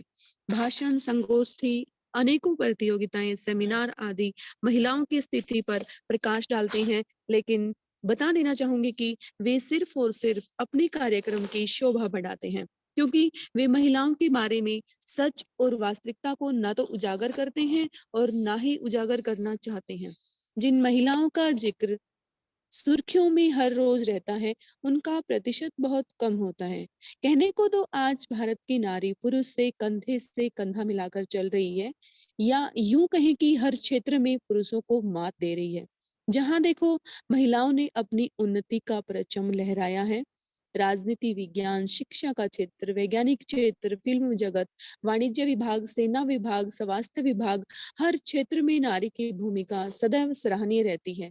इस संदर्भ में हम कल्पना चावला, किरण बेदी, अभिनेत्री रेखा, मदर टेरेसा, इंदिरा गांधी, श्रीमती प्रतिभा पाटिल, गीता, बबीता फोगाट आदि के नाम गिनवा सकते हैं। कोई क्षेत्र ऐसा नहीं जहां महिलाओं ने अपने कदम ना रखे हों, लेकिन ये महिलाएं संख्या में बहुत कम है। देखा जाए तो इनका प्रतिशत केवल 10% तक ही सीमित मिलेगा। हमारा उद्देश्य उस विषय का गुणगान करना नहीं जो हमने हासिल कर लिया, बल्कि हमारा ध्यान उस चीज पर केंद्रित होना चाहिए जिसकी हमें जरूरत है, लेकिन हमने अर्जित नहीं की है। ऐसा ही विषय है महिला सशक्तिकरण का। आए दिन अखबारों में महिलाओं का सुर्खियों में आना हमारे लिए गौरव की बात भी है और शर्मनाक बात भी। गौरवान्वित एहसास की बात यह है कि महिलाएं हर क्षेत्र में बढ़ चढ़कर भाग लेती हैं, और शर्मिंदगी वहां महसूस हो जाती है जहां महिलाएं बलात्कार, घरेलू हिंसा, भ्रूण हत्या, दहेज प्रथा, पर्दा प्रथा की शिकार होती रही या हो रही है। इसलिए विभिन्न प्रकार के सम्मेलनों, गोष्ठियों, सभाओं, प्रतियोगिताओं का फायदा तभी हो पाता है जब हम उनको यथार्थ रूप दे पाएं। अर्थात स्थिति में सुधार होना ही प्रयासों की वास्तविक सफलता है। इसके लिए मेरे मतानुसार सबसे पहले जिस विषय पर ध्यान दिया जाना जरूरी है वो है शिक्षा, अर्थात महिला शिक्षा। कहा जाता है कि एक नारी दो घरों को शिक्षित करती है। नारी शिक्षा के लिए और जो मेरे रिसर्च शोध के उद्देश्य हैं वो है कि सरकार का निर्माण जनमत के हाथों में होता है, इसलिए जनता का शिक्षित होना अनिवार्य है। अर्थात नारी की शिक्षा का जरूरी होना चाहिए, तभी हम धर्म, भाषा, जाति व क्षेत्र की भावना से उठकर एक अच्छी सरकार बना पाएंगे और लोकतंत्रात्मक हमारी सरकार की व्यवस्था को एक सार्थकता दे पाएंगे। देश के विकास के लिए अच्छे नागरिक का निर्माण माँ की गोद से होता है, इसलिए स्त्री का शिक्षित होना बहुत जरूरी है। स्त्री शिक्षा द्वारा उन्हें क्रियाशील, प्रबुद्ध व कुशल बनाया जा सकता है ताकि वह देश की संस्कृति, धर्म, साहित्य, कला, ज्ञान व विज्ञान में अपना सक्रिय योगदान दे सके। शिक्षा के माध्यम से ही नारी अपने अधिकारों के प्रति जागरूक होती हैं। शिक्षा के माध्यम से ही अंधविश्वास व रूढ़िवादिता को समाप्त करने में हमें मदद मिलती है। शिक्षित महिलाएं कृषि उत्पादन व पर्यावरण संरक्षण में सहायक हो सकती हैं, जिससे राष्ट्र को एक विकास की अच्छी दिशा मिलती है। और नारी शिक्षा के जो उद्देश्य हैं, जैसे कि राष्ट्र की समृद्धि व उनकी नेतृत्व की भावना, अर्जन व कलाओं में दक्षता प्रदान करना, और यहाँ महिला सशक्तिकरण विषय को लेकर कुछ स्कीम्स जो सरकार ने चला रखी हैं, मैं उनको भी बताना चाहूंगी। जो महिलाओं के कल्याण के लिए योजनाएं बनी हैं, बेटी बचाओ बेटी पढ़ाओ। इस योजना की शुरुआत प्रधानमंत्री नरेंद्र मोदी ने 22 जनवरी 2015 को पानीपत, हरियाणा से की है। इसका मुख्य उद्देश्य शिशु लिंग अनुपात में कमी को रोकना है और महिला सशक्तिकरण करना है। यह योजना महिला एवं बाल विकास मंत्रालय, स्वास्थ्य व परिवार कल्याण मंत्रालय तथा मानव संसाधन विकास मंत्रालय के संयुक्त तत्वाधान में चलाई जा रही है। इस योजना को प्रारंभ में देश के 100 जिलों में लागू किया गया है, जहां लिंग अनुपात बहुत कम व चिंताजनक है। इसके लिए लोगों को प्रशिक्षण व जागरूकता प्रदान करके इस दिशा में अपनी सोच बदलने तथा योगदान के लिए प्रेरित किया जा रहा है। भारत की बढ़ती हुई जनसंख्या के बावजूद लड़कियों का अनुपात घटता जा रहा है, जिससे समाज में बहुत सारी कुरीतियां उत्पन्न हो रही हैं। हमारे यहाँ 2001 हजार लड़कों के पीछे 927 लड़कियां थी। हालांकि 2011 में यह संख्या बढ़कर 943 हो गई है। फिर भी यूनिसेफ ने भारत को बाल लिंग अनुपात में 195 देशों में 41वां स्थान दिया है, जो अधिक अच्छा नहीं कहा जा सकता। इस योजना के जो मुख्य उद्देश्य हैं, वो है पक्षपाती लिंग चुनाव की प्रक्रिया उन्मूलन तथा बालिकाओं के अस्तित्व व सुरक्षा को सुनिश्चित करना, बालिकाओं की शिक्षा की व्यवस्था तथा उन्हें शोषण से मुक्ति देना, बालिकाओं को सामाजिक एवं आर्थिक रूप से सशक्त बनाना, लोगों को बालिका शिक्षा के प्रति जागरूक करना तथा उनके कल्याण संबंधी सेवाओं का विस्तार करना, महिलाओं के साथ हो रहे भेदभावों को रोकना व उन्हें समानता का अधिकार देना, लिंग निर्धारण जांच पर रोक लगाना तथा लड़कों व लड़कियों के लिंग अनुपात में सुधार लाना। इन उद्देश्यों की प्राप्ति हेतु जो रणनीतियां अमल में लाई जाएंगी, वो है बालिका एवं शिक्षा को बढ़ावा देने के लिए एक सामाजिक आंदोलन, लैंगिक समानता को बढ़ावा देने के लिए जन जागरूकता अभियान का क्रियान्वयन होना चाहिए। इस योजना को सार्वजनिक विमर्श व चिंतन का विषय बनाया जाना चाहिए। निम्न लिंगानुपात वाले जिलों की पहचान करके गहन एवं एकीकृत कार्यवाही की जानी चाहिए। इसके लिए महिला संगठनों व युवाओं की सहभागिता लेते हुए पंचायती राज Time is over, संस्थाओं, madam. Conclusion, directly conclusion. शोध पेपर के संदर्भ के बारे में मैं बताना चाहूंगी। ज्ञान गरिमा सिंधु 2017 जुलाई सितंबर व अक्टूबर दिसंबर, अंक 55 व 56, वैज्ञानिक तथा तकनीकी शब्दावली आयोग, मानव संसाधन विषय मंत्रालय, भारत सरकार। ज्ञान गरिमा सिंधु 2018 अप्रैल जून, गुप्ता SN, जन्नानकी के मूल तत्व, वृंदा पब्लिकेशंस, जैन TR, विकास का अर्थशास्त्र एवं अंतरराष्ट्रीय अर्थशास्त्र। Thank you sir, thank you so much. So Swati, I'm presenting. Dipti Tiga, sir. Sir, Dipti Tiga present. So can I start? Swati, please continue. Sir, I'll present by reading only. No problem. Please continue. Next, Swapnil Good Gadge. afternoon, sir. Good afternoon, everybody. My topic After the is Swati, Swapnil Gadge will be continuing. Okay, thank you, sir. my topic is heavy metal introduction and toxicity on the humans. So I'll start with the abstract. The primary purpose of this research is to understand that heavy metals have been threat and risk to the human health. Various factors are responsible for this, such as occupational exposures like mining and many more. Heavy metals enter the body system by various ways, and they just affect the vital organs by affecting their vital importance work. Biomagnification can also be a part of this, which affects the human body system and creates a big problem. Now, the introduction, what are heavy metals? Heavy metals may be defined as the metals having high densities, atomic weights, and atomic numbers. So, there are many heavy metals, some of which can be like iron, copper, silver, gold, platinum, and many more. So, heavy metals have been given a proper place in the periodic table. They are, for now, there are 35 metals which are of very much concern, and because of their residential and occupational exposure, out of 23, the heavy metals are copper, gallium, gold, iron, lead, manganese, etc. So their toxicity is very harmful to humans. Heavy metal poisoning is a result of the exposure to the heavy metals like lead. Heavy metal bind to the different parts of the body cell that prevent the body part from performing its function. Hence, poisoning can be life-threatening and can cause many irreversible damages. And the symptoms may be like gastrointestinal damages. There may be fatigue, brain fog, mood changes, depression, joint pains, etc. So they affect the biological system. So we, in detail, we can go through them. Some of them like mercury, lead, chromium. Chromium is found in the earth crust and the seawater and is naturally occurring heavy metal in the industrial process. Chromium has multiple oxidation states due to which it has extra binding मेरी conference capacities चल रही थी sir and effects. नहीं मेरी Cadmium is also presentation the हो रही same. थी ना It और affects the 10 body मिनट का टाइम system था and it creates the international conference disruption sir of मैं calcium in by homeostasis, induces mitochondrial fragmentation by increased levels of dynamic related proteins. There may be aluminium, there may be copper, gold, tin. For example, as gold is a well-known metal, but if it is consumed in great amounts inside the body, it creates lots of problems. Gold is a transition metal and it resides in the group 11. So gold is a heavy metal due to its high density, and it creates problems like many gastrointestinal diseases, respiratory problems, and many more. So the conclusion is heavy metal poisoning treatment is the need of the time. As with the modern lifestyle and modern equipment, the accumulation of heavy metals has increased in our body.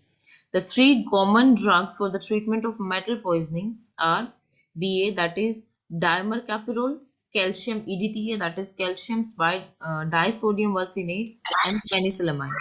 These are the drugs which are used on a great basis, which helps to fight against the heavy metals. They work by the binding factors. They bind to the metal inside the body, and that allows to that ejaculate out, eliminate that out through the urine from the body. So many studies are under process on the heavy metal toxicity, and many uh, uh, options has been given by the scientists, but still a lot of things are lacking which are understudied, and hopefully in the future we'll find some solutions to that. Thank you. Sir, can I That's read? it, sir. Sir, can I read? Swapnil Gadve. Sir, after this, Preeti Shivare. Sir, Yogita Bhagwat. Sir, Swapnil Gadve, please Sir, continue. Seema Patole. Myself, Swapnil Ramesh Gadve. My topic is research, the study of impact of modern technology on the teaching and learning of mathematics. In ancient times, the purpose of mathematics was the development of mental power, and the emphasis was on character development. But today, the need for mathematics is also being emphasized for moral and artist values. In the modern era, more attention is given to STEM, that is science, technology, engineering, and mathematics. In the modern era, more emphasis is given to science education because economic progress is possible only through science education. But the progress of science is not possible without mathematics. Thus, the development of STEM is not possible without mathematics. Thus, whatever physical and technical progress has been made due to science, credit should be given to the mathematics. Along with the progress of mathematics, there has been progress in science, and the progress of science in the future depends on mathematics only. If we study the curriculum of mathematics in the progressive countries of the world, we will find at the level of study materials of mathematics in primary and secondary classes, there is progressive and students have not received help in learning science through the study of mathematics. Presently, virtual experiments, PowerPoint presentation, video conferencing, the internet, etc. are used during the mathematics teaching process. Thus, ICT is widely adopted in mathematics teaching learning process. Similarly, in the case of evaluation, several tools and software are used. For example, online test, computer test, e-portfolios, etc. are used to progress the learner, storing the data of the learner in an Excel sheet. Management information system, MIS, etc. are some of them. And conclusion,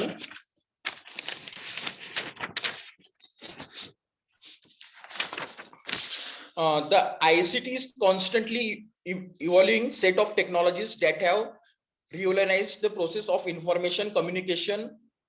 The education world is also not untouched by this revolution. While these new techniques have expanded the classroom interaction of the teacher on the one hand, on the other hand, it has increased the opportunities for self-learning of the students. In such a situation, it is necessary to introduce students to a new tools of education.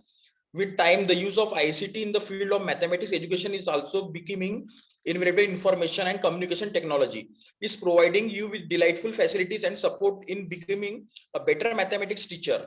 With the help of education technology, there is an opportunity to conceive and use the learning system to achieve the set of educational goals. It is helping to train technologies to solve the problem of the educational sector and do research related to it. It is helping in bringing changes in the process of teaching mathematics and making the process of learning and teaching interesting and enjoyable. It has become possible to fulfill the objectives of bringing quality to education, increasing its access and equality of educational opportunities. Suggestion: transferring the student towards higher goals to imbue every student with a sense of success and at the same time provide conceptual challenge to budding mathematics. Assessment method should be changed so that instead of procedural knowledge of the student, mathematician abilities are tested. Technology research in this direction will be extremely beneficial for school education. Teachers should be augmented with various mathematical resources. Thank you. Hello. Sir, Dipti Tigga. Can I present? Dipti Tigga present. Can I present Preeti Shuhare? Sir, Amanpreet. Dipti Digga, please continue. Sir, Hanuman Saran Singh. After this. Okay. Please wait, one by one we will do it.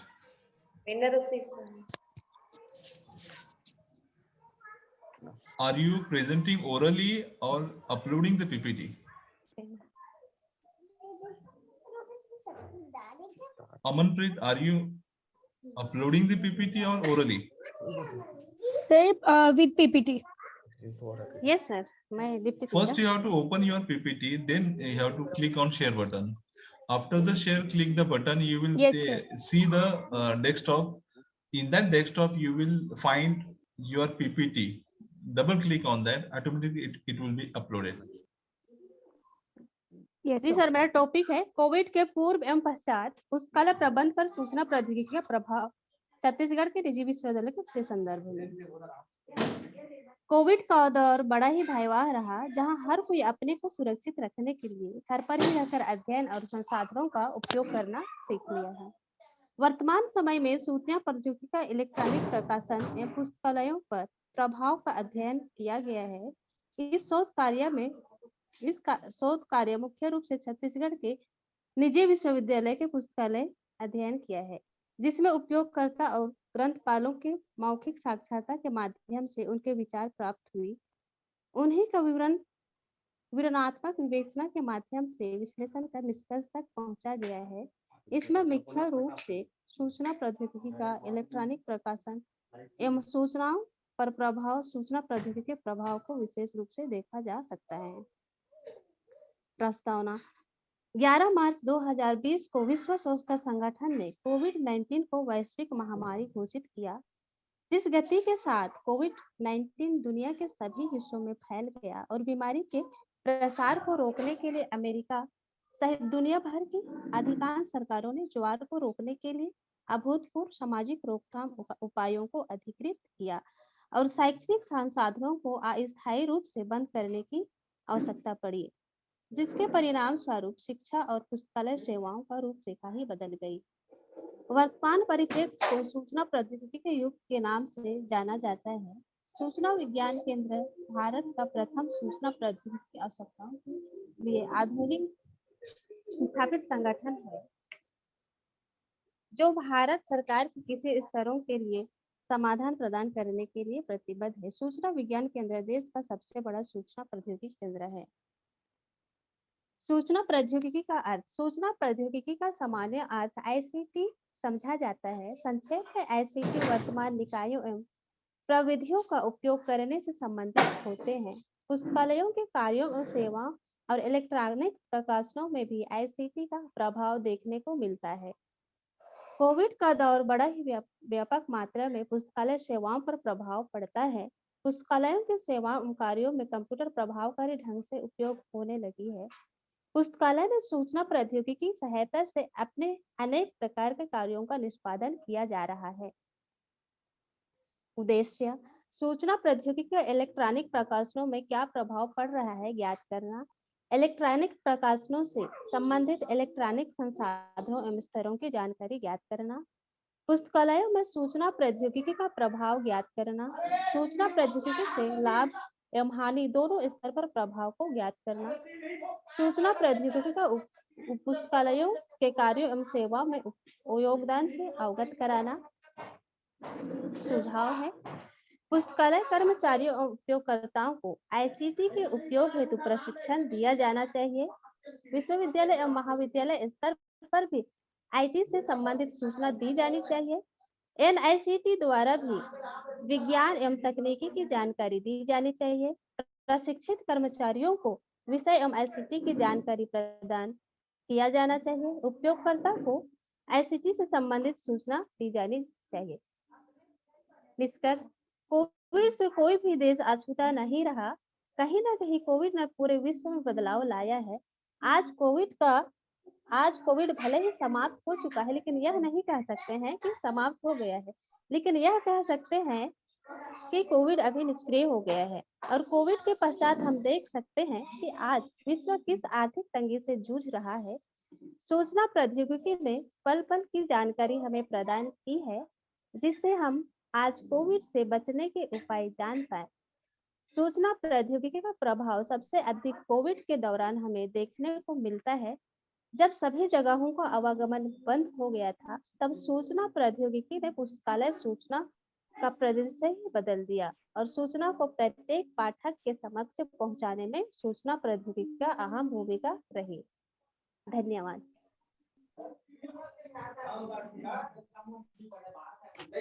Sir, Yogita Bhagwat. Amanpreet, sir, may I? Amanpreet, please continue. Okay, sir.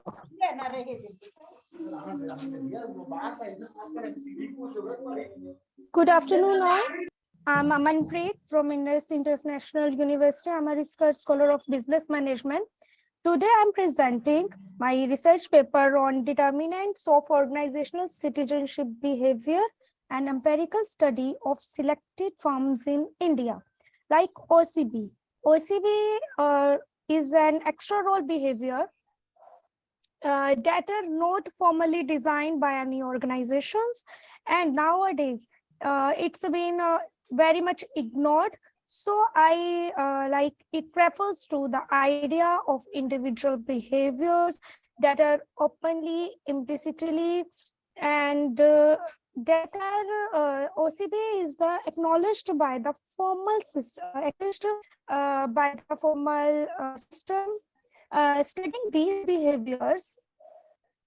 Studying these behaviors is crucial in terms of psychology and use of methods, since there is a great demand for management consulting to align such characteristics with the future of the organization. The concerned even when advancements and machinery are used. Organization efficiency and performance depend on its human resources. So, in my study, I have like in my study, I have should behavior of employees at particular Indian-based organization. This goal was to identify the key variables affecting OCB in the organization, like altruism, conscientiousness, sportsmanship, and civic virtue. Conscientiousness, sportsmanship, and civic responsibility are influences on the. So, sample of 201 respondents selected were considered to know the determinants of OCB. So now I'll move. I have collecting literature reviews also of some authors, like organizational pro-social conduct is another name for it. And as I have already discussed it, it is an extra role behavior. Various studies consider OCB is a very crucial element that are ignored sometimes by many organizations. So now the rationale of my study. The present study was conducted to focus the determinants of organizational citizenship behavior. It highlights the impact of different determinants very important for the managers and leaders. Is important the organizations and have to know the ways to engage the employee and enhance organization behavior. So, objective of my studies is to know the determinants of OCB, to know the impact of different determinants on OCB. So, on OCB, there is a significant impact on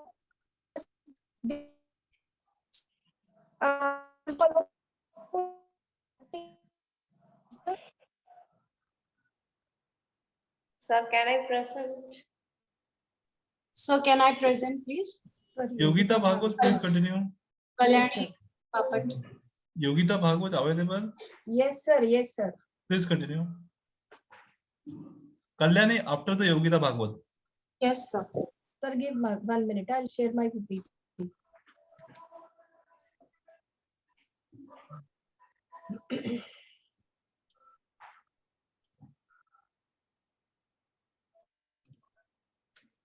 Sir, is visible? Yes, please continue. Yeah. Good afternoon, everyone. My name is Yogita Bhagwat, lecturer, also research scholar, Mumbai. My topic is study on cybersecurity and cybercrime and its impact on the mindset of the consumer. In the present speedy world, digital wrong down has turned into a tricky issue to each and every individual who utilize PC and cell phones for his or her exchange. We accidentally give the key to hackers without knowing the risk, and also the risk rises in the tandem with the technological advancement. Cybercrime is the result of high reliance on cyberspace, and it is also known as the internet world.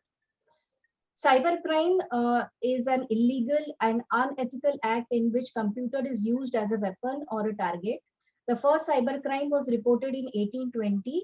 The phenomenal rise in cybercrime has been caused by the rapid expansion of online share trading and electronic commerce.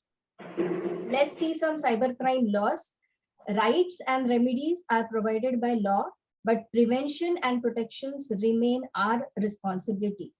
The Ministry of Women and Child Development campaigned the introduction of the 2012 Protection of Children and Sexual Offences Act in order to effectively address the dreadful crimes of sexual abuse and sexual exploitation of children through less ambiguous and more stringent legal provision. Also, IT Act of 2000, also known as Protection of Children from Sexual Offences Act, is the primary piece of legislation that deals with the cyber world regulations and provisions. In advance, the field of law in the light of the increasing modern and dynamic nature of the criminal justice system. Let's see cybersecurity. Cybersecurity is the collection of technologies, also practices that are intended to safeguard network devices programs, also data from harm or an unauthorized user. We say cybersecurity is the protection to the system, that is hardware, software, data, and attackers from attackers, which is called as cybersecurity. Cybersecurity can aid in risk management and helps prevent cyber attacks and identify theft. An organization's ability to prevent and mitigate these attacks improves when it has a solid understanding of network security and has efficient incident response strategy. End user protection, for instance, scan computers for malicious code and protects information from loss or theft. Let's see some case studies. Mumbai cybercrime causes a constable to lose rupees 1 lakh. The Oshiwara police, who is examining the matter, said that the constable Gurukul Devre lost the cash in 10 exchange. Interior designer arrested in Pune for making up fake accounts, Facebook accounts for 23-year-old woman. 5,700 cases in 5 years, and over 5,703 people have made complaints about cybercrime to the city police cybercrime cell over the last 5 years. People should be more careful on the daily basis, even while answering phone calls, reading text messages, visiting websites, and downloading the content. Many suspects are using internet-based voice calls to escape detection. So an accused person, uses of the internet, was recently monitored by the police in the central jail at Parappam, Agraha. He was giving instructions to his operatives in the cities through internet apps. So all service providers are required by the Information Technology Act of 2000 to provide the police with the necessary data for their investigation. An officer stated that while Indian businesses offers cooperation, it is difficult to obtain information from foreign business. Also, system to track missing children and unidentified bodies through facial recognition, also it was planned.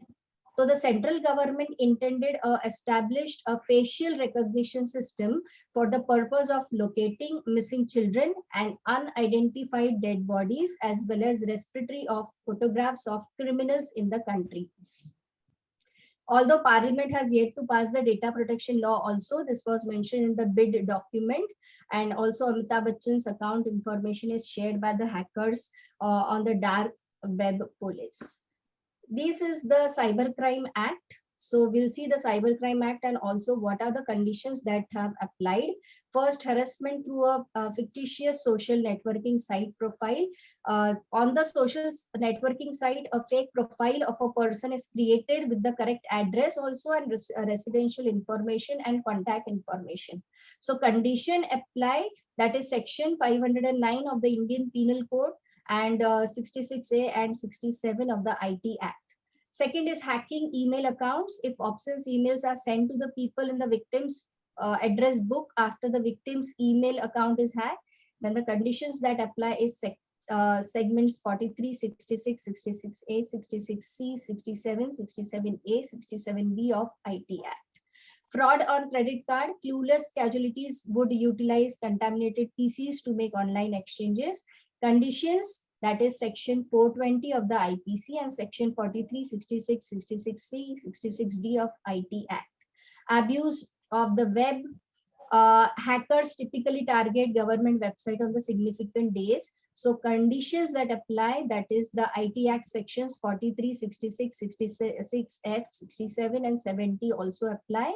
Introduce bug, worms, virus, rootkits.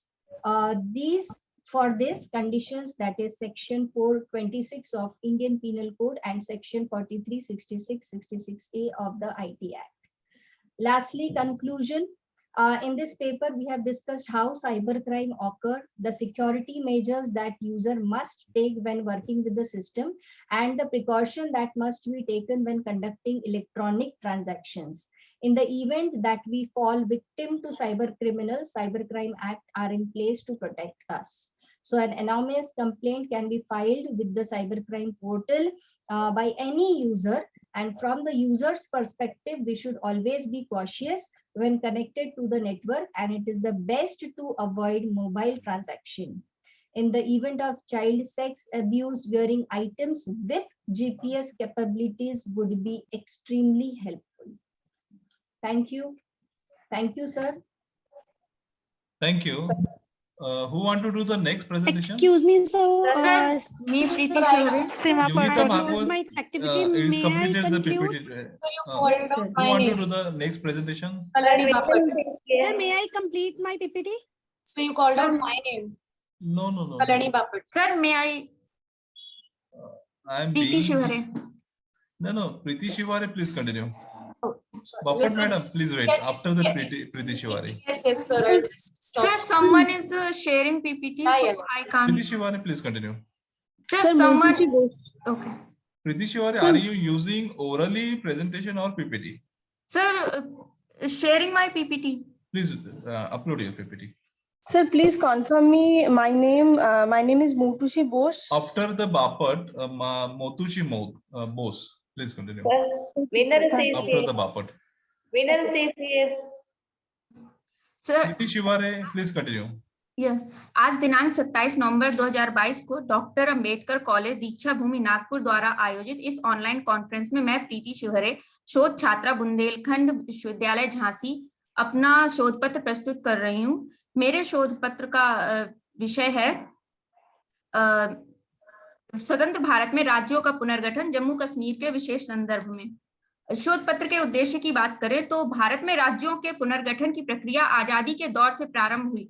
यह बात सर्वविदित है कि देश की आजादी के समय लगभग 600 देशी रियासतों का स्वतंत्र अस्तित्व था। सरदार वल्लभ भाई पटेल के प्रयासों से अखंड और एकीकृत भारत का निर्माण संभव हुआ।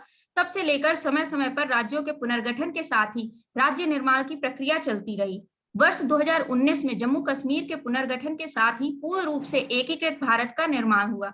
यही इस शोध पत्र का केंद्रीय विवेच्य विषय है। प्रस्तुत शोध पत्र का उद्देश्य स्वतंत्र भारत में राज्यों के पुनर्गठन के क्रम को समझना है।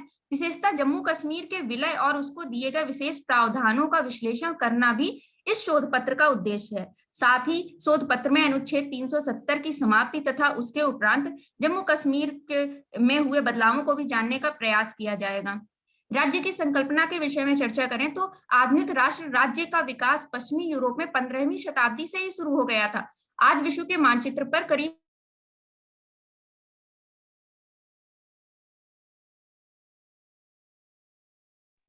What happened, Preeti Shivare? भूभाग प्रभुसत्ता। राज्य की राज्य व्यवस्थाओं को परिसंघीय तथा एकात्मक में वर्गीकृत किया जाता है। एकात्मक राज्य व्यवस्था में सभी शक्तियां केंद्रीय सरकार में निहित होती हैं और इकाइयों के प्राधिकारी केंद्र द्वारा प्रत्यायोजित अधिकार का प्रयोग करते हैं, जबकि उत्तम श्रेणी के परिसंघ में परिसंघीय सरकार को केवल वही शक्तियां प्राप्त होती हैं जो उसे इकाइयों द्वारा समझौते के माध्यम से दी जाती हैं। भारतीय राज्य व्यवस्था के स्वरूप के विषय में देखें तो भारत का संविधान का अनुच्छेद 1 कहता है कि भारत अर्थात इंडिया राज्यों का संघ होगा। यहाँ यूनियन ऑफ स्टेट्स का प्रयोग किया गया है। इसके दो अर्थ हैं। एक, भारत का परिसंघ इकाइयों के बीच किसी करार के परिणाम स्वरूप नहीं है, और दो, संगठक इकाइयों को उससे विलग होने का अधिकार नहीं है। देश की स्वतंत्रता के समय भारत में राजनीतिक इकाइयों की 2 श्रेणियां थीं, ब्रिटिश प्रांत और देशी रियासतें। 552 देशी रियासतें भारत की भौगोलिक सीमा में थीं। उनमें से 549 भारत में शामिल हो गईं। बाद में हैदराबाद को पुलिस कार्यवाही के द्वारा, जूनागढ़ को जनमत संग्रह के द्वारा तथा कश्मीर को विलय पत्र के द्वारा भारत में शामिल कर लिया गया। कश्मीर के विलय के विषय में देखें तो कश्मीर की रियासत की सीमा भारत और पाकिस्तान दोनों हिंदू थे, जबकि राज्य की 75% आबादी मुस्लिम थी।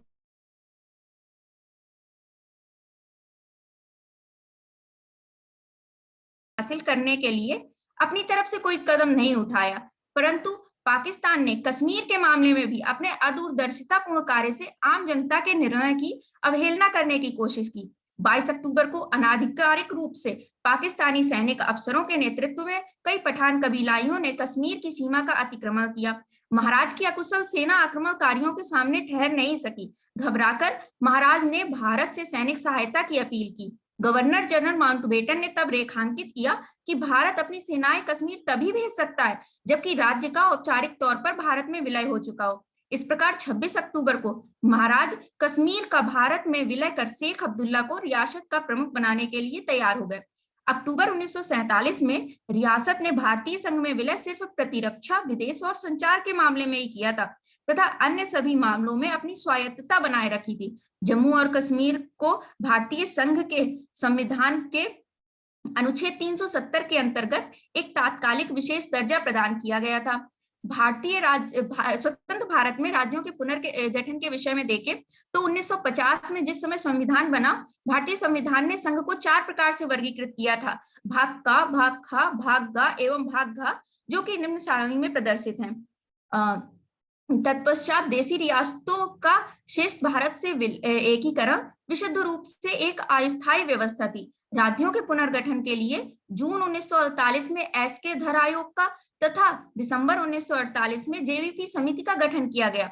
दोनों के द्वारा भाषा के आधार पर राज्यों के गठन को अस्वीकार कर दिया गया। 1943 में मद्रास से अलग तेलुगु भाषी राज्य के लिए हुए आंदोलन में 56 दिन की भूख हड़ताल के बाद एक कांग्रेसी कार्यकर्ता पोटी श्रीरामुलु का निधन हो गया तथा सरकार को आंध्र प्रदेश का गठन भाषा के आधार पर करना पड़ा।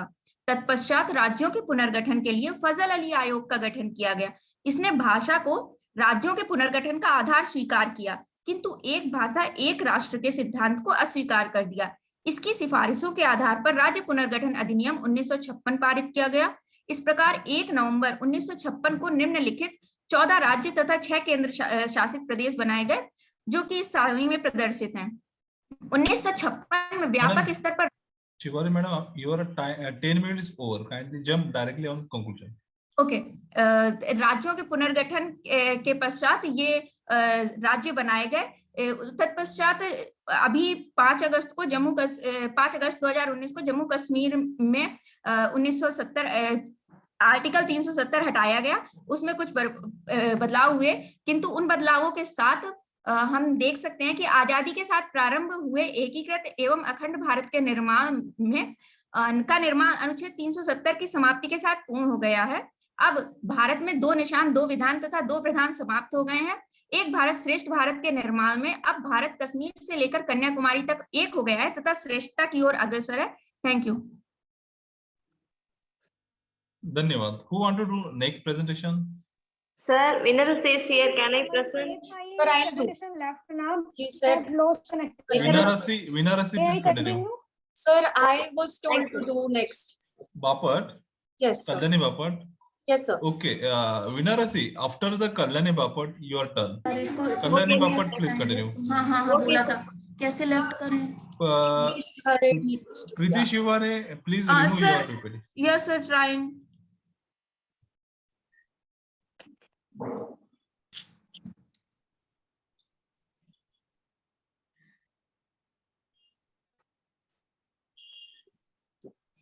Bapat, please continue. Yes, sir. Yes, so good afternoon, everyone. I'm Kalyani Bapat. I'm assistant professor at Kirit P. Mehta School of Law, Mumbai. So my topic for today is freedom of press versus the right of privacy during mourning. This topic came into my mind that I need to research, especially with respect to the celebrity deaths that have been happening in last 2-3 years, especially during COVID times, and the way press has been reacting to this during the cremation and funeral, and how the relatives have been hounded by these media personalities. So to begin with, media is known to be the 4th pillar of democracy, yet it has been failing in achieving the constitutional goals. We have made it over the time. We have seen that media has initially media was the voice of the people, but now all that matters to them is the TRP rating and the TRP rat race that has started. So what is the objective of my study? My objective of the study is whether Indian media is going overboard with the freedom of press that they have got under Article 19, and also whether it is time that we incorporate right of mourning of the family within the ambit of Article 21. So a death of a friend or acquaintance or family members is, and it is a experience which humans have to deal with themselves. Attending a funeral can be a most private and painful of human experiences, but hounding of these people by the media and the paparazzi somewhere shows how a deceased person and the family of the deceased persons or the friends of the deceased person are being given a inhuman treatment or an undignified treatment. So basically, height of media breaching the privacy of the mourning family was reached, especially we saw during the demise and funeral and cremation process of Sushant Singh Rajput as well as Siddharth Shukla, where the media literally shoved mics and cameras into the face of those who were mourning and those who had come to pay last respects of these people. Now I think with the increased privatization of media, increased rat race amongst various channels, it has become imperative that some kind of regulation needs to be put on the media. Yes, I agree that under Article 19, freedom of speech and expression includes freedom of press, but that does not mean it cannot be regulated, because somebody's private rights you are infringing for your TRPs. So if I think especially the rights to mourn in private should be respected. And it is high time that there has to be brought in some regulatory regime in India to tame down the media and to control how they are. I'm not saying, I mean, through the research, I have nowhere mentioned that pre-censorship should be done, but there is a dire requirement that at least the regulatory mechanism should be put in place. Also, if all these cannot be done because we have because our media has a protection under Article 19, then at least something on the lines of United Kingdom's, that is National Press Complaint Mission, should be instituted in India, so that anyone who has a grievance, anyone who has suffered because of indecent or excessive hounding by the press or the media, that grievance can be remedied through such kind of commission in India. Thank you so much.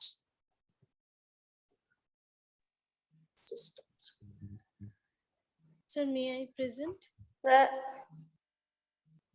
Who was the next after the Bapat? Sir, winner says. Winner, please continue. Okay. Sir, when I present, sir? After the winner say. Okay, sir.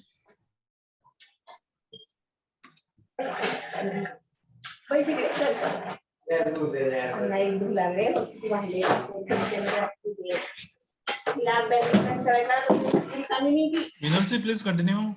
Okay, sir. Good afternoon to all. I am Winner C, a research scholar.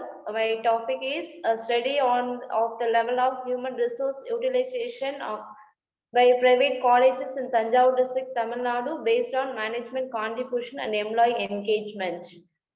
Firstly, I go through abstract and introduction. In private colleges, management contribution and employee engagement are highly valued when contribution and engagement work together. The organization moves towards growth. The study considers the extent to which management contributions and employee engagements are applicable. Human resource utilization depends indirectly on management contribution and employee engagement to set an organization on the path to success. The study examines the impact of management contributions and employee engagement on the utilization of human resources using questionnaire distributed by researchers to 25 colleges and their staffs. The study found that human resources are well utilized. It also suggests that management contribution and staff engagement should be shown in the development of colleges. Human resources are an organization most valuable resource. The phrase human resource utilization in this context simply refers to the effective and efficient use of human resources inside a company to accomplish the desired growth and development while minimizing manpower loss. Effective human resource utilization is viewed as a vital aspect in the growth and development of company in the modern world when difficulties like globalization, tribulation, corruption, and mismanagement are common. Susan continued by saying the people are the source of human resources, which are made up of a person's potential abilities as well as the necessary knowledge, skills, and other personal traits such as personality traits, attitudes, and physical and mental characteristics required to perform the job. Management of human resources has the potential to help organizations thrive, expand, remain competitive, and generate profit in order to guarantee that all employees, regardless of can actively engage in accomplishing organizational goals. Active human resource management is essential for the success and survival of any organization. Employees are able to successfully and productively contribute to the overall corporate direction and the achievement of the organization's goals and objectives thanks to excellent human resource management. My study objective should look into employee involvement and how management contributions were utilized in the past to determine how the current area affects employee engagement and the management of human resources. The primary goal of the study is to evaluate the degree of management contribution and employee engagement in the use of human resources by private colleges in the Tanjavur district, Tamil Nadu.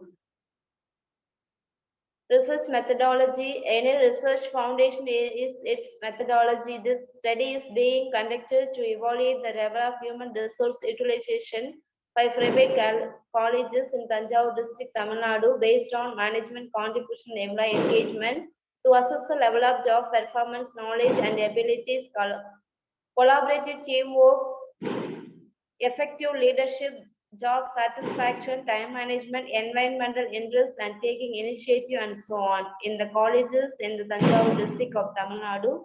The current study aims to determine the level of human resource utilization and managerial contribution and staff engagement. Sampling technique samples come from staff members at 25 colleges and respondents. Data analysis and using SPSS software, the data analyzed and interpreted in the tables. I go to findings and discussions. Every business needs to routine method for evaluating employees' performance as well as look at how each person is developing professionally and a process for creating safe atmosphere, strong and more effective job performance systems would boost management involvement, employee engagement, and academic performance at the school. Any human resource utilization efficacy depends on how well these procedures are put into practice. Employees should no longer be reluctant to offer suggestions or voice disagreement, and constructive criticism and offers workable alternatives should be welcomed. It is obvious the efficient solutions for managing human resource would increase management involvement and employee engagement. Conclusion. Finally, the study found the human resource utilization coefficient and the constant were statistically significant as indicated by their probability values. Thank you to all. Thank you. Who want to the winner? Sir, this is Amanpreet. Sir Motushi Bose. Sir, I want to also share. Motushi Bose, please continue. I also want to present my paper. Motushi Hanuman Bose. Saran Singh. Motushi Yes, sir. Bose, please continue. Yes, sir. Yes, sir. Sir, could you share my PPT? See my PPT on screen? No. First, you have to open your PPT, then click on share button.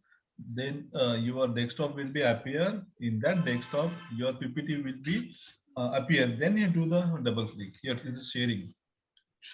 Right now, sir? Yeah, please continue. Impact of music. Continue. Yes, good afternoon all. My name is Mutushi Bose, Research Scholar, Department of Education, Dr. C.V. Raman University, Kota, Bilaspur. My topic is about impact of music education on academic achievement on teachers training. Uh, Actually, nowadays there is a great deal to variation across state in terms of the kind and extent to the music curricula. It may even vary widely between individual school district within the same state. Almost all kids will have been required to take music classes between kindergarten and fourth grade. Sometimes this occurs directly, like in an all-encompassing music lesson, and other times it occurs indirectly, as in an approach to teaching and memorizing the alphabets via music. When taken as a whole, this corpus of study, literature supports a natural stance on the impact of music on academic attainment and whether the music be direct teaching, music integrated with the other discipline, or just background music. In the other word, there was no evidence to suggest that music education has no influence on student academic performance, but there is also evidence to suggest that it will inevitably increase student performance. Either students may gain great deal by taking music lessons. A child musical development is essential on his or her growth and development as a whole. Science music improves academic achievement, helps with social skill, and gives the outlet for creativity. A child learning may be catapulted to new heights by exposure of music. Thus, this aspect of their education should never be overlooked.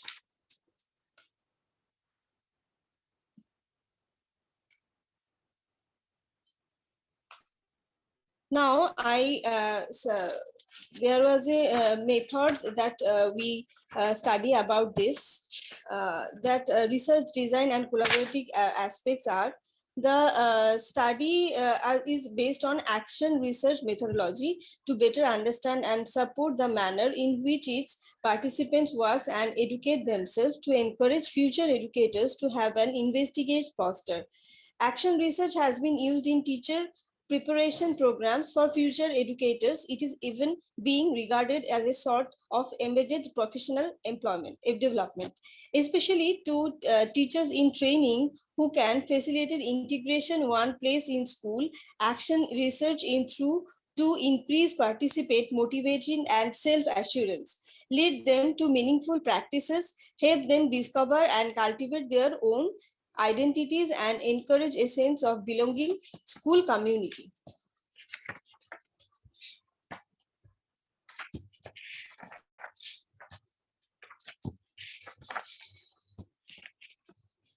The sample has mean age of 6.45 years, rising on 350 and 1159 years old on average. And the first and third qualentine size 5.3 and 7.85 years old, respectively. Median baseline differences was, and first there was a quartile was respectively.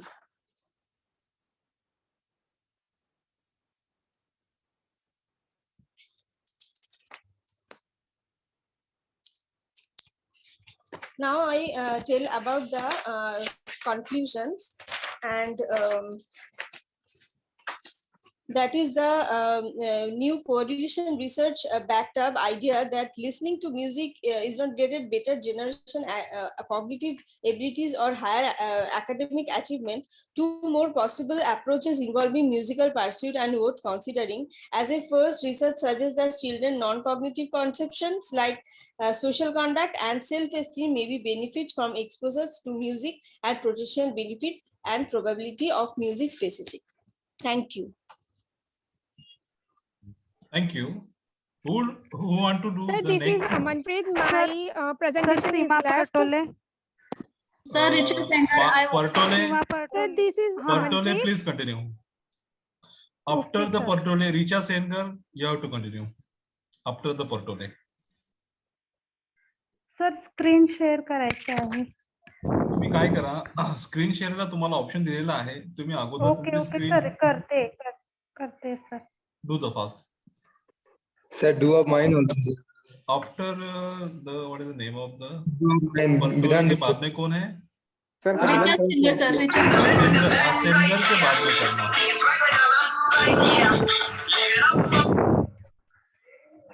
Sir आवाज येतोय माझा?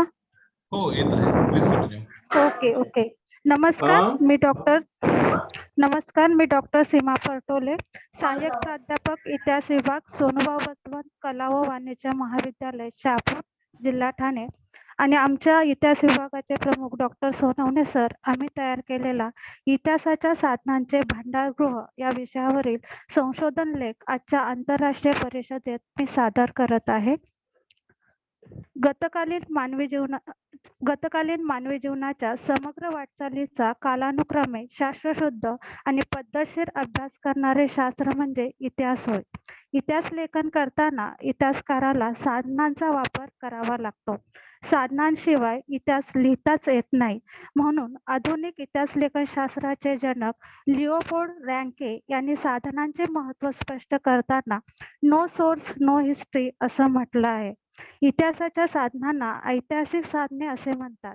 इतिहासातील एखाद्या घटनेचे विश्लेषण करून अन्वयार्थ काढण्यासाठी ज्या वस्तू, वास्तू, प्राचीन लेख, कागदपत्रे व उत्खननातील अवशेष यांचा वापर केला जातो त्यांना ऐतिहासिक साधने असे म्हणतात। ही ऐतिहासिक साधने ज्या ठिकाणी संग्रहित करून ठेवलेली असतात त्या भांडारगृहांचा सदर लेखात आढावा घेण्यात आलेला आहे। सदर संशोधनाचे ध्येय इतिहासाच्या साधनांच्या भांडारगृहांचा अभ्यास करणे। संशोधनाचे उद्दिष्ट इतिहासाची प्राथमिक व दुय्यम साधने या संकल्पनांची माहिती मिळवणे। वस्तू संग्रहालये, ग्रंथालये, पुराभिलेखागार, वृत्तपत्र संग्रहण आणि नाणे संग्रहालय या भांडारगृहांची माहिती मिळवणे। तिसरं उद्दिष्ट आहे इतिहास लेखनासाठी उपयुक्त असणाऱ्या ई भांडारगृहांचा शोध घेणे। इतिहासाच्या साधनांचे प्रामुख्याने दोन प्रकार पडतात, ते म्हणजे प्राथमिक साधने आणि दुय्यम साधने। प्राथमिक साधने म्हणजे एखादी घटना घडत असताना एखाद्या व्यक्तीने जर ती स्वतःच्या डोळ्यांनी पाहिली असेल आणि त्या घटनेची नोंद स्वतः किंवा इतरांना सांगून त्याच वेळी केली असेल तर त्याद्वारे निर्माण होणाऱ्या साधनांना प्राथमिक साधने असे म्हणतात। तर दुय्यम साधने म्हणजे एखादी घटना घडून गेल्यानंतर अनेक वर्षांनी व ऐकीव माहितीच्या आधारे व स्मरणशक्तीच्या आधारे आणि प्राथमिक साधनातील मूळ माहितीचे तर्कशुद्ध व शास्त्रीय पद्धतीने विश्लेषण करून लिहिलेले ग्रंथ होय।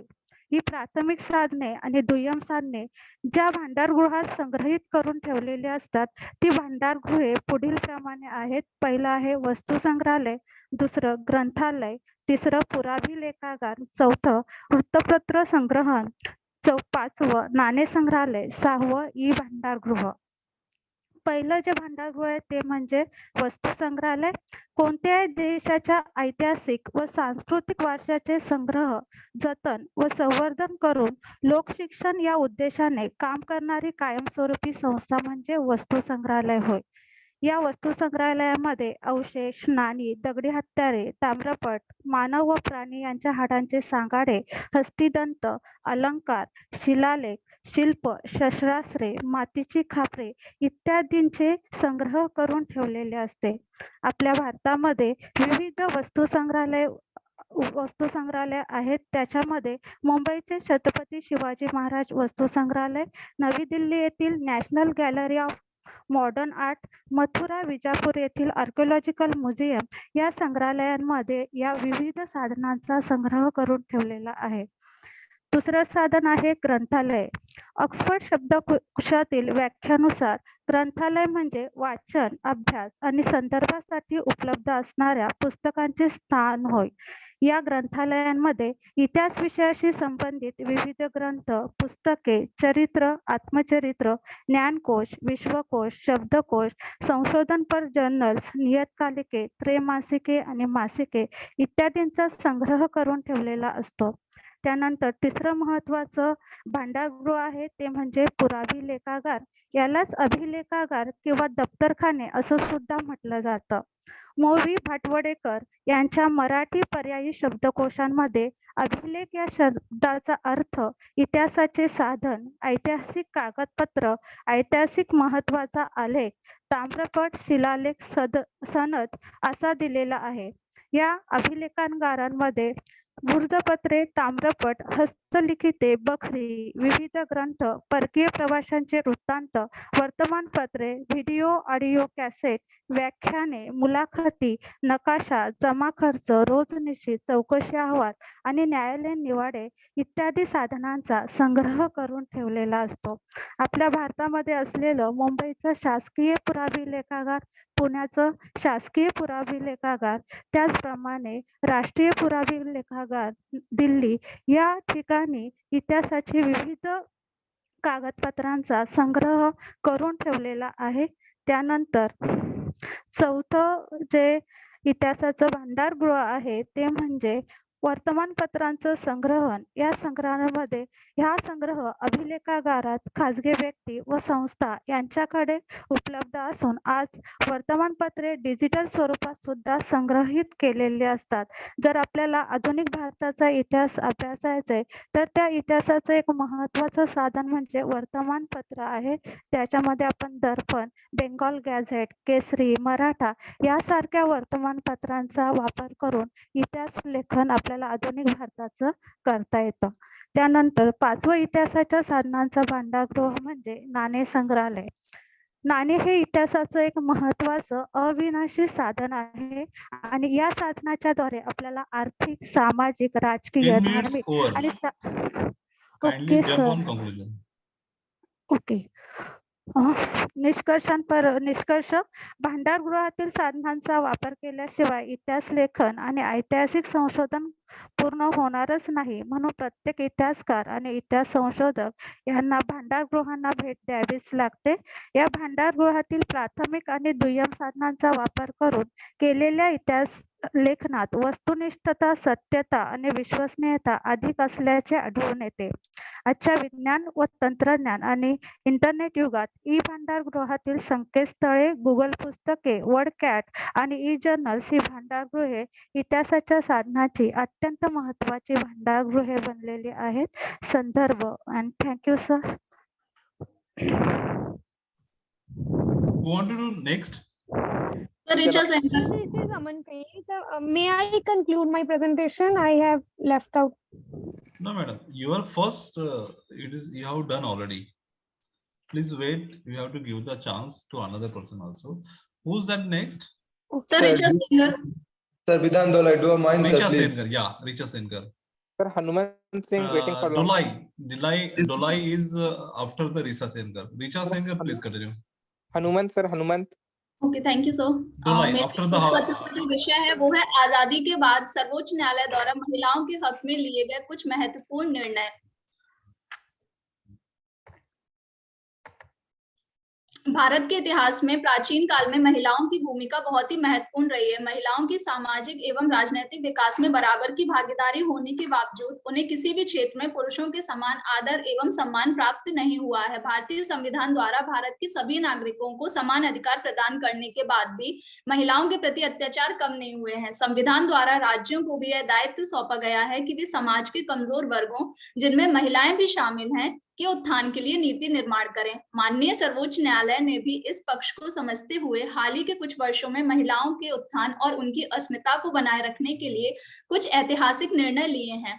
ये निर्णय उन्हें परिवार, समाज, शिक्षा, रोजगार, समानता आदि के क्षेत्र में अपनी भूमिका मजबूत करने के लिए मील का पत्थर साबित हुए हैं. सर्वोच्च न्यायालय द्वारा महिलाओं के हक में लिए गए निर्णय इस पितृसत्तात्मक समाज में महिलाओं को पुरुषों के समान अधिकार देने की ओर एक महत्वपूर्ण कदम है. प्रस्तुत शोध पत्र का उद्देश्य यह जानना है कि सर्वोच्च न्यायालय द्वारा लिए गए निर्णयों ने किस प्रकार महिलाओं के जीवन में बदलाव लाया है. इसके साथ ही इनका प्रभाव महिलाओं के निजी जीवन, सामाजिक जीवन तथा आर्थिक जीवन में किस प्रकार पड़ता है. ये सभी ऐतिहासिक निर्णय किस प्रकार नारीवादी विचारधारा को मजबूती प्रदान करके इस पितृसत्तात्मक समाज में महिलाओं को बराबर का दर्जा प्रदान करने में सहायक है. भारत में वैदिक काल में महिलाओं को सभी प्रकार के अधिकार प्राप्त थे. उन्हें समाज में पुरुषों के समान ही स्थान प्राप्त था. ऐतिहासिक अध्ययन से पता चलता है कि पूर्व वैदिक काल काल में महिलाओं को समाज में उच्च स्थान प्राप्त था, परंतु उत्तर वैदिक काल में महिलाओं की स्थिति में बदलाव आना शुरू हुआ। पर्दा प्रथा, सती प्रथा, बाल विवाह, दहेज प्रथा आदि कुरीतियों ने महिलाओं की स्थिति को और खराब कर दिया है। भारत में महिलाओं की स्थिति बहुत ही दुविधापूर्ण है, जहां हम एक और स्त्री को देवी के समान समझकर उसकी पूजा करते हैं और शक्ति रूपेण संस्था मानते हैं, वहीं दूसरी ओर उसे कमजोर समझकर उसका शोषण किया जाता है। सर्वोच्च न्यायालय न्यायिक सक्रियता का प्रयोग करके व्यक्तिगत अधिकारों को ऐसे निर्णयों द्वारा संरक्षित या विस्तारित कर सकता है जो कि पूर्व नियमों या परिपाटियों से अलग हटकर होते हैं। पिछले कुछ वर्षों में हमें सर्वोच्च न्यायालय का महिलाओं के अधिकारों, उनकी गरिमा और अस्मिता के लिए किए गए निर्णयों द्वारा ऐसा ही मजबूत और सराहनीय रूप देखने को मिलता है। 3 तलाक का मुद्दा। भारतीय सर्वोच्च न्यायालय ने 22 अगस्त 2017 को मुस्लिम महिलाओं के पक्ष में एक महत्वपूर्ण निर्णय सुनाया। सर्वोच्च न्यायालय ने 3 तलाक को असंवैधानिक घोषित कर दिया। भारत में 3 तलाक का मुद्दा हमेशा से ही बहस और विवाद का विषय रहा है। समय समय पर लोगों द्वारा इस प्रथा के ऊपर सवाल उठाए जाते रहे हैं।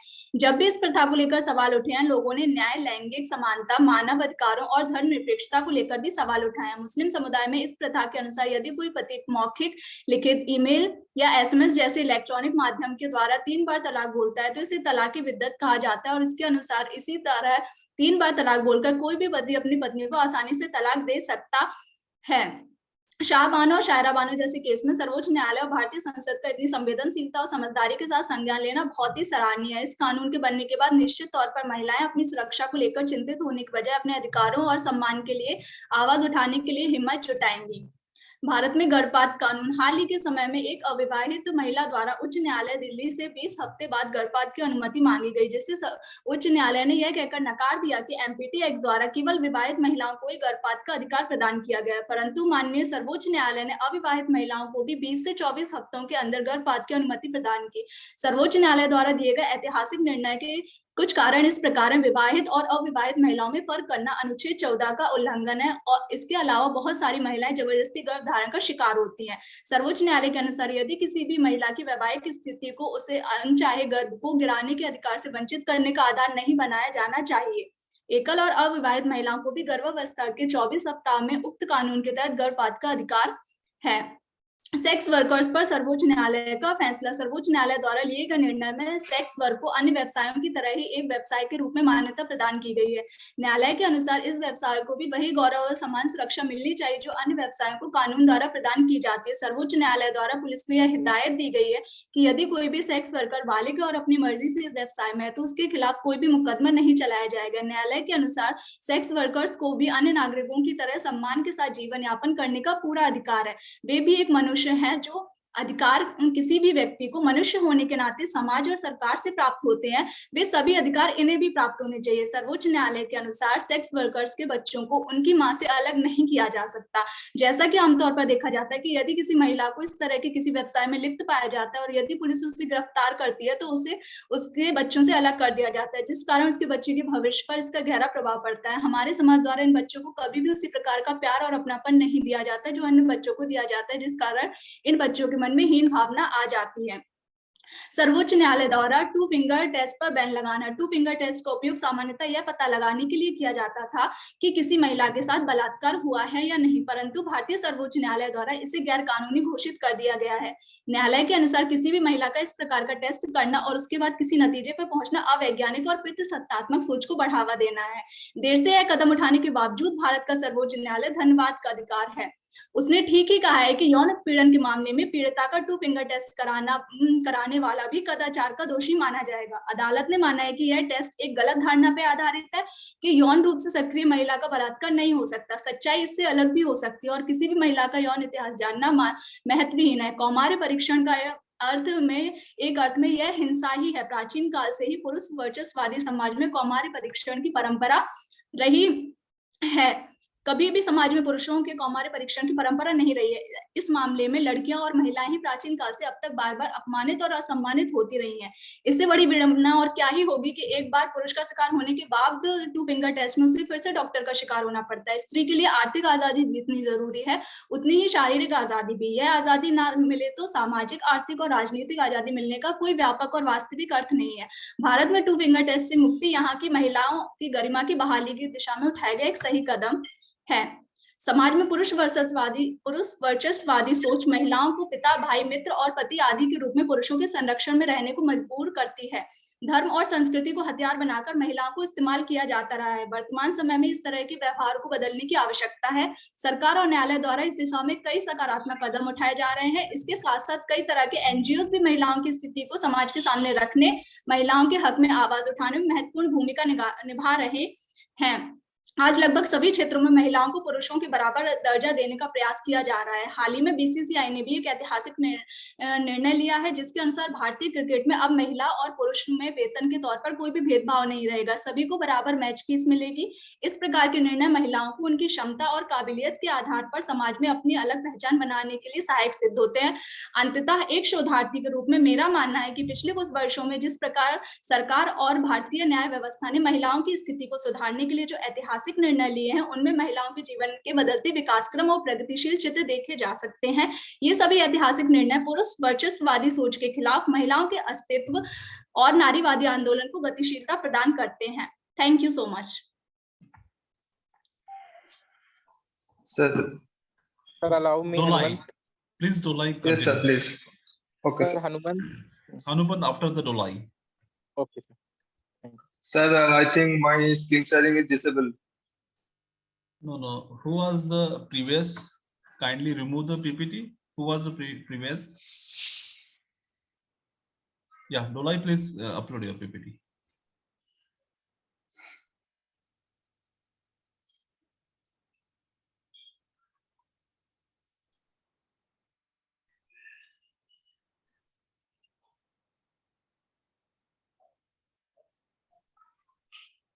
Are you uploading the PPT, Dolai?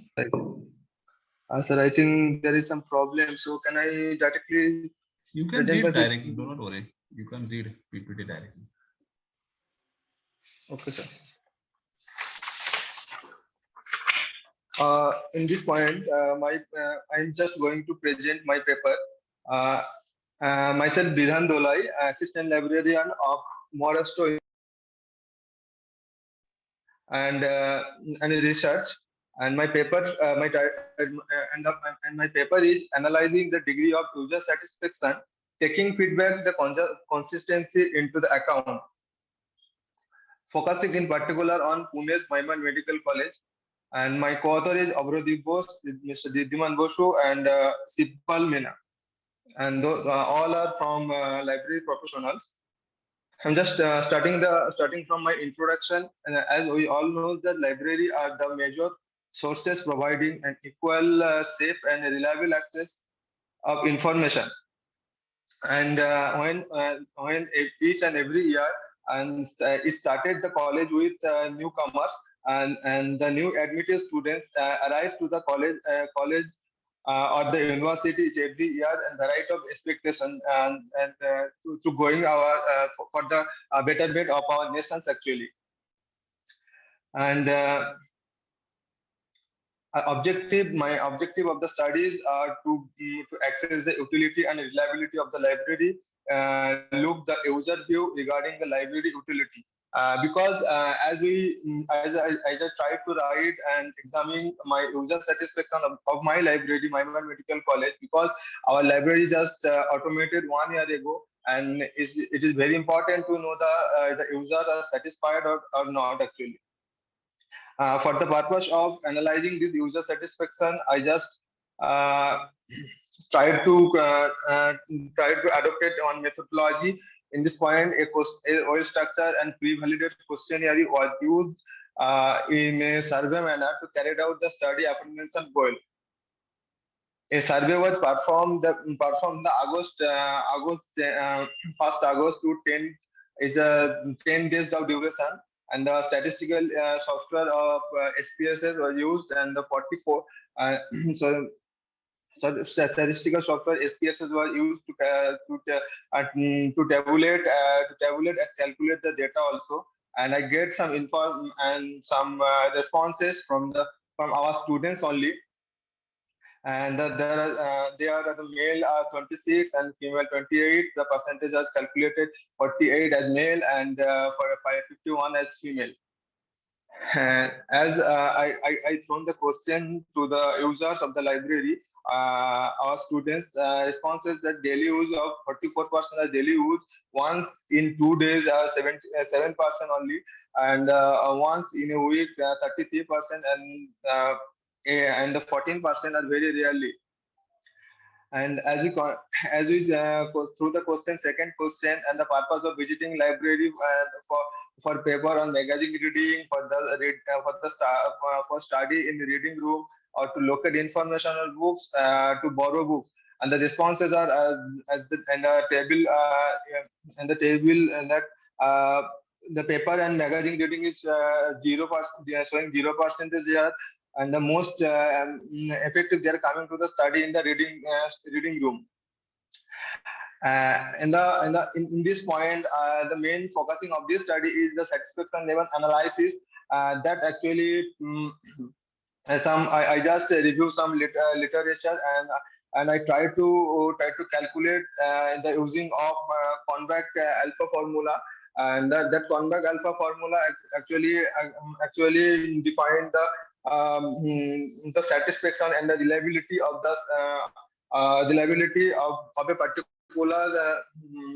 what can I say, particular questions actually. So the satisfaction level, we have found the reliability statistics, the convex alpha is 0.97.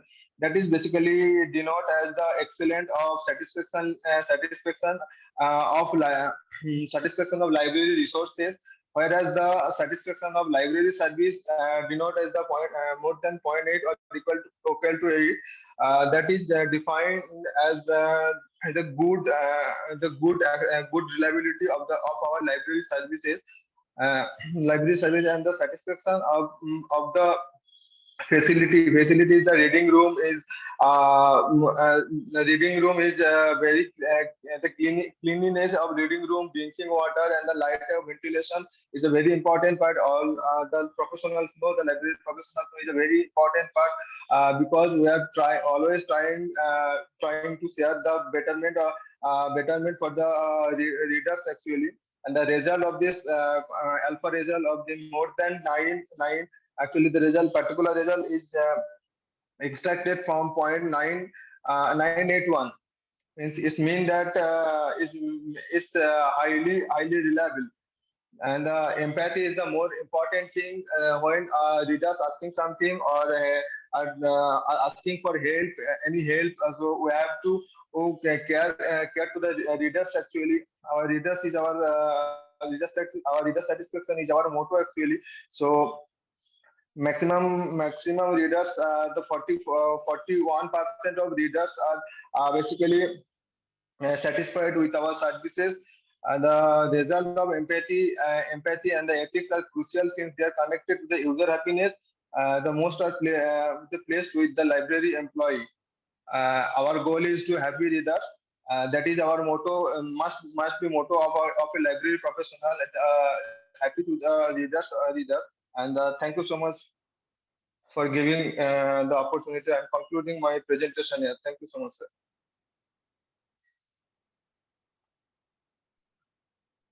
I've done it? Yes, sir. Okay, who's the next?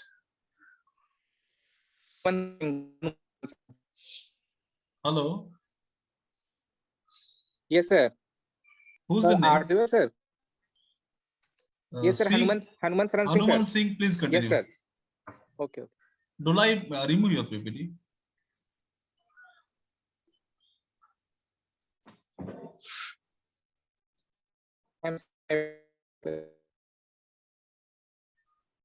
Hanuman Singh, your internet is not stable.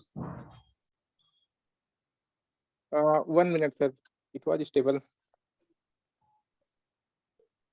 Yes, sir. Sir, I am saying my presentation. It is visible. PPT visible. Continue. Okay. My topic is crack healing of concrete structure using Bacillus subtilis bacteria. We know that concrete is a homogeneous mixture of aggregate, fine aggregate, and coarse aggregate, and water, cement. It is the mixer. So concrete is a highly compressive. in strength, durability, ease of availability. So it is widely used overall the world. But concrete is weak in tension. So cracks are developed in concrete. From cracks removal, we have a number of techniques like traditional repair techniques, epoxy, grouting, jacketing of cracks, but these are very expensive and it is not environment friendly because we are using more cement and it provides more carbon dioxide gases. So it is not a environment friendly. So we use microorganisms like bacteria. We using to fill the cracks by producing calcium carbonate. At the time of concreting, bacteria goes to inactive position. But whenever void are available in concrete or some gap or some voids present in concrete, it's active. Bacteria automatically active and it's start the precipitation. It's start the to fill that void. So there are many bacteria like B subtilis, B alkaline, B other many, but Bacillus subtilis bacteria are mostly used because it is very strong, and we know that concrete is compressive in nature. So there is a no effect of concrete compression, and there are easily environmental condition. It can resist in any environmental condition. So here in my research topic, I have used subtilis bacteria, B subtilis. I have used in compression test of M25 grade of concrete according to IS 10262-2019 with the using of bacteria. All the cubes I have made 150 mm into 150 mm into 150 mm size, and I cure it 28 days and testing after 7 days and after 28 days. This is a chart where I am showing the result of after 7 days. The strength of conventional cubes is blue and B subtilis cube is red. It is after 28 days around the normal concrete, conventional concrete, near about 20. But at this B subtilis cube, it is around 26, 28. So all these around, this is the average of all the samples of compression testing. And from conclusion, we can say that Bacillus subtilis show a percentage in case of about 14% in compressive strength compared to the conventional specimen. And whereas bacteria acts as neutral medium. This bacteria B subtilis also used, so it is neither, because it is neither change in slump. Slump value is same for conventional concrete and from bacterial concrete. And setting time also same. So it can be used, it is good for our concrete structure. This is our references. Okay. Who want to do the next presentation? Myself, Dr. P.A. Saule, sir. Saule, sir, please continue. Okay. Share करायचंय. आपण शेअरवर चालू केली. Open your PPT first. Yes, yes, sir. Click yes. on share button. When your text appear to your front, then you have to double click on your PPT. Is my PPT is visible? Continue. Visible? Yeah. Yes, sir. Visible. Please continue. Visible. Okay. Sir. Okay.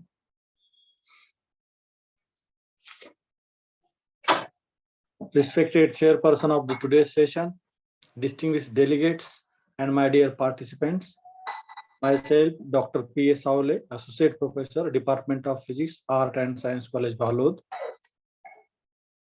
Today, I am going to present my research topic, XRD, FTIR, SAME, EDAX, UV visible study of calcium tartarate crystals.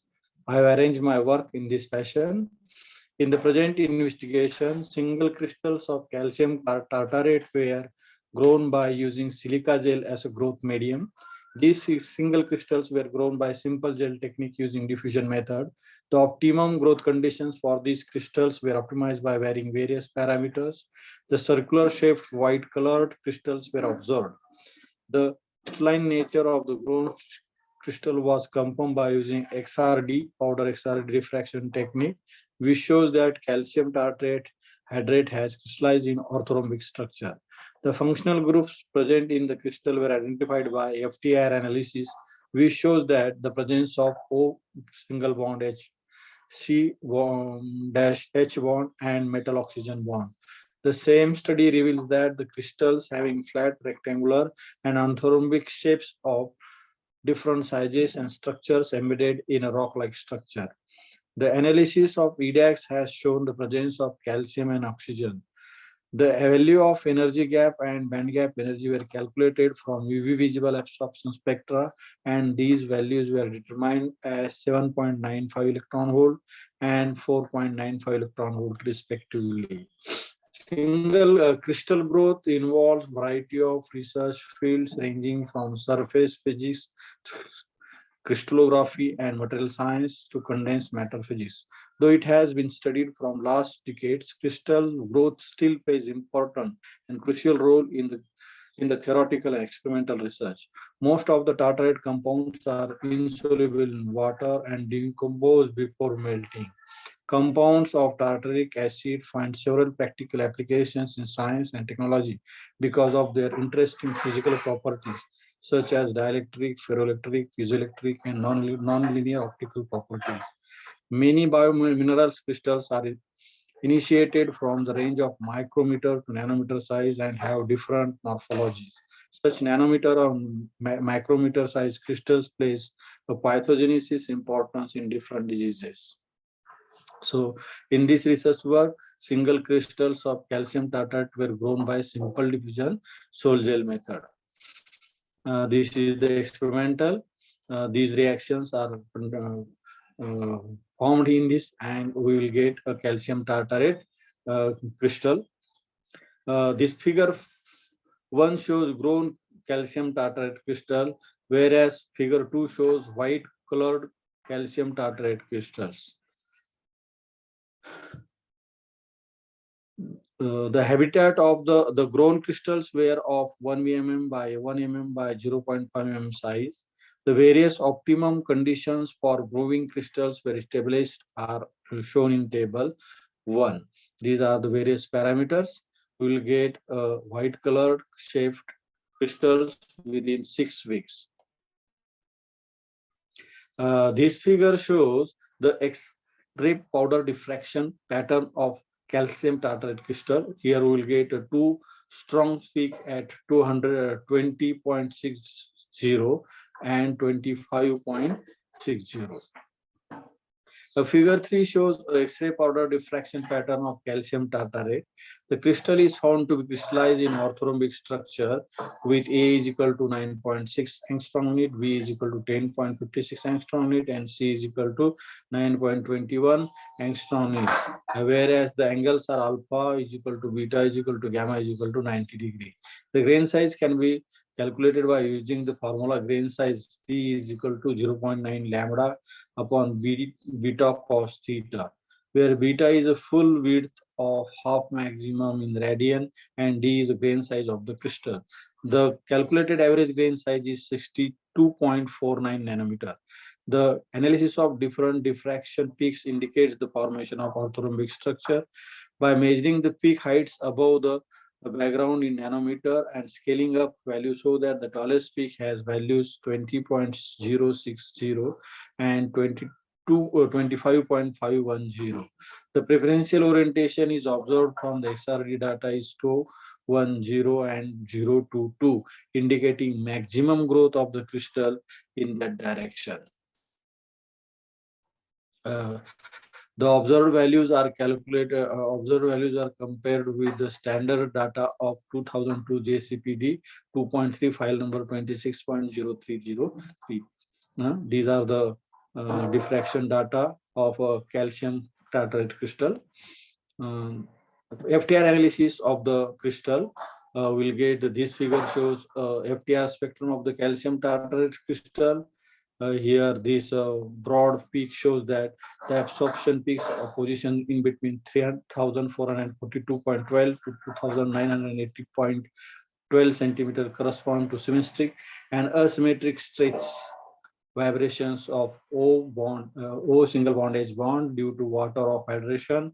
The band at 2,727.44 to 2,171.92 centimeters corresponds to the hydrogen bonding, whereas these bonds shows that the peak at 1,979.03 to 1,928.88 per centimeter corresponds to C single bond O stretching. The peak at 1,583.61 centimeter, the band corresponding to the carbonyl group C double bond O, the band at 1,425.44 per centimeter shows the bond corresponding to the C single bond H asymmetric stretching, and similarly the band observed at 736.83 shows the metal oxygen bond. Saule sir, 10 minutes is over. Sir, एकच minute फक्त. The same analysis of calcium tartrate crystal. This is the different magnifications of the same of calcium tartrate. This shows that this crystal having rectangular shape looks like a cube of different shapes, sizes of orthorhombic structures embedded in the rock-like structure. This is the EDAX analysis. This shows the presence of calcium and oxygen. Table 3 shows the various percentage of atomic percentage and mass percentage of the calcium and oxygen. This figure shows the UV absorption spectrum of calcium crystal. Will get a high peak at 250.00267 nanometer. We have calculated the energy gap and energy gap by using these two formulas. The energy gap and energy band gap given in this table. The energy gap is 7.95 electron volt and the band gap energy is 4.95 electron volt. The conclusions are single diffusion method is found for suitable and convenient for growing of this crystal. We'll get nucleation control can be achieved by changing various gel parameters such as pH of the gel, density of the gel, concentration of the feed solution. We have compared this data and D values. The standard data shows that the calcium tartrate is orthorhombic structure.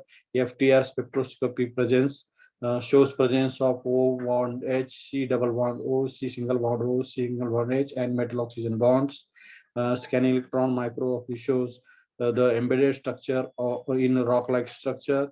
EDAX has shown anhydrous nature of the calcium tartrate and presence of calcium, carbon, and oxygen. And the value of energy band gap and energy band gap are 7.95 and 4.95 electron volts, which confirms the semiconducting nature of the brown crystal. These are acknowledgement and these are the references. Thank you for giving me an opportunity to present my work. Thank you, Waghmare sir. Thank you, sir. Who want to do the next presentation? Sir, shall I present Dr. Pramila? Pramila, madam, please continue.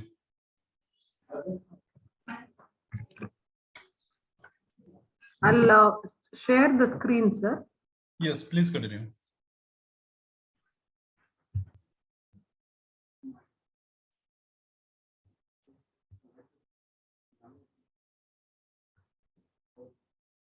Is the screen visible, sir?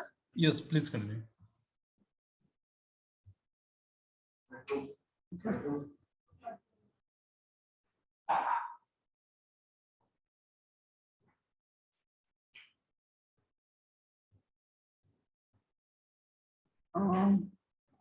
Sir, I'll start the presentation. Good morning, everybody present here. My topic is an empirical study on wet waste composting techniques in Mangalore city. This is a joint paper by Ramesh Shetty and Dr. Pramila Shetty. We are assistant professors at SDM PG Center, Mangalore. I have an introduction and the types of waste management techniques followed. as well as the results of the empirical study. I'll quickly sum up with that. Cleanliness is next to godliness. Swachh Bharat mission of the government actually helped in developing the awareness, and now the people are segregating wet waste and they're composting, or they're even disposing it in a proper manner. Now, if it is not segregated properly, it poses a serious threat to the environment as well.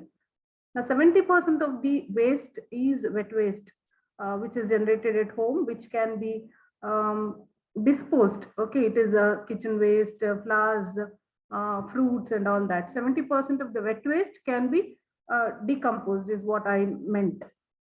What is the meaning of wet waste management? It is a strategy to decompose this waste, or reduce it, or reuse, or prevent generation of the waste. Next, coming to what is the importance of this particular waste management, it helps us to maintain the or sustainable city for the future generation, that is avoiding the landfills, or saving the environment, or avoiding water contamination or soil pollution, or even coming to the hygiene point of view, avoiding these epidemic diseases and all that. Coming to the types of waste management techniques followed by the households, there are three types of waste management techniques, that is bin composting. Okay, first one is bin composting, which is popularly used in the city, in the households. It is just using a container placed to collect the wet waste, and then it is composted over a period of time, because of the moisture and retention of this moisture. Okay, few bins will produce bad odor, but then it is still used in few of the households. Next, majorly used type of composting is vermicomposting, that is converting the biodegradable waste into compost, okay, with the help of earthworms. Now, these earthworms, usually for a large amount of wet waste, this particular technique is used. Usually the Indian temperature from 10 degrees to 32 degrees, this particular earthworm survives. And the volume of this wet waste, it is reduced to 40% to 60% because of the earthworms, because the earthworms consume it. So this is also very effective technique, and it is used for manure and for other agricultural purposes. Next, very important and most popular technique is pot composting, which is suitable for small families, that is, which is producing kitchen waste of about less than 2 kgs per day. It can be kept in the balcony also. There are 3 layers of these bins which are produced, which are kept, and the waste is decomposed in these bins. Now, the objective of my study is, as mentioned in the PPT, that is to identify various wet waste composting techniques which is used in the city, which I have already mentioned, that is 3 types, to identify the most popular technique of wet waste management in Mangalore city, to study the utility of manure generated in this composting, to study the level of awareness and opinion of the people regarding waste management. The methodology which I have adopted is, this is the empirical study wherein I have developed a questionnaire for collecting the data from the households of the city, and convenience sampling method is used. 2 hypotheses is framed and tested using ANOVA. The outcome of the study is there is significant difference between the type of property in which they stay, that is, it could be flat or independent house or tiled house. So depending on the type of house and the type of composting techniques which are used, which I have mentioned already, the 3 types, there is significant difference between the type of property in which they stay and the utility of the compost manure. That is, for what purpose they are using the compost manure. It looks something like what I've shown on the slide. The manure after 3 months, it looks like that. Next is awareness of this particular waste management level is very high, because nowadays, because the government has also made a lot of efforts towards this. after the Swachh Bharat mission, the awareness has increased. 44% of the households adopt post composting and 40% have adopted bin composting. 75% of the households do the composting out of their own interest. That is, 25% of them do because of the Swachh Bharat volunteers, compulsion and all that. But otherwise, 75% do it voluntarily. To conclude with, in order to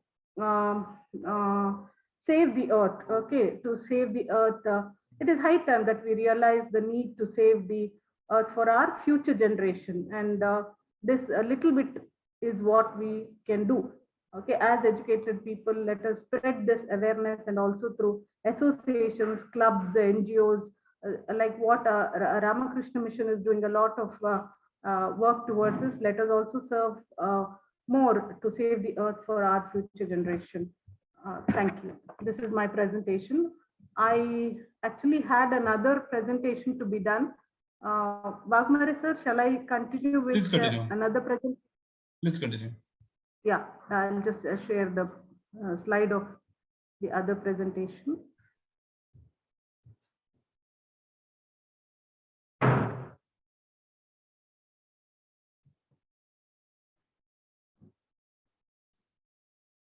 Yeah, the topic of this presentation is challenges and transformation of women in BPO era. The objectives of this study is to understand the status of women in ancient period, medieval period, pre-independence period, and the post-independence period. And very important aspect which is touched upon in this study is transformation in the status of women and challenges in the era of business process outsourcing, that is the BPO. So this study consists of 4 parts, that is by literature review, studying the ancient period, medieval period, pre-independence period, and post-independent period. Major challenges in the for this presentation, I've taken up only the BPO sector at the present generation. The major challenges faced by the BPO sector is because of the rising financial demands. Women are compelled to work in multiple roles, that is work as well as the households. India today has emerged as a world-class back office and is observed at a high percent of women, they get attracted towards it. Safe transportation is a major setback for women because we have seen so many issues which has happened because of the night shift traveling and all that. Frequent challenging organizational culture, sexual harassment by the colleagues, and this is one of the major challenges faced. We have reviewed a few papers written by Dr. Kausar, Ara Begum, Banu Ganapati, and yeah, I have taken only this for the presentation. The suggestions based on the reviews, this is a literature paper based on the literature review. The suggestions which we could give is frequent short breaks are better than giving long breaks at fewer intervals. Compressed work week is necessary. The organization should concentrate on the people who achieve and perform well. Women employees should receive special recognition in the form of monetary or non-monetary benefits. Entertainment, conducting cultural programs within organizations can be carried out. Also, flexible shifts are necessary. The company should provide master health checkup and treatment to women employees. Women employees should be given opportunity to participate in the decision making. Also, counseling sessions are needed frequently. Stretching exercises and mental muscle tension relaxing techniques, all that should be conducted frequently. In case of an abusive or distressing call, take a breather if could not take up any from somewhere else. To conclude with the presentation, even women need cheerleaders and support sometimes. Development of our country is incomplete without the progress and safety of women, which is very much essential. Hence, special attention should be paid to the fastest growing sector, that is the BPO sector, where maximum women employees are being employed. Thank you. This is all for my presentation.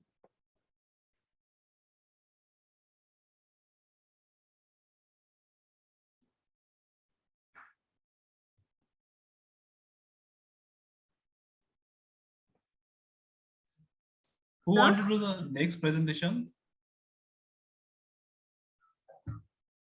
Hello? Hello? Who want to do the next presentation? PPT?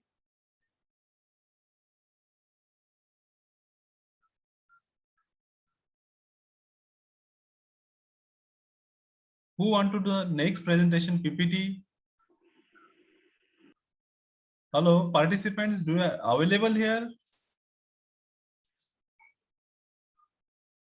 Who want to do the next PPT?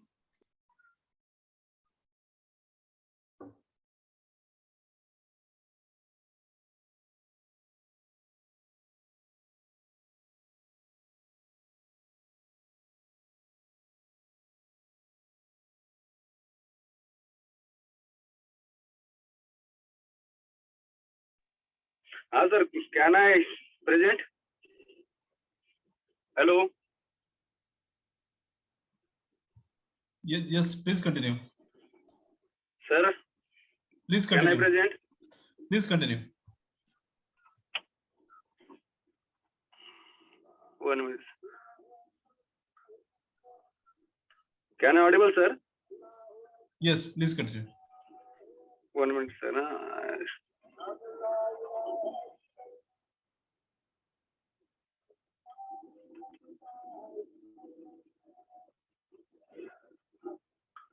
Yes, sir, my screen is saying. Yes, it Hello? is visible. Please continue. I am visible. Okay.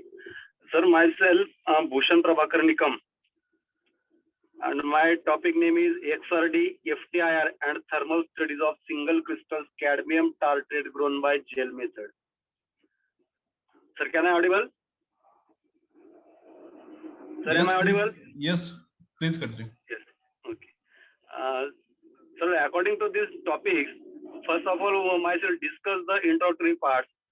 The concept of the crystal is that crystal is a solid in which the constituent atoms, molecules or ions are packed in a repeating pattern that is regularly ordered and extends in all the three directions. And this word crystal is derived from the crystallos. Crystallos is the Greek word, and from this word the crystals are defined.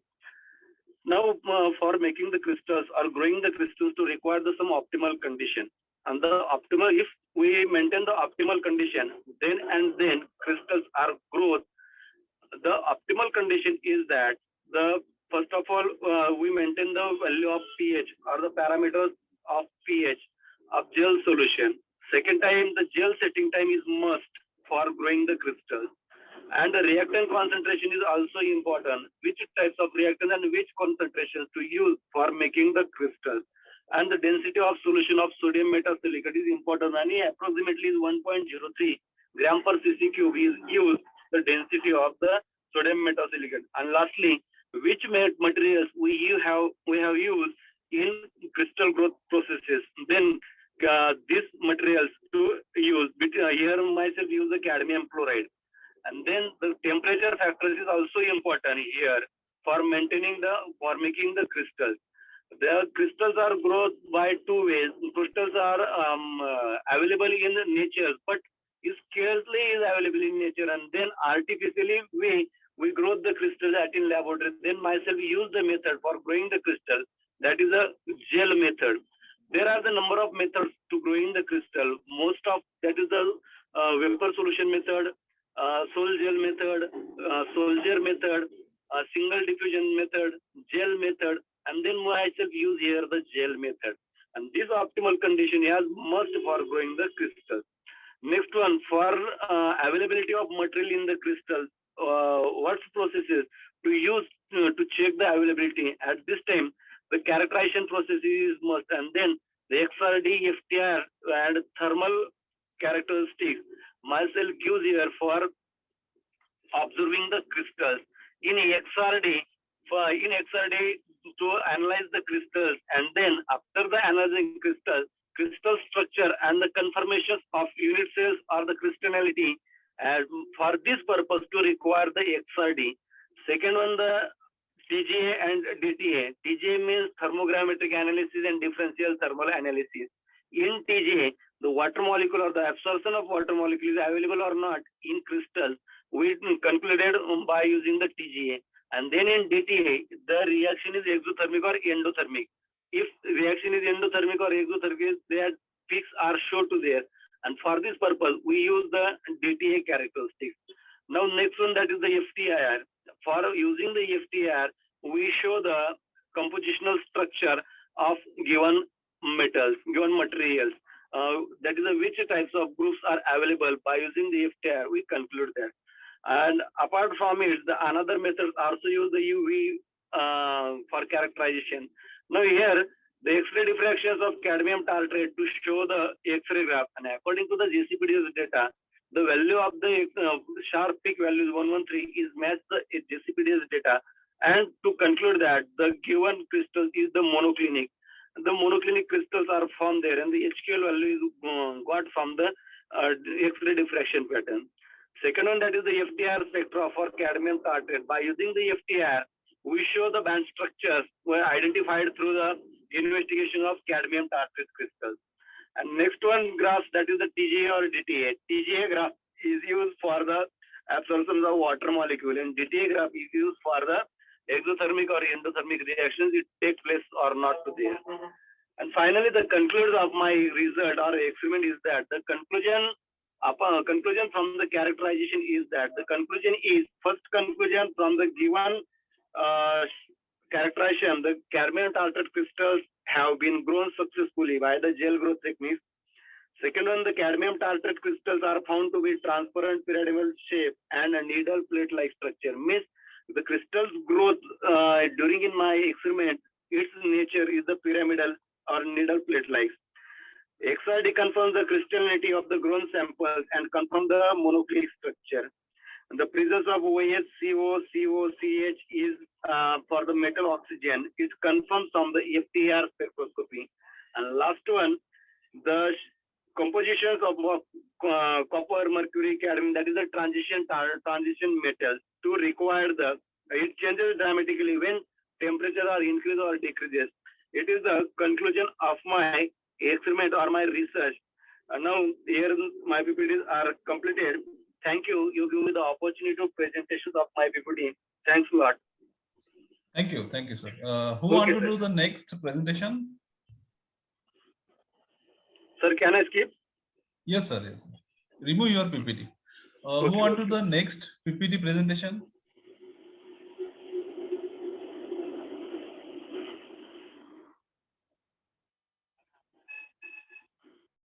Who want to the next PPT presentation?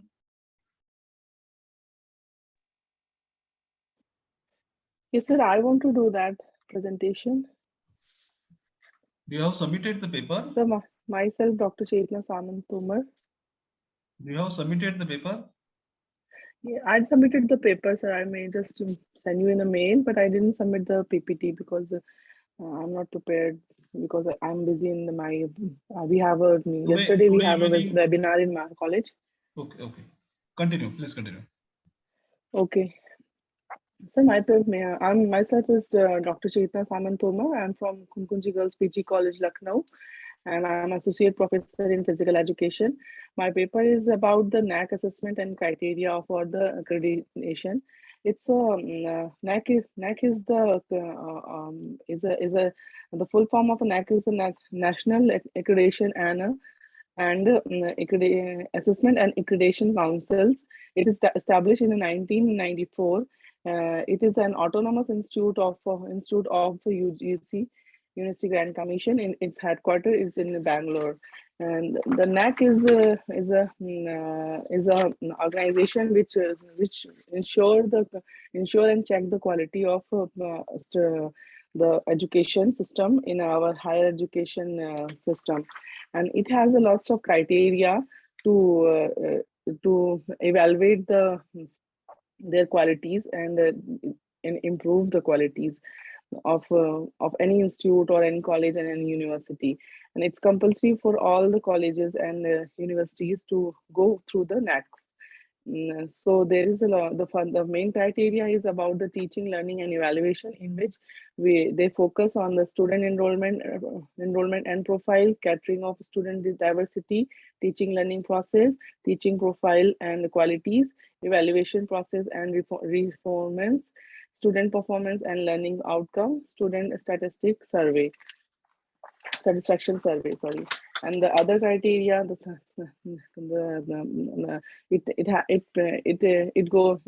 it followed the promotion of research and facilities, resource mobilization of our research, evaluation ecosystems, research publication and award, consultancy, extended activities, and collaboration, in which they just focus on the research, publication, award, consultancy, extended activity which happen in a college, and what kind of a collaboration we are starting for, like a training for student exchange activity, faculty exchange, student exchange, research, and reinforced sharing, and among others, other institute or other colleges.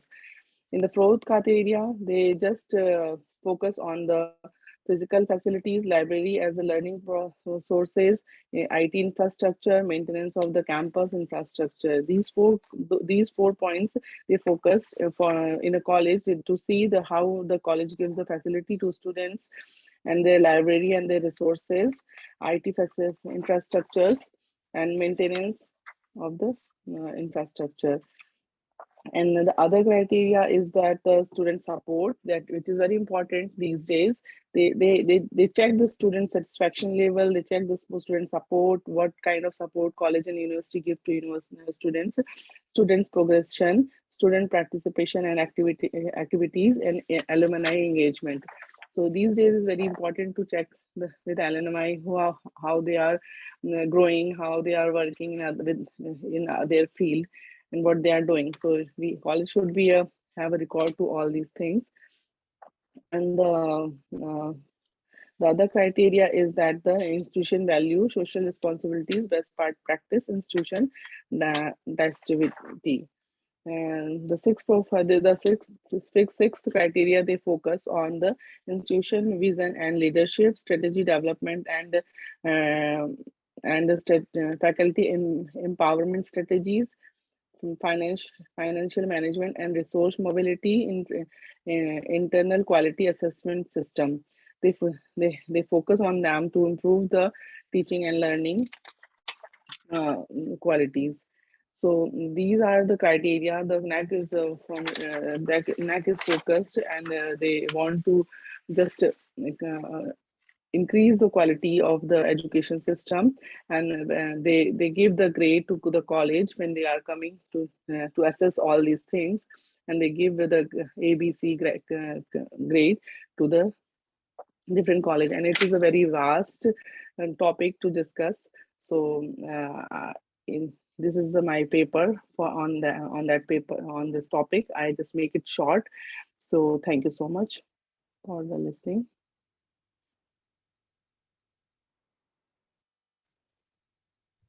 Thank you. Who want to do the next presentation, PPT? Dear participants, who want to do the next PPT presentation?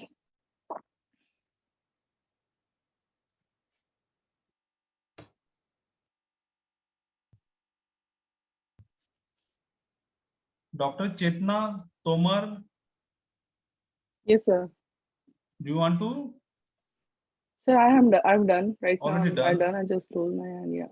Who are remaining? Jaswinder Kaur, Lakshmikant Chopkar. I think so. Everything is done.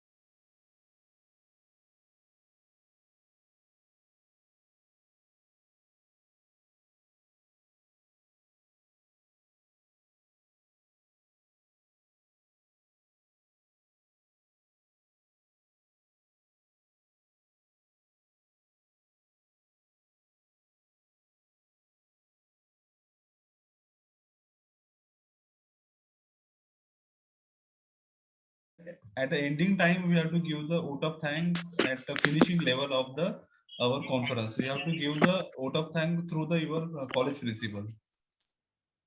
Call back to the college principal and convey the message to joining the Zoom link of international conference. Can I present just now? Yes, please continue. Poonam Sahai. Yes. Thank you.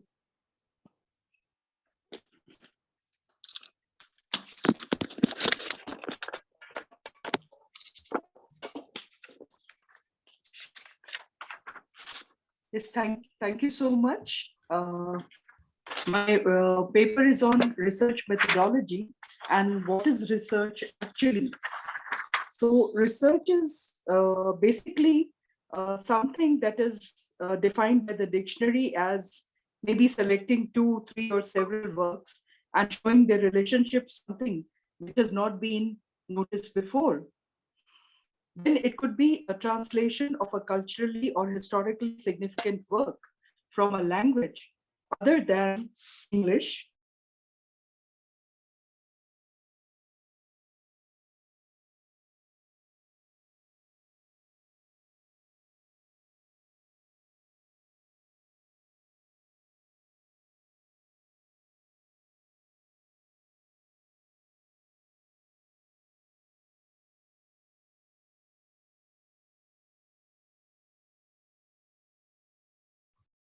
Poonam Sahai, Dr. Poonam Sahai, are you continuing?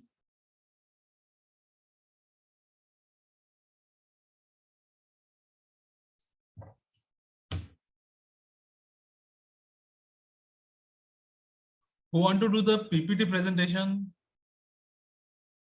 Dear participants, who want to do the PPT presentation?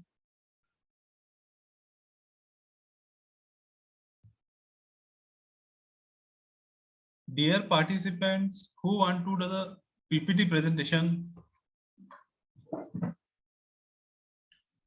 I think so. Everyone have done the PPT presentation.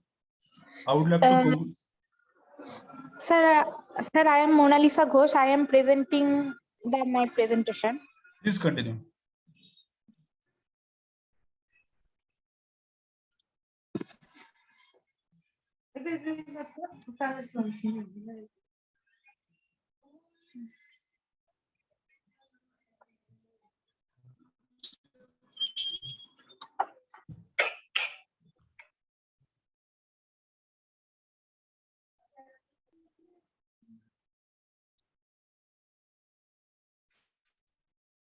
Mona Lisa Ghosh, please continue. Sir. Yes, sir.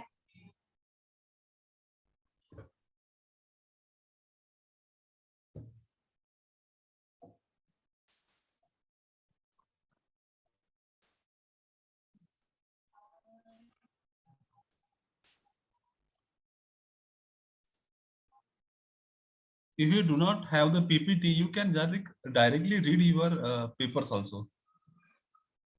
Okay, sir. That is what I was doing. So can I present? No. Please Okay. wait. Please wait. Poonam Sahai, you just continue. Sir. Okay. Thank you. My name is Mona Lisa Ghosh. I am research scholar from Dr. C.V. Raman University, and my presentation is spirituality, awareness, self-knowledge, well-being, and transcendent values in education and holistic approach.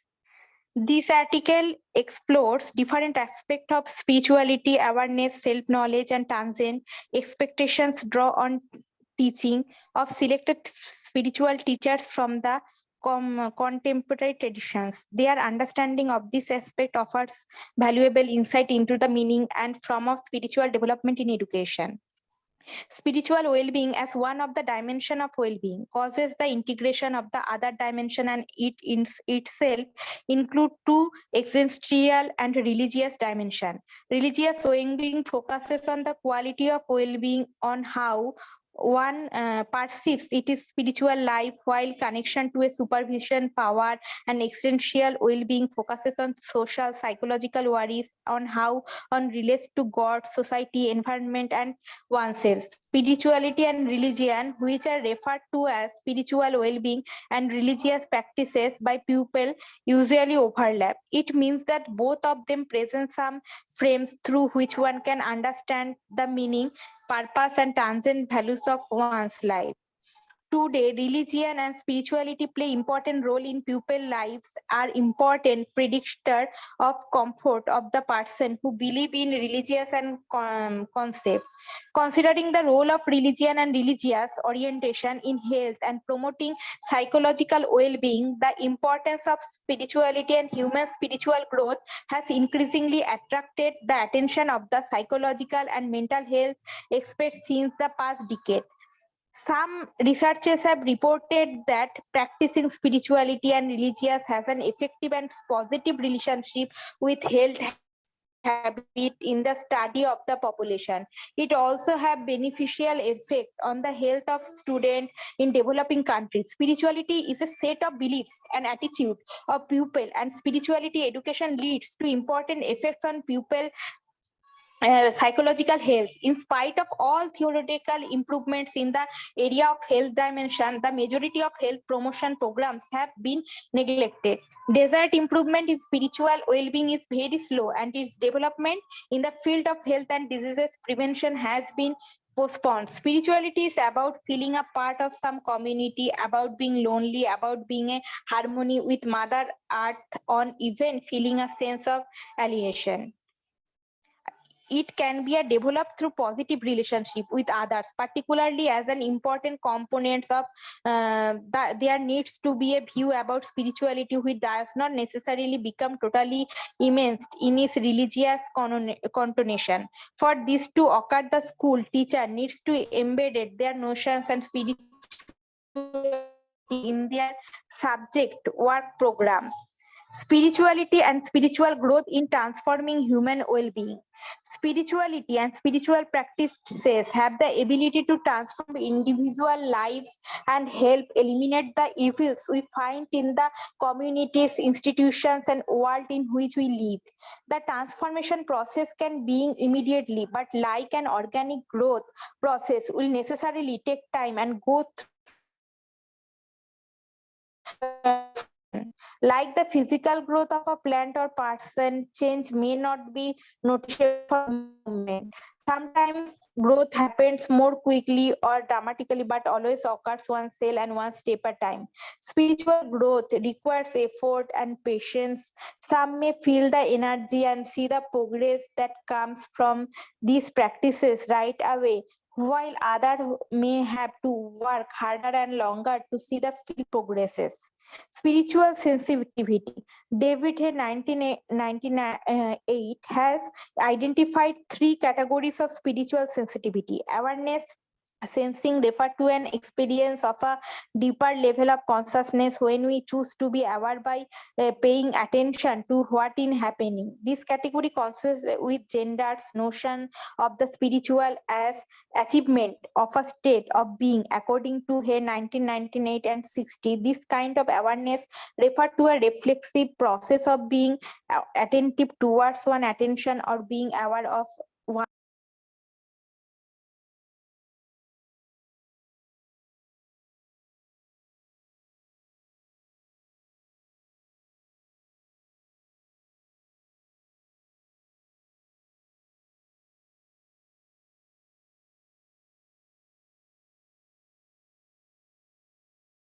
Have done the PPT presentation?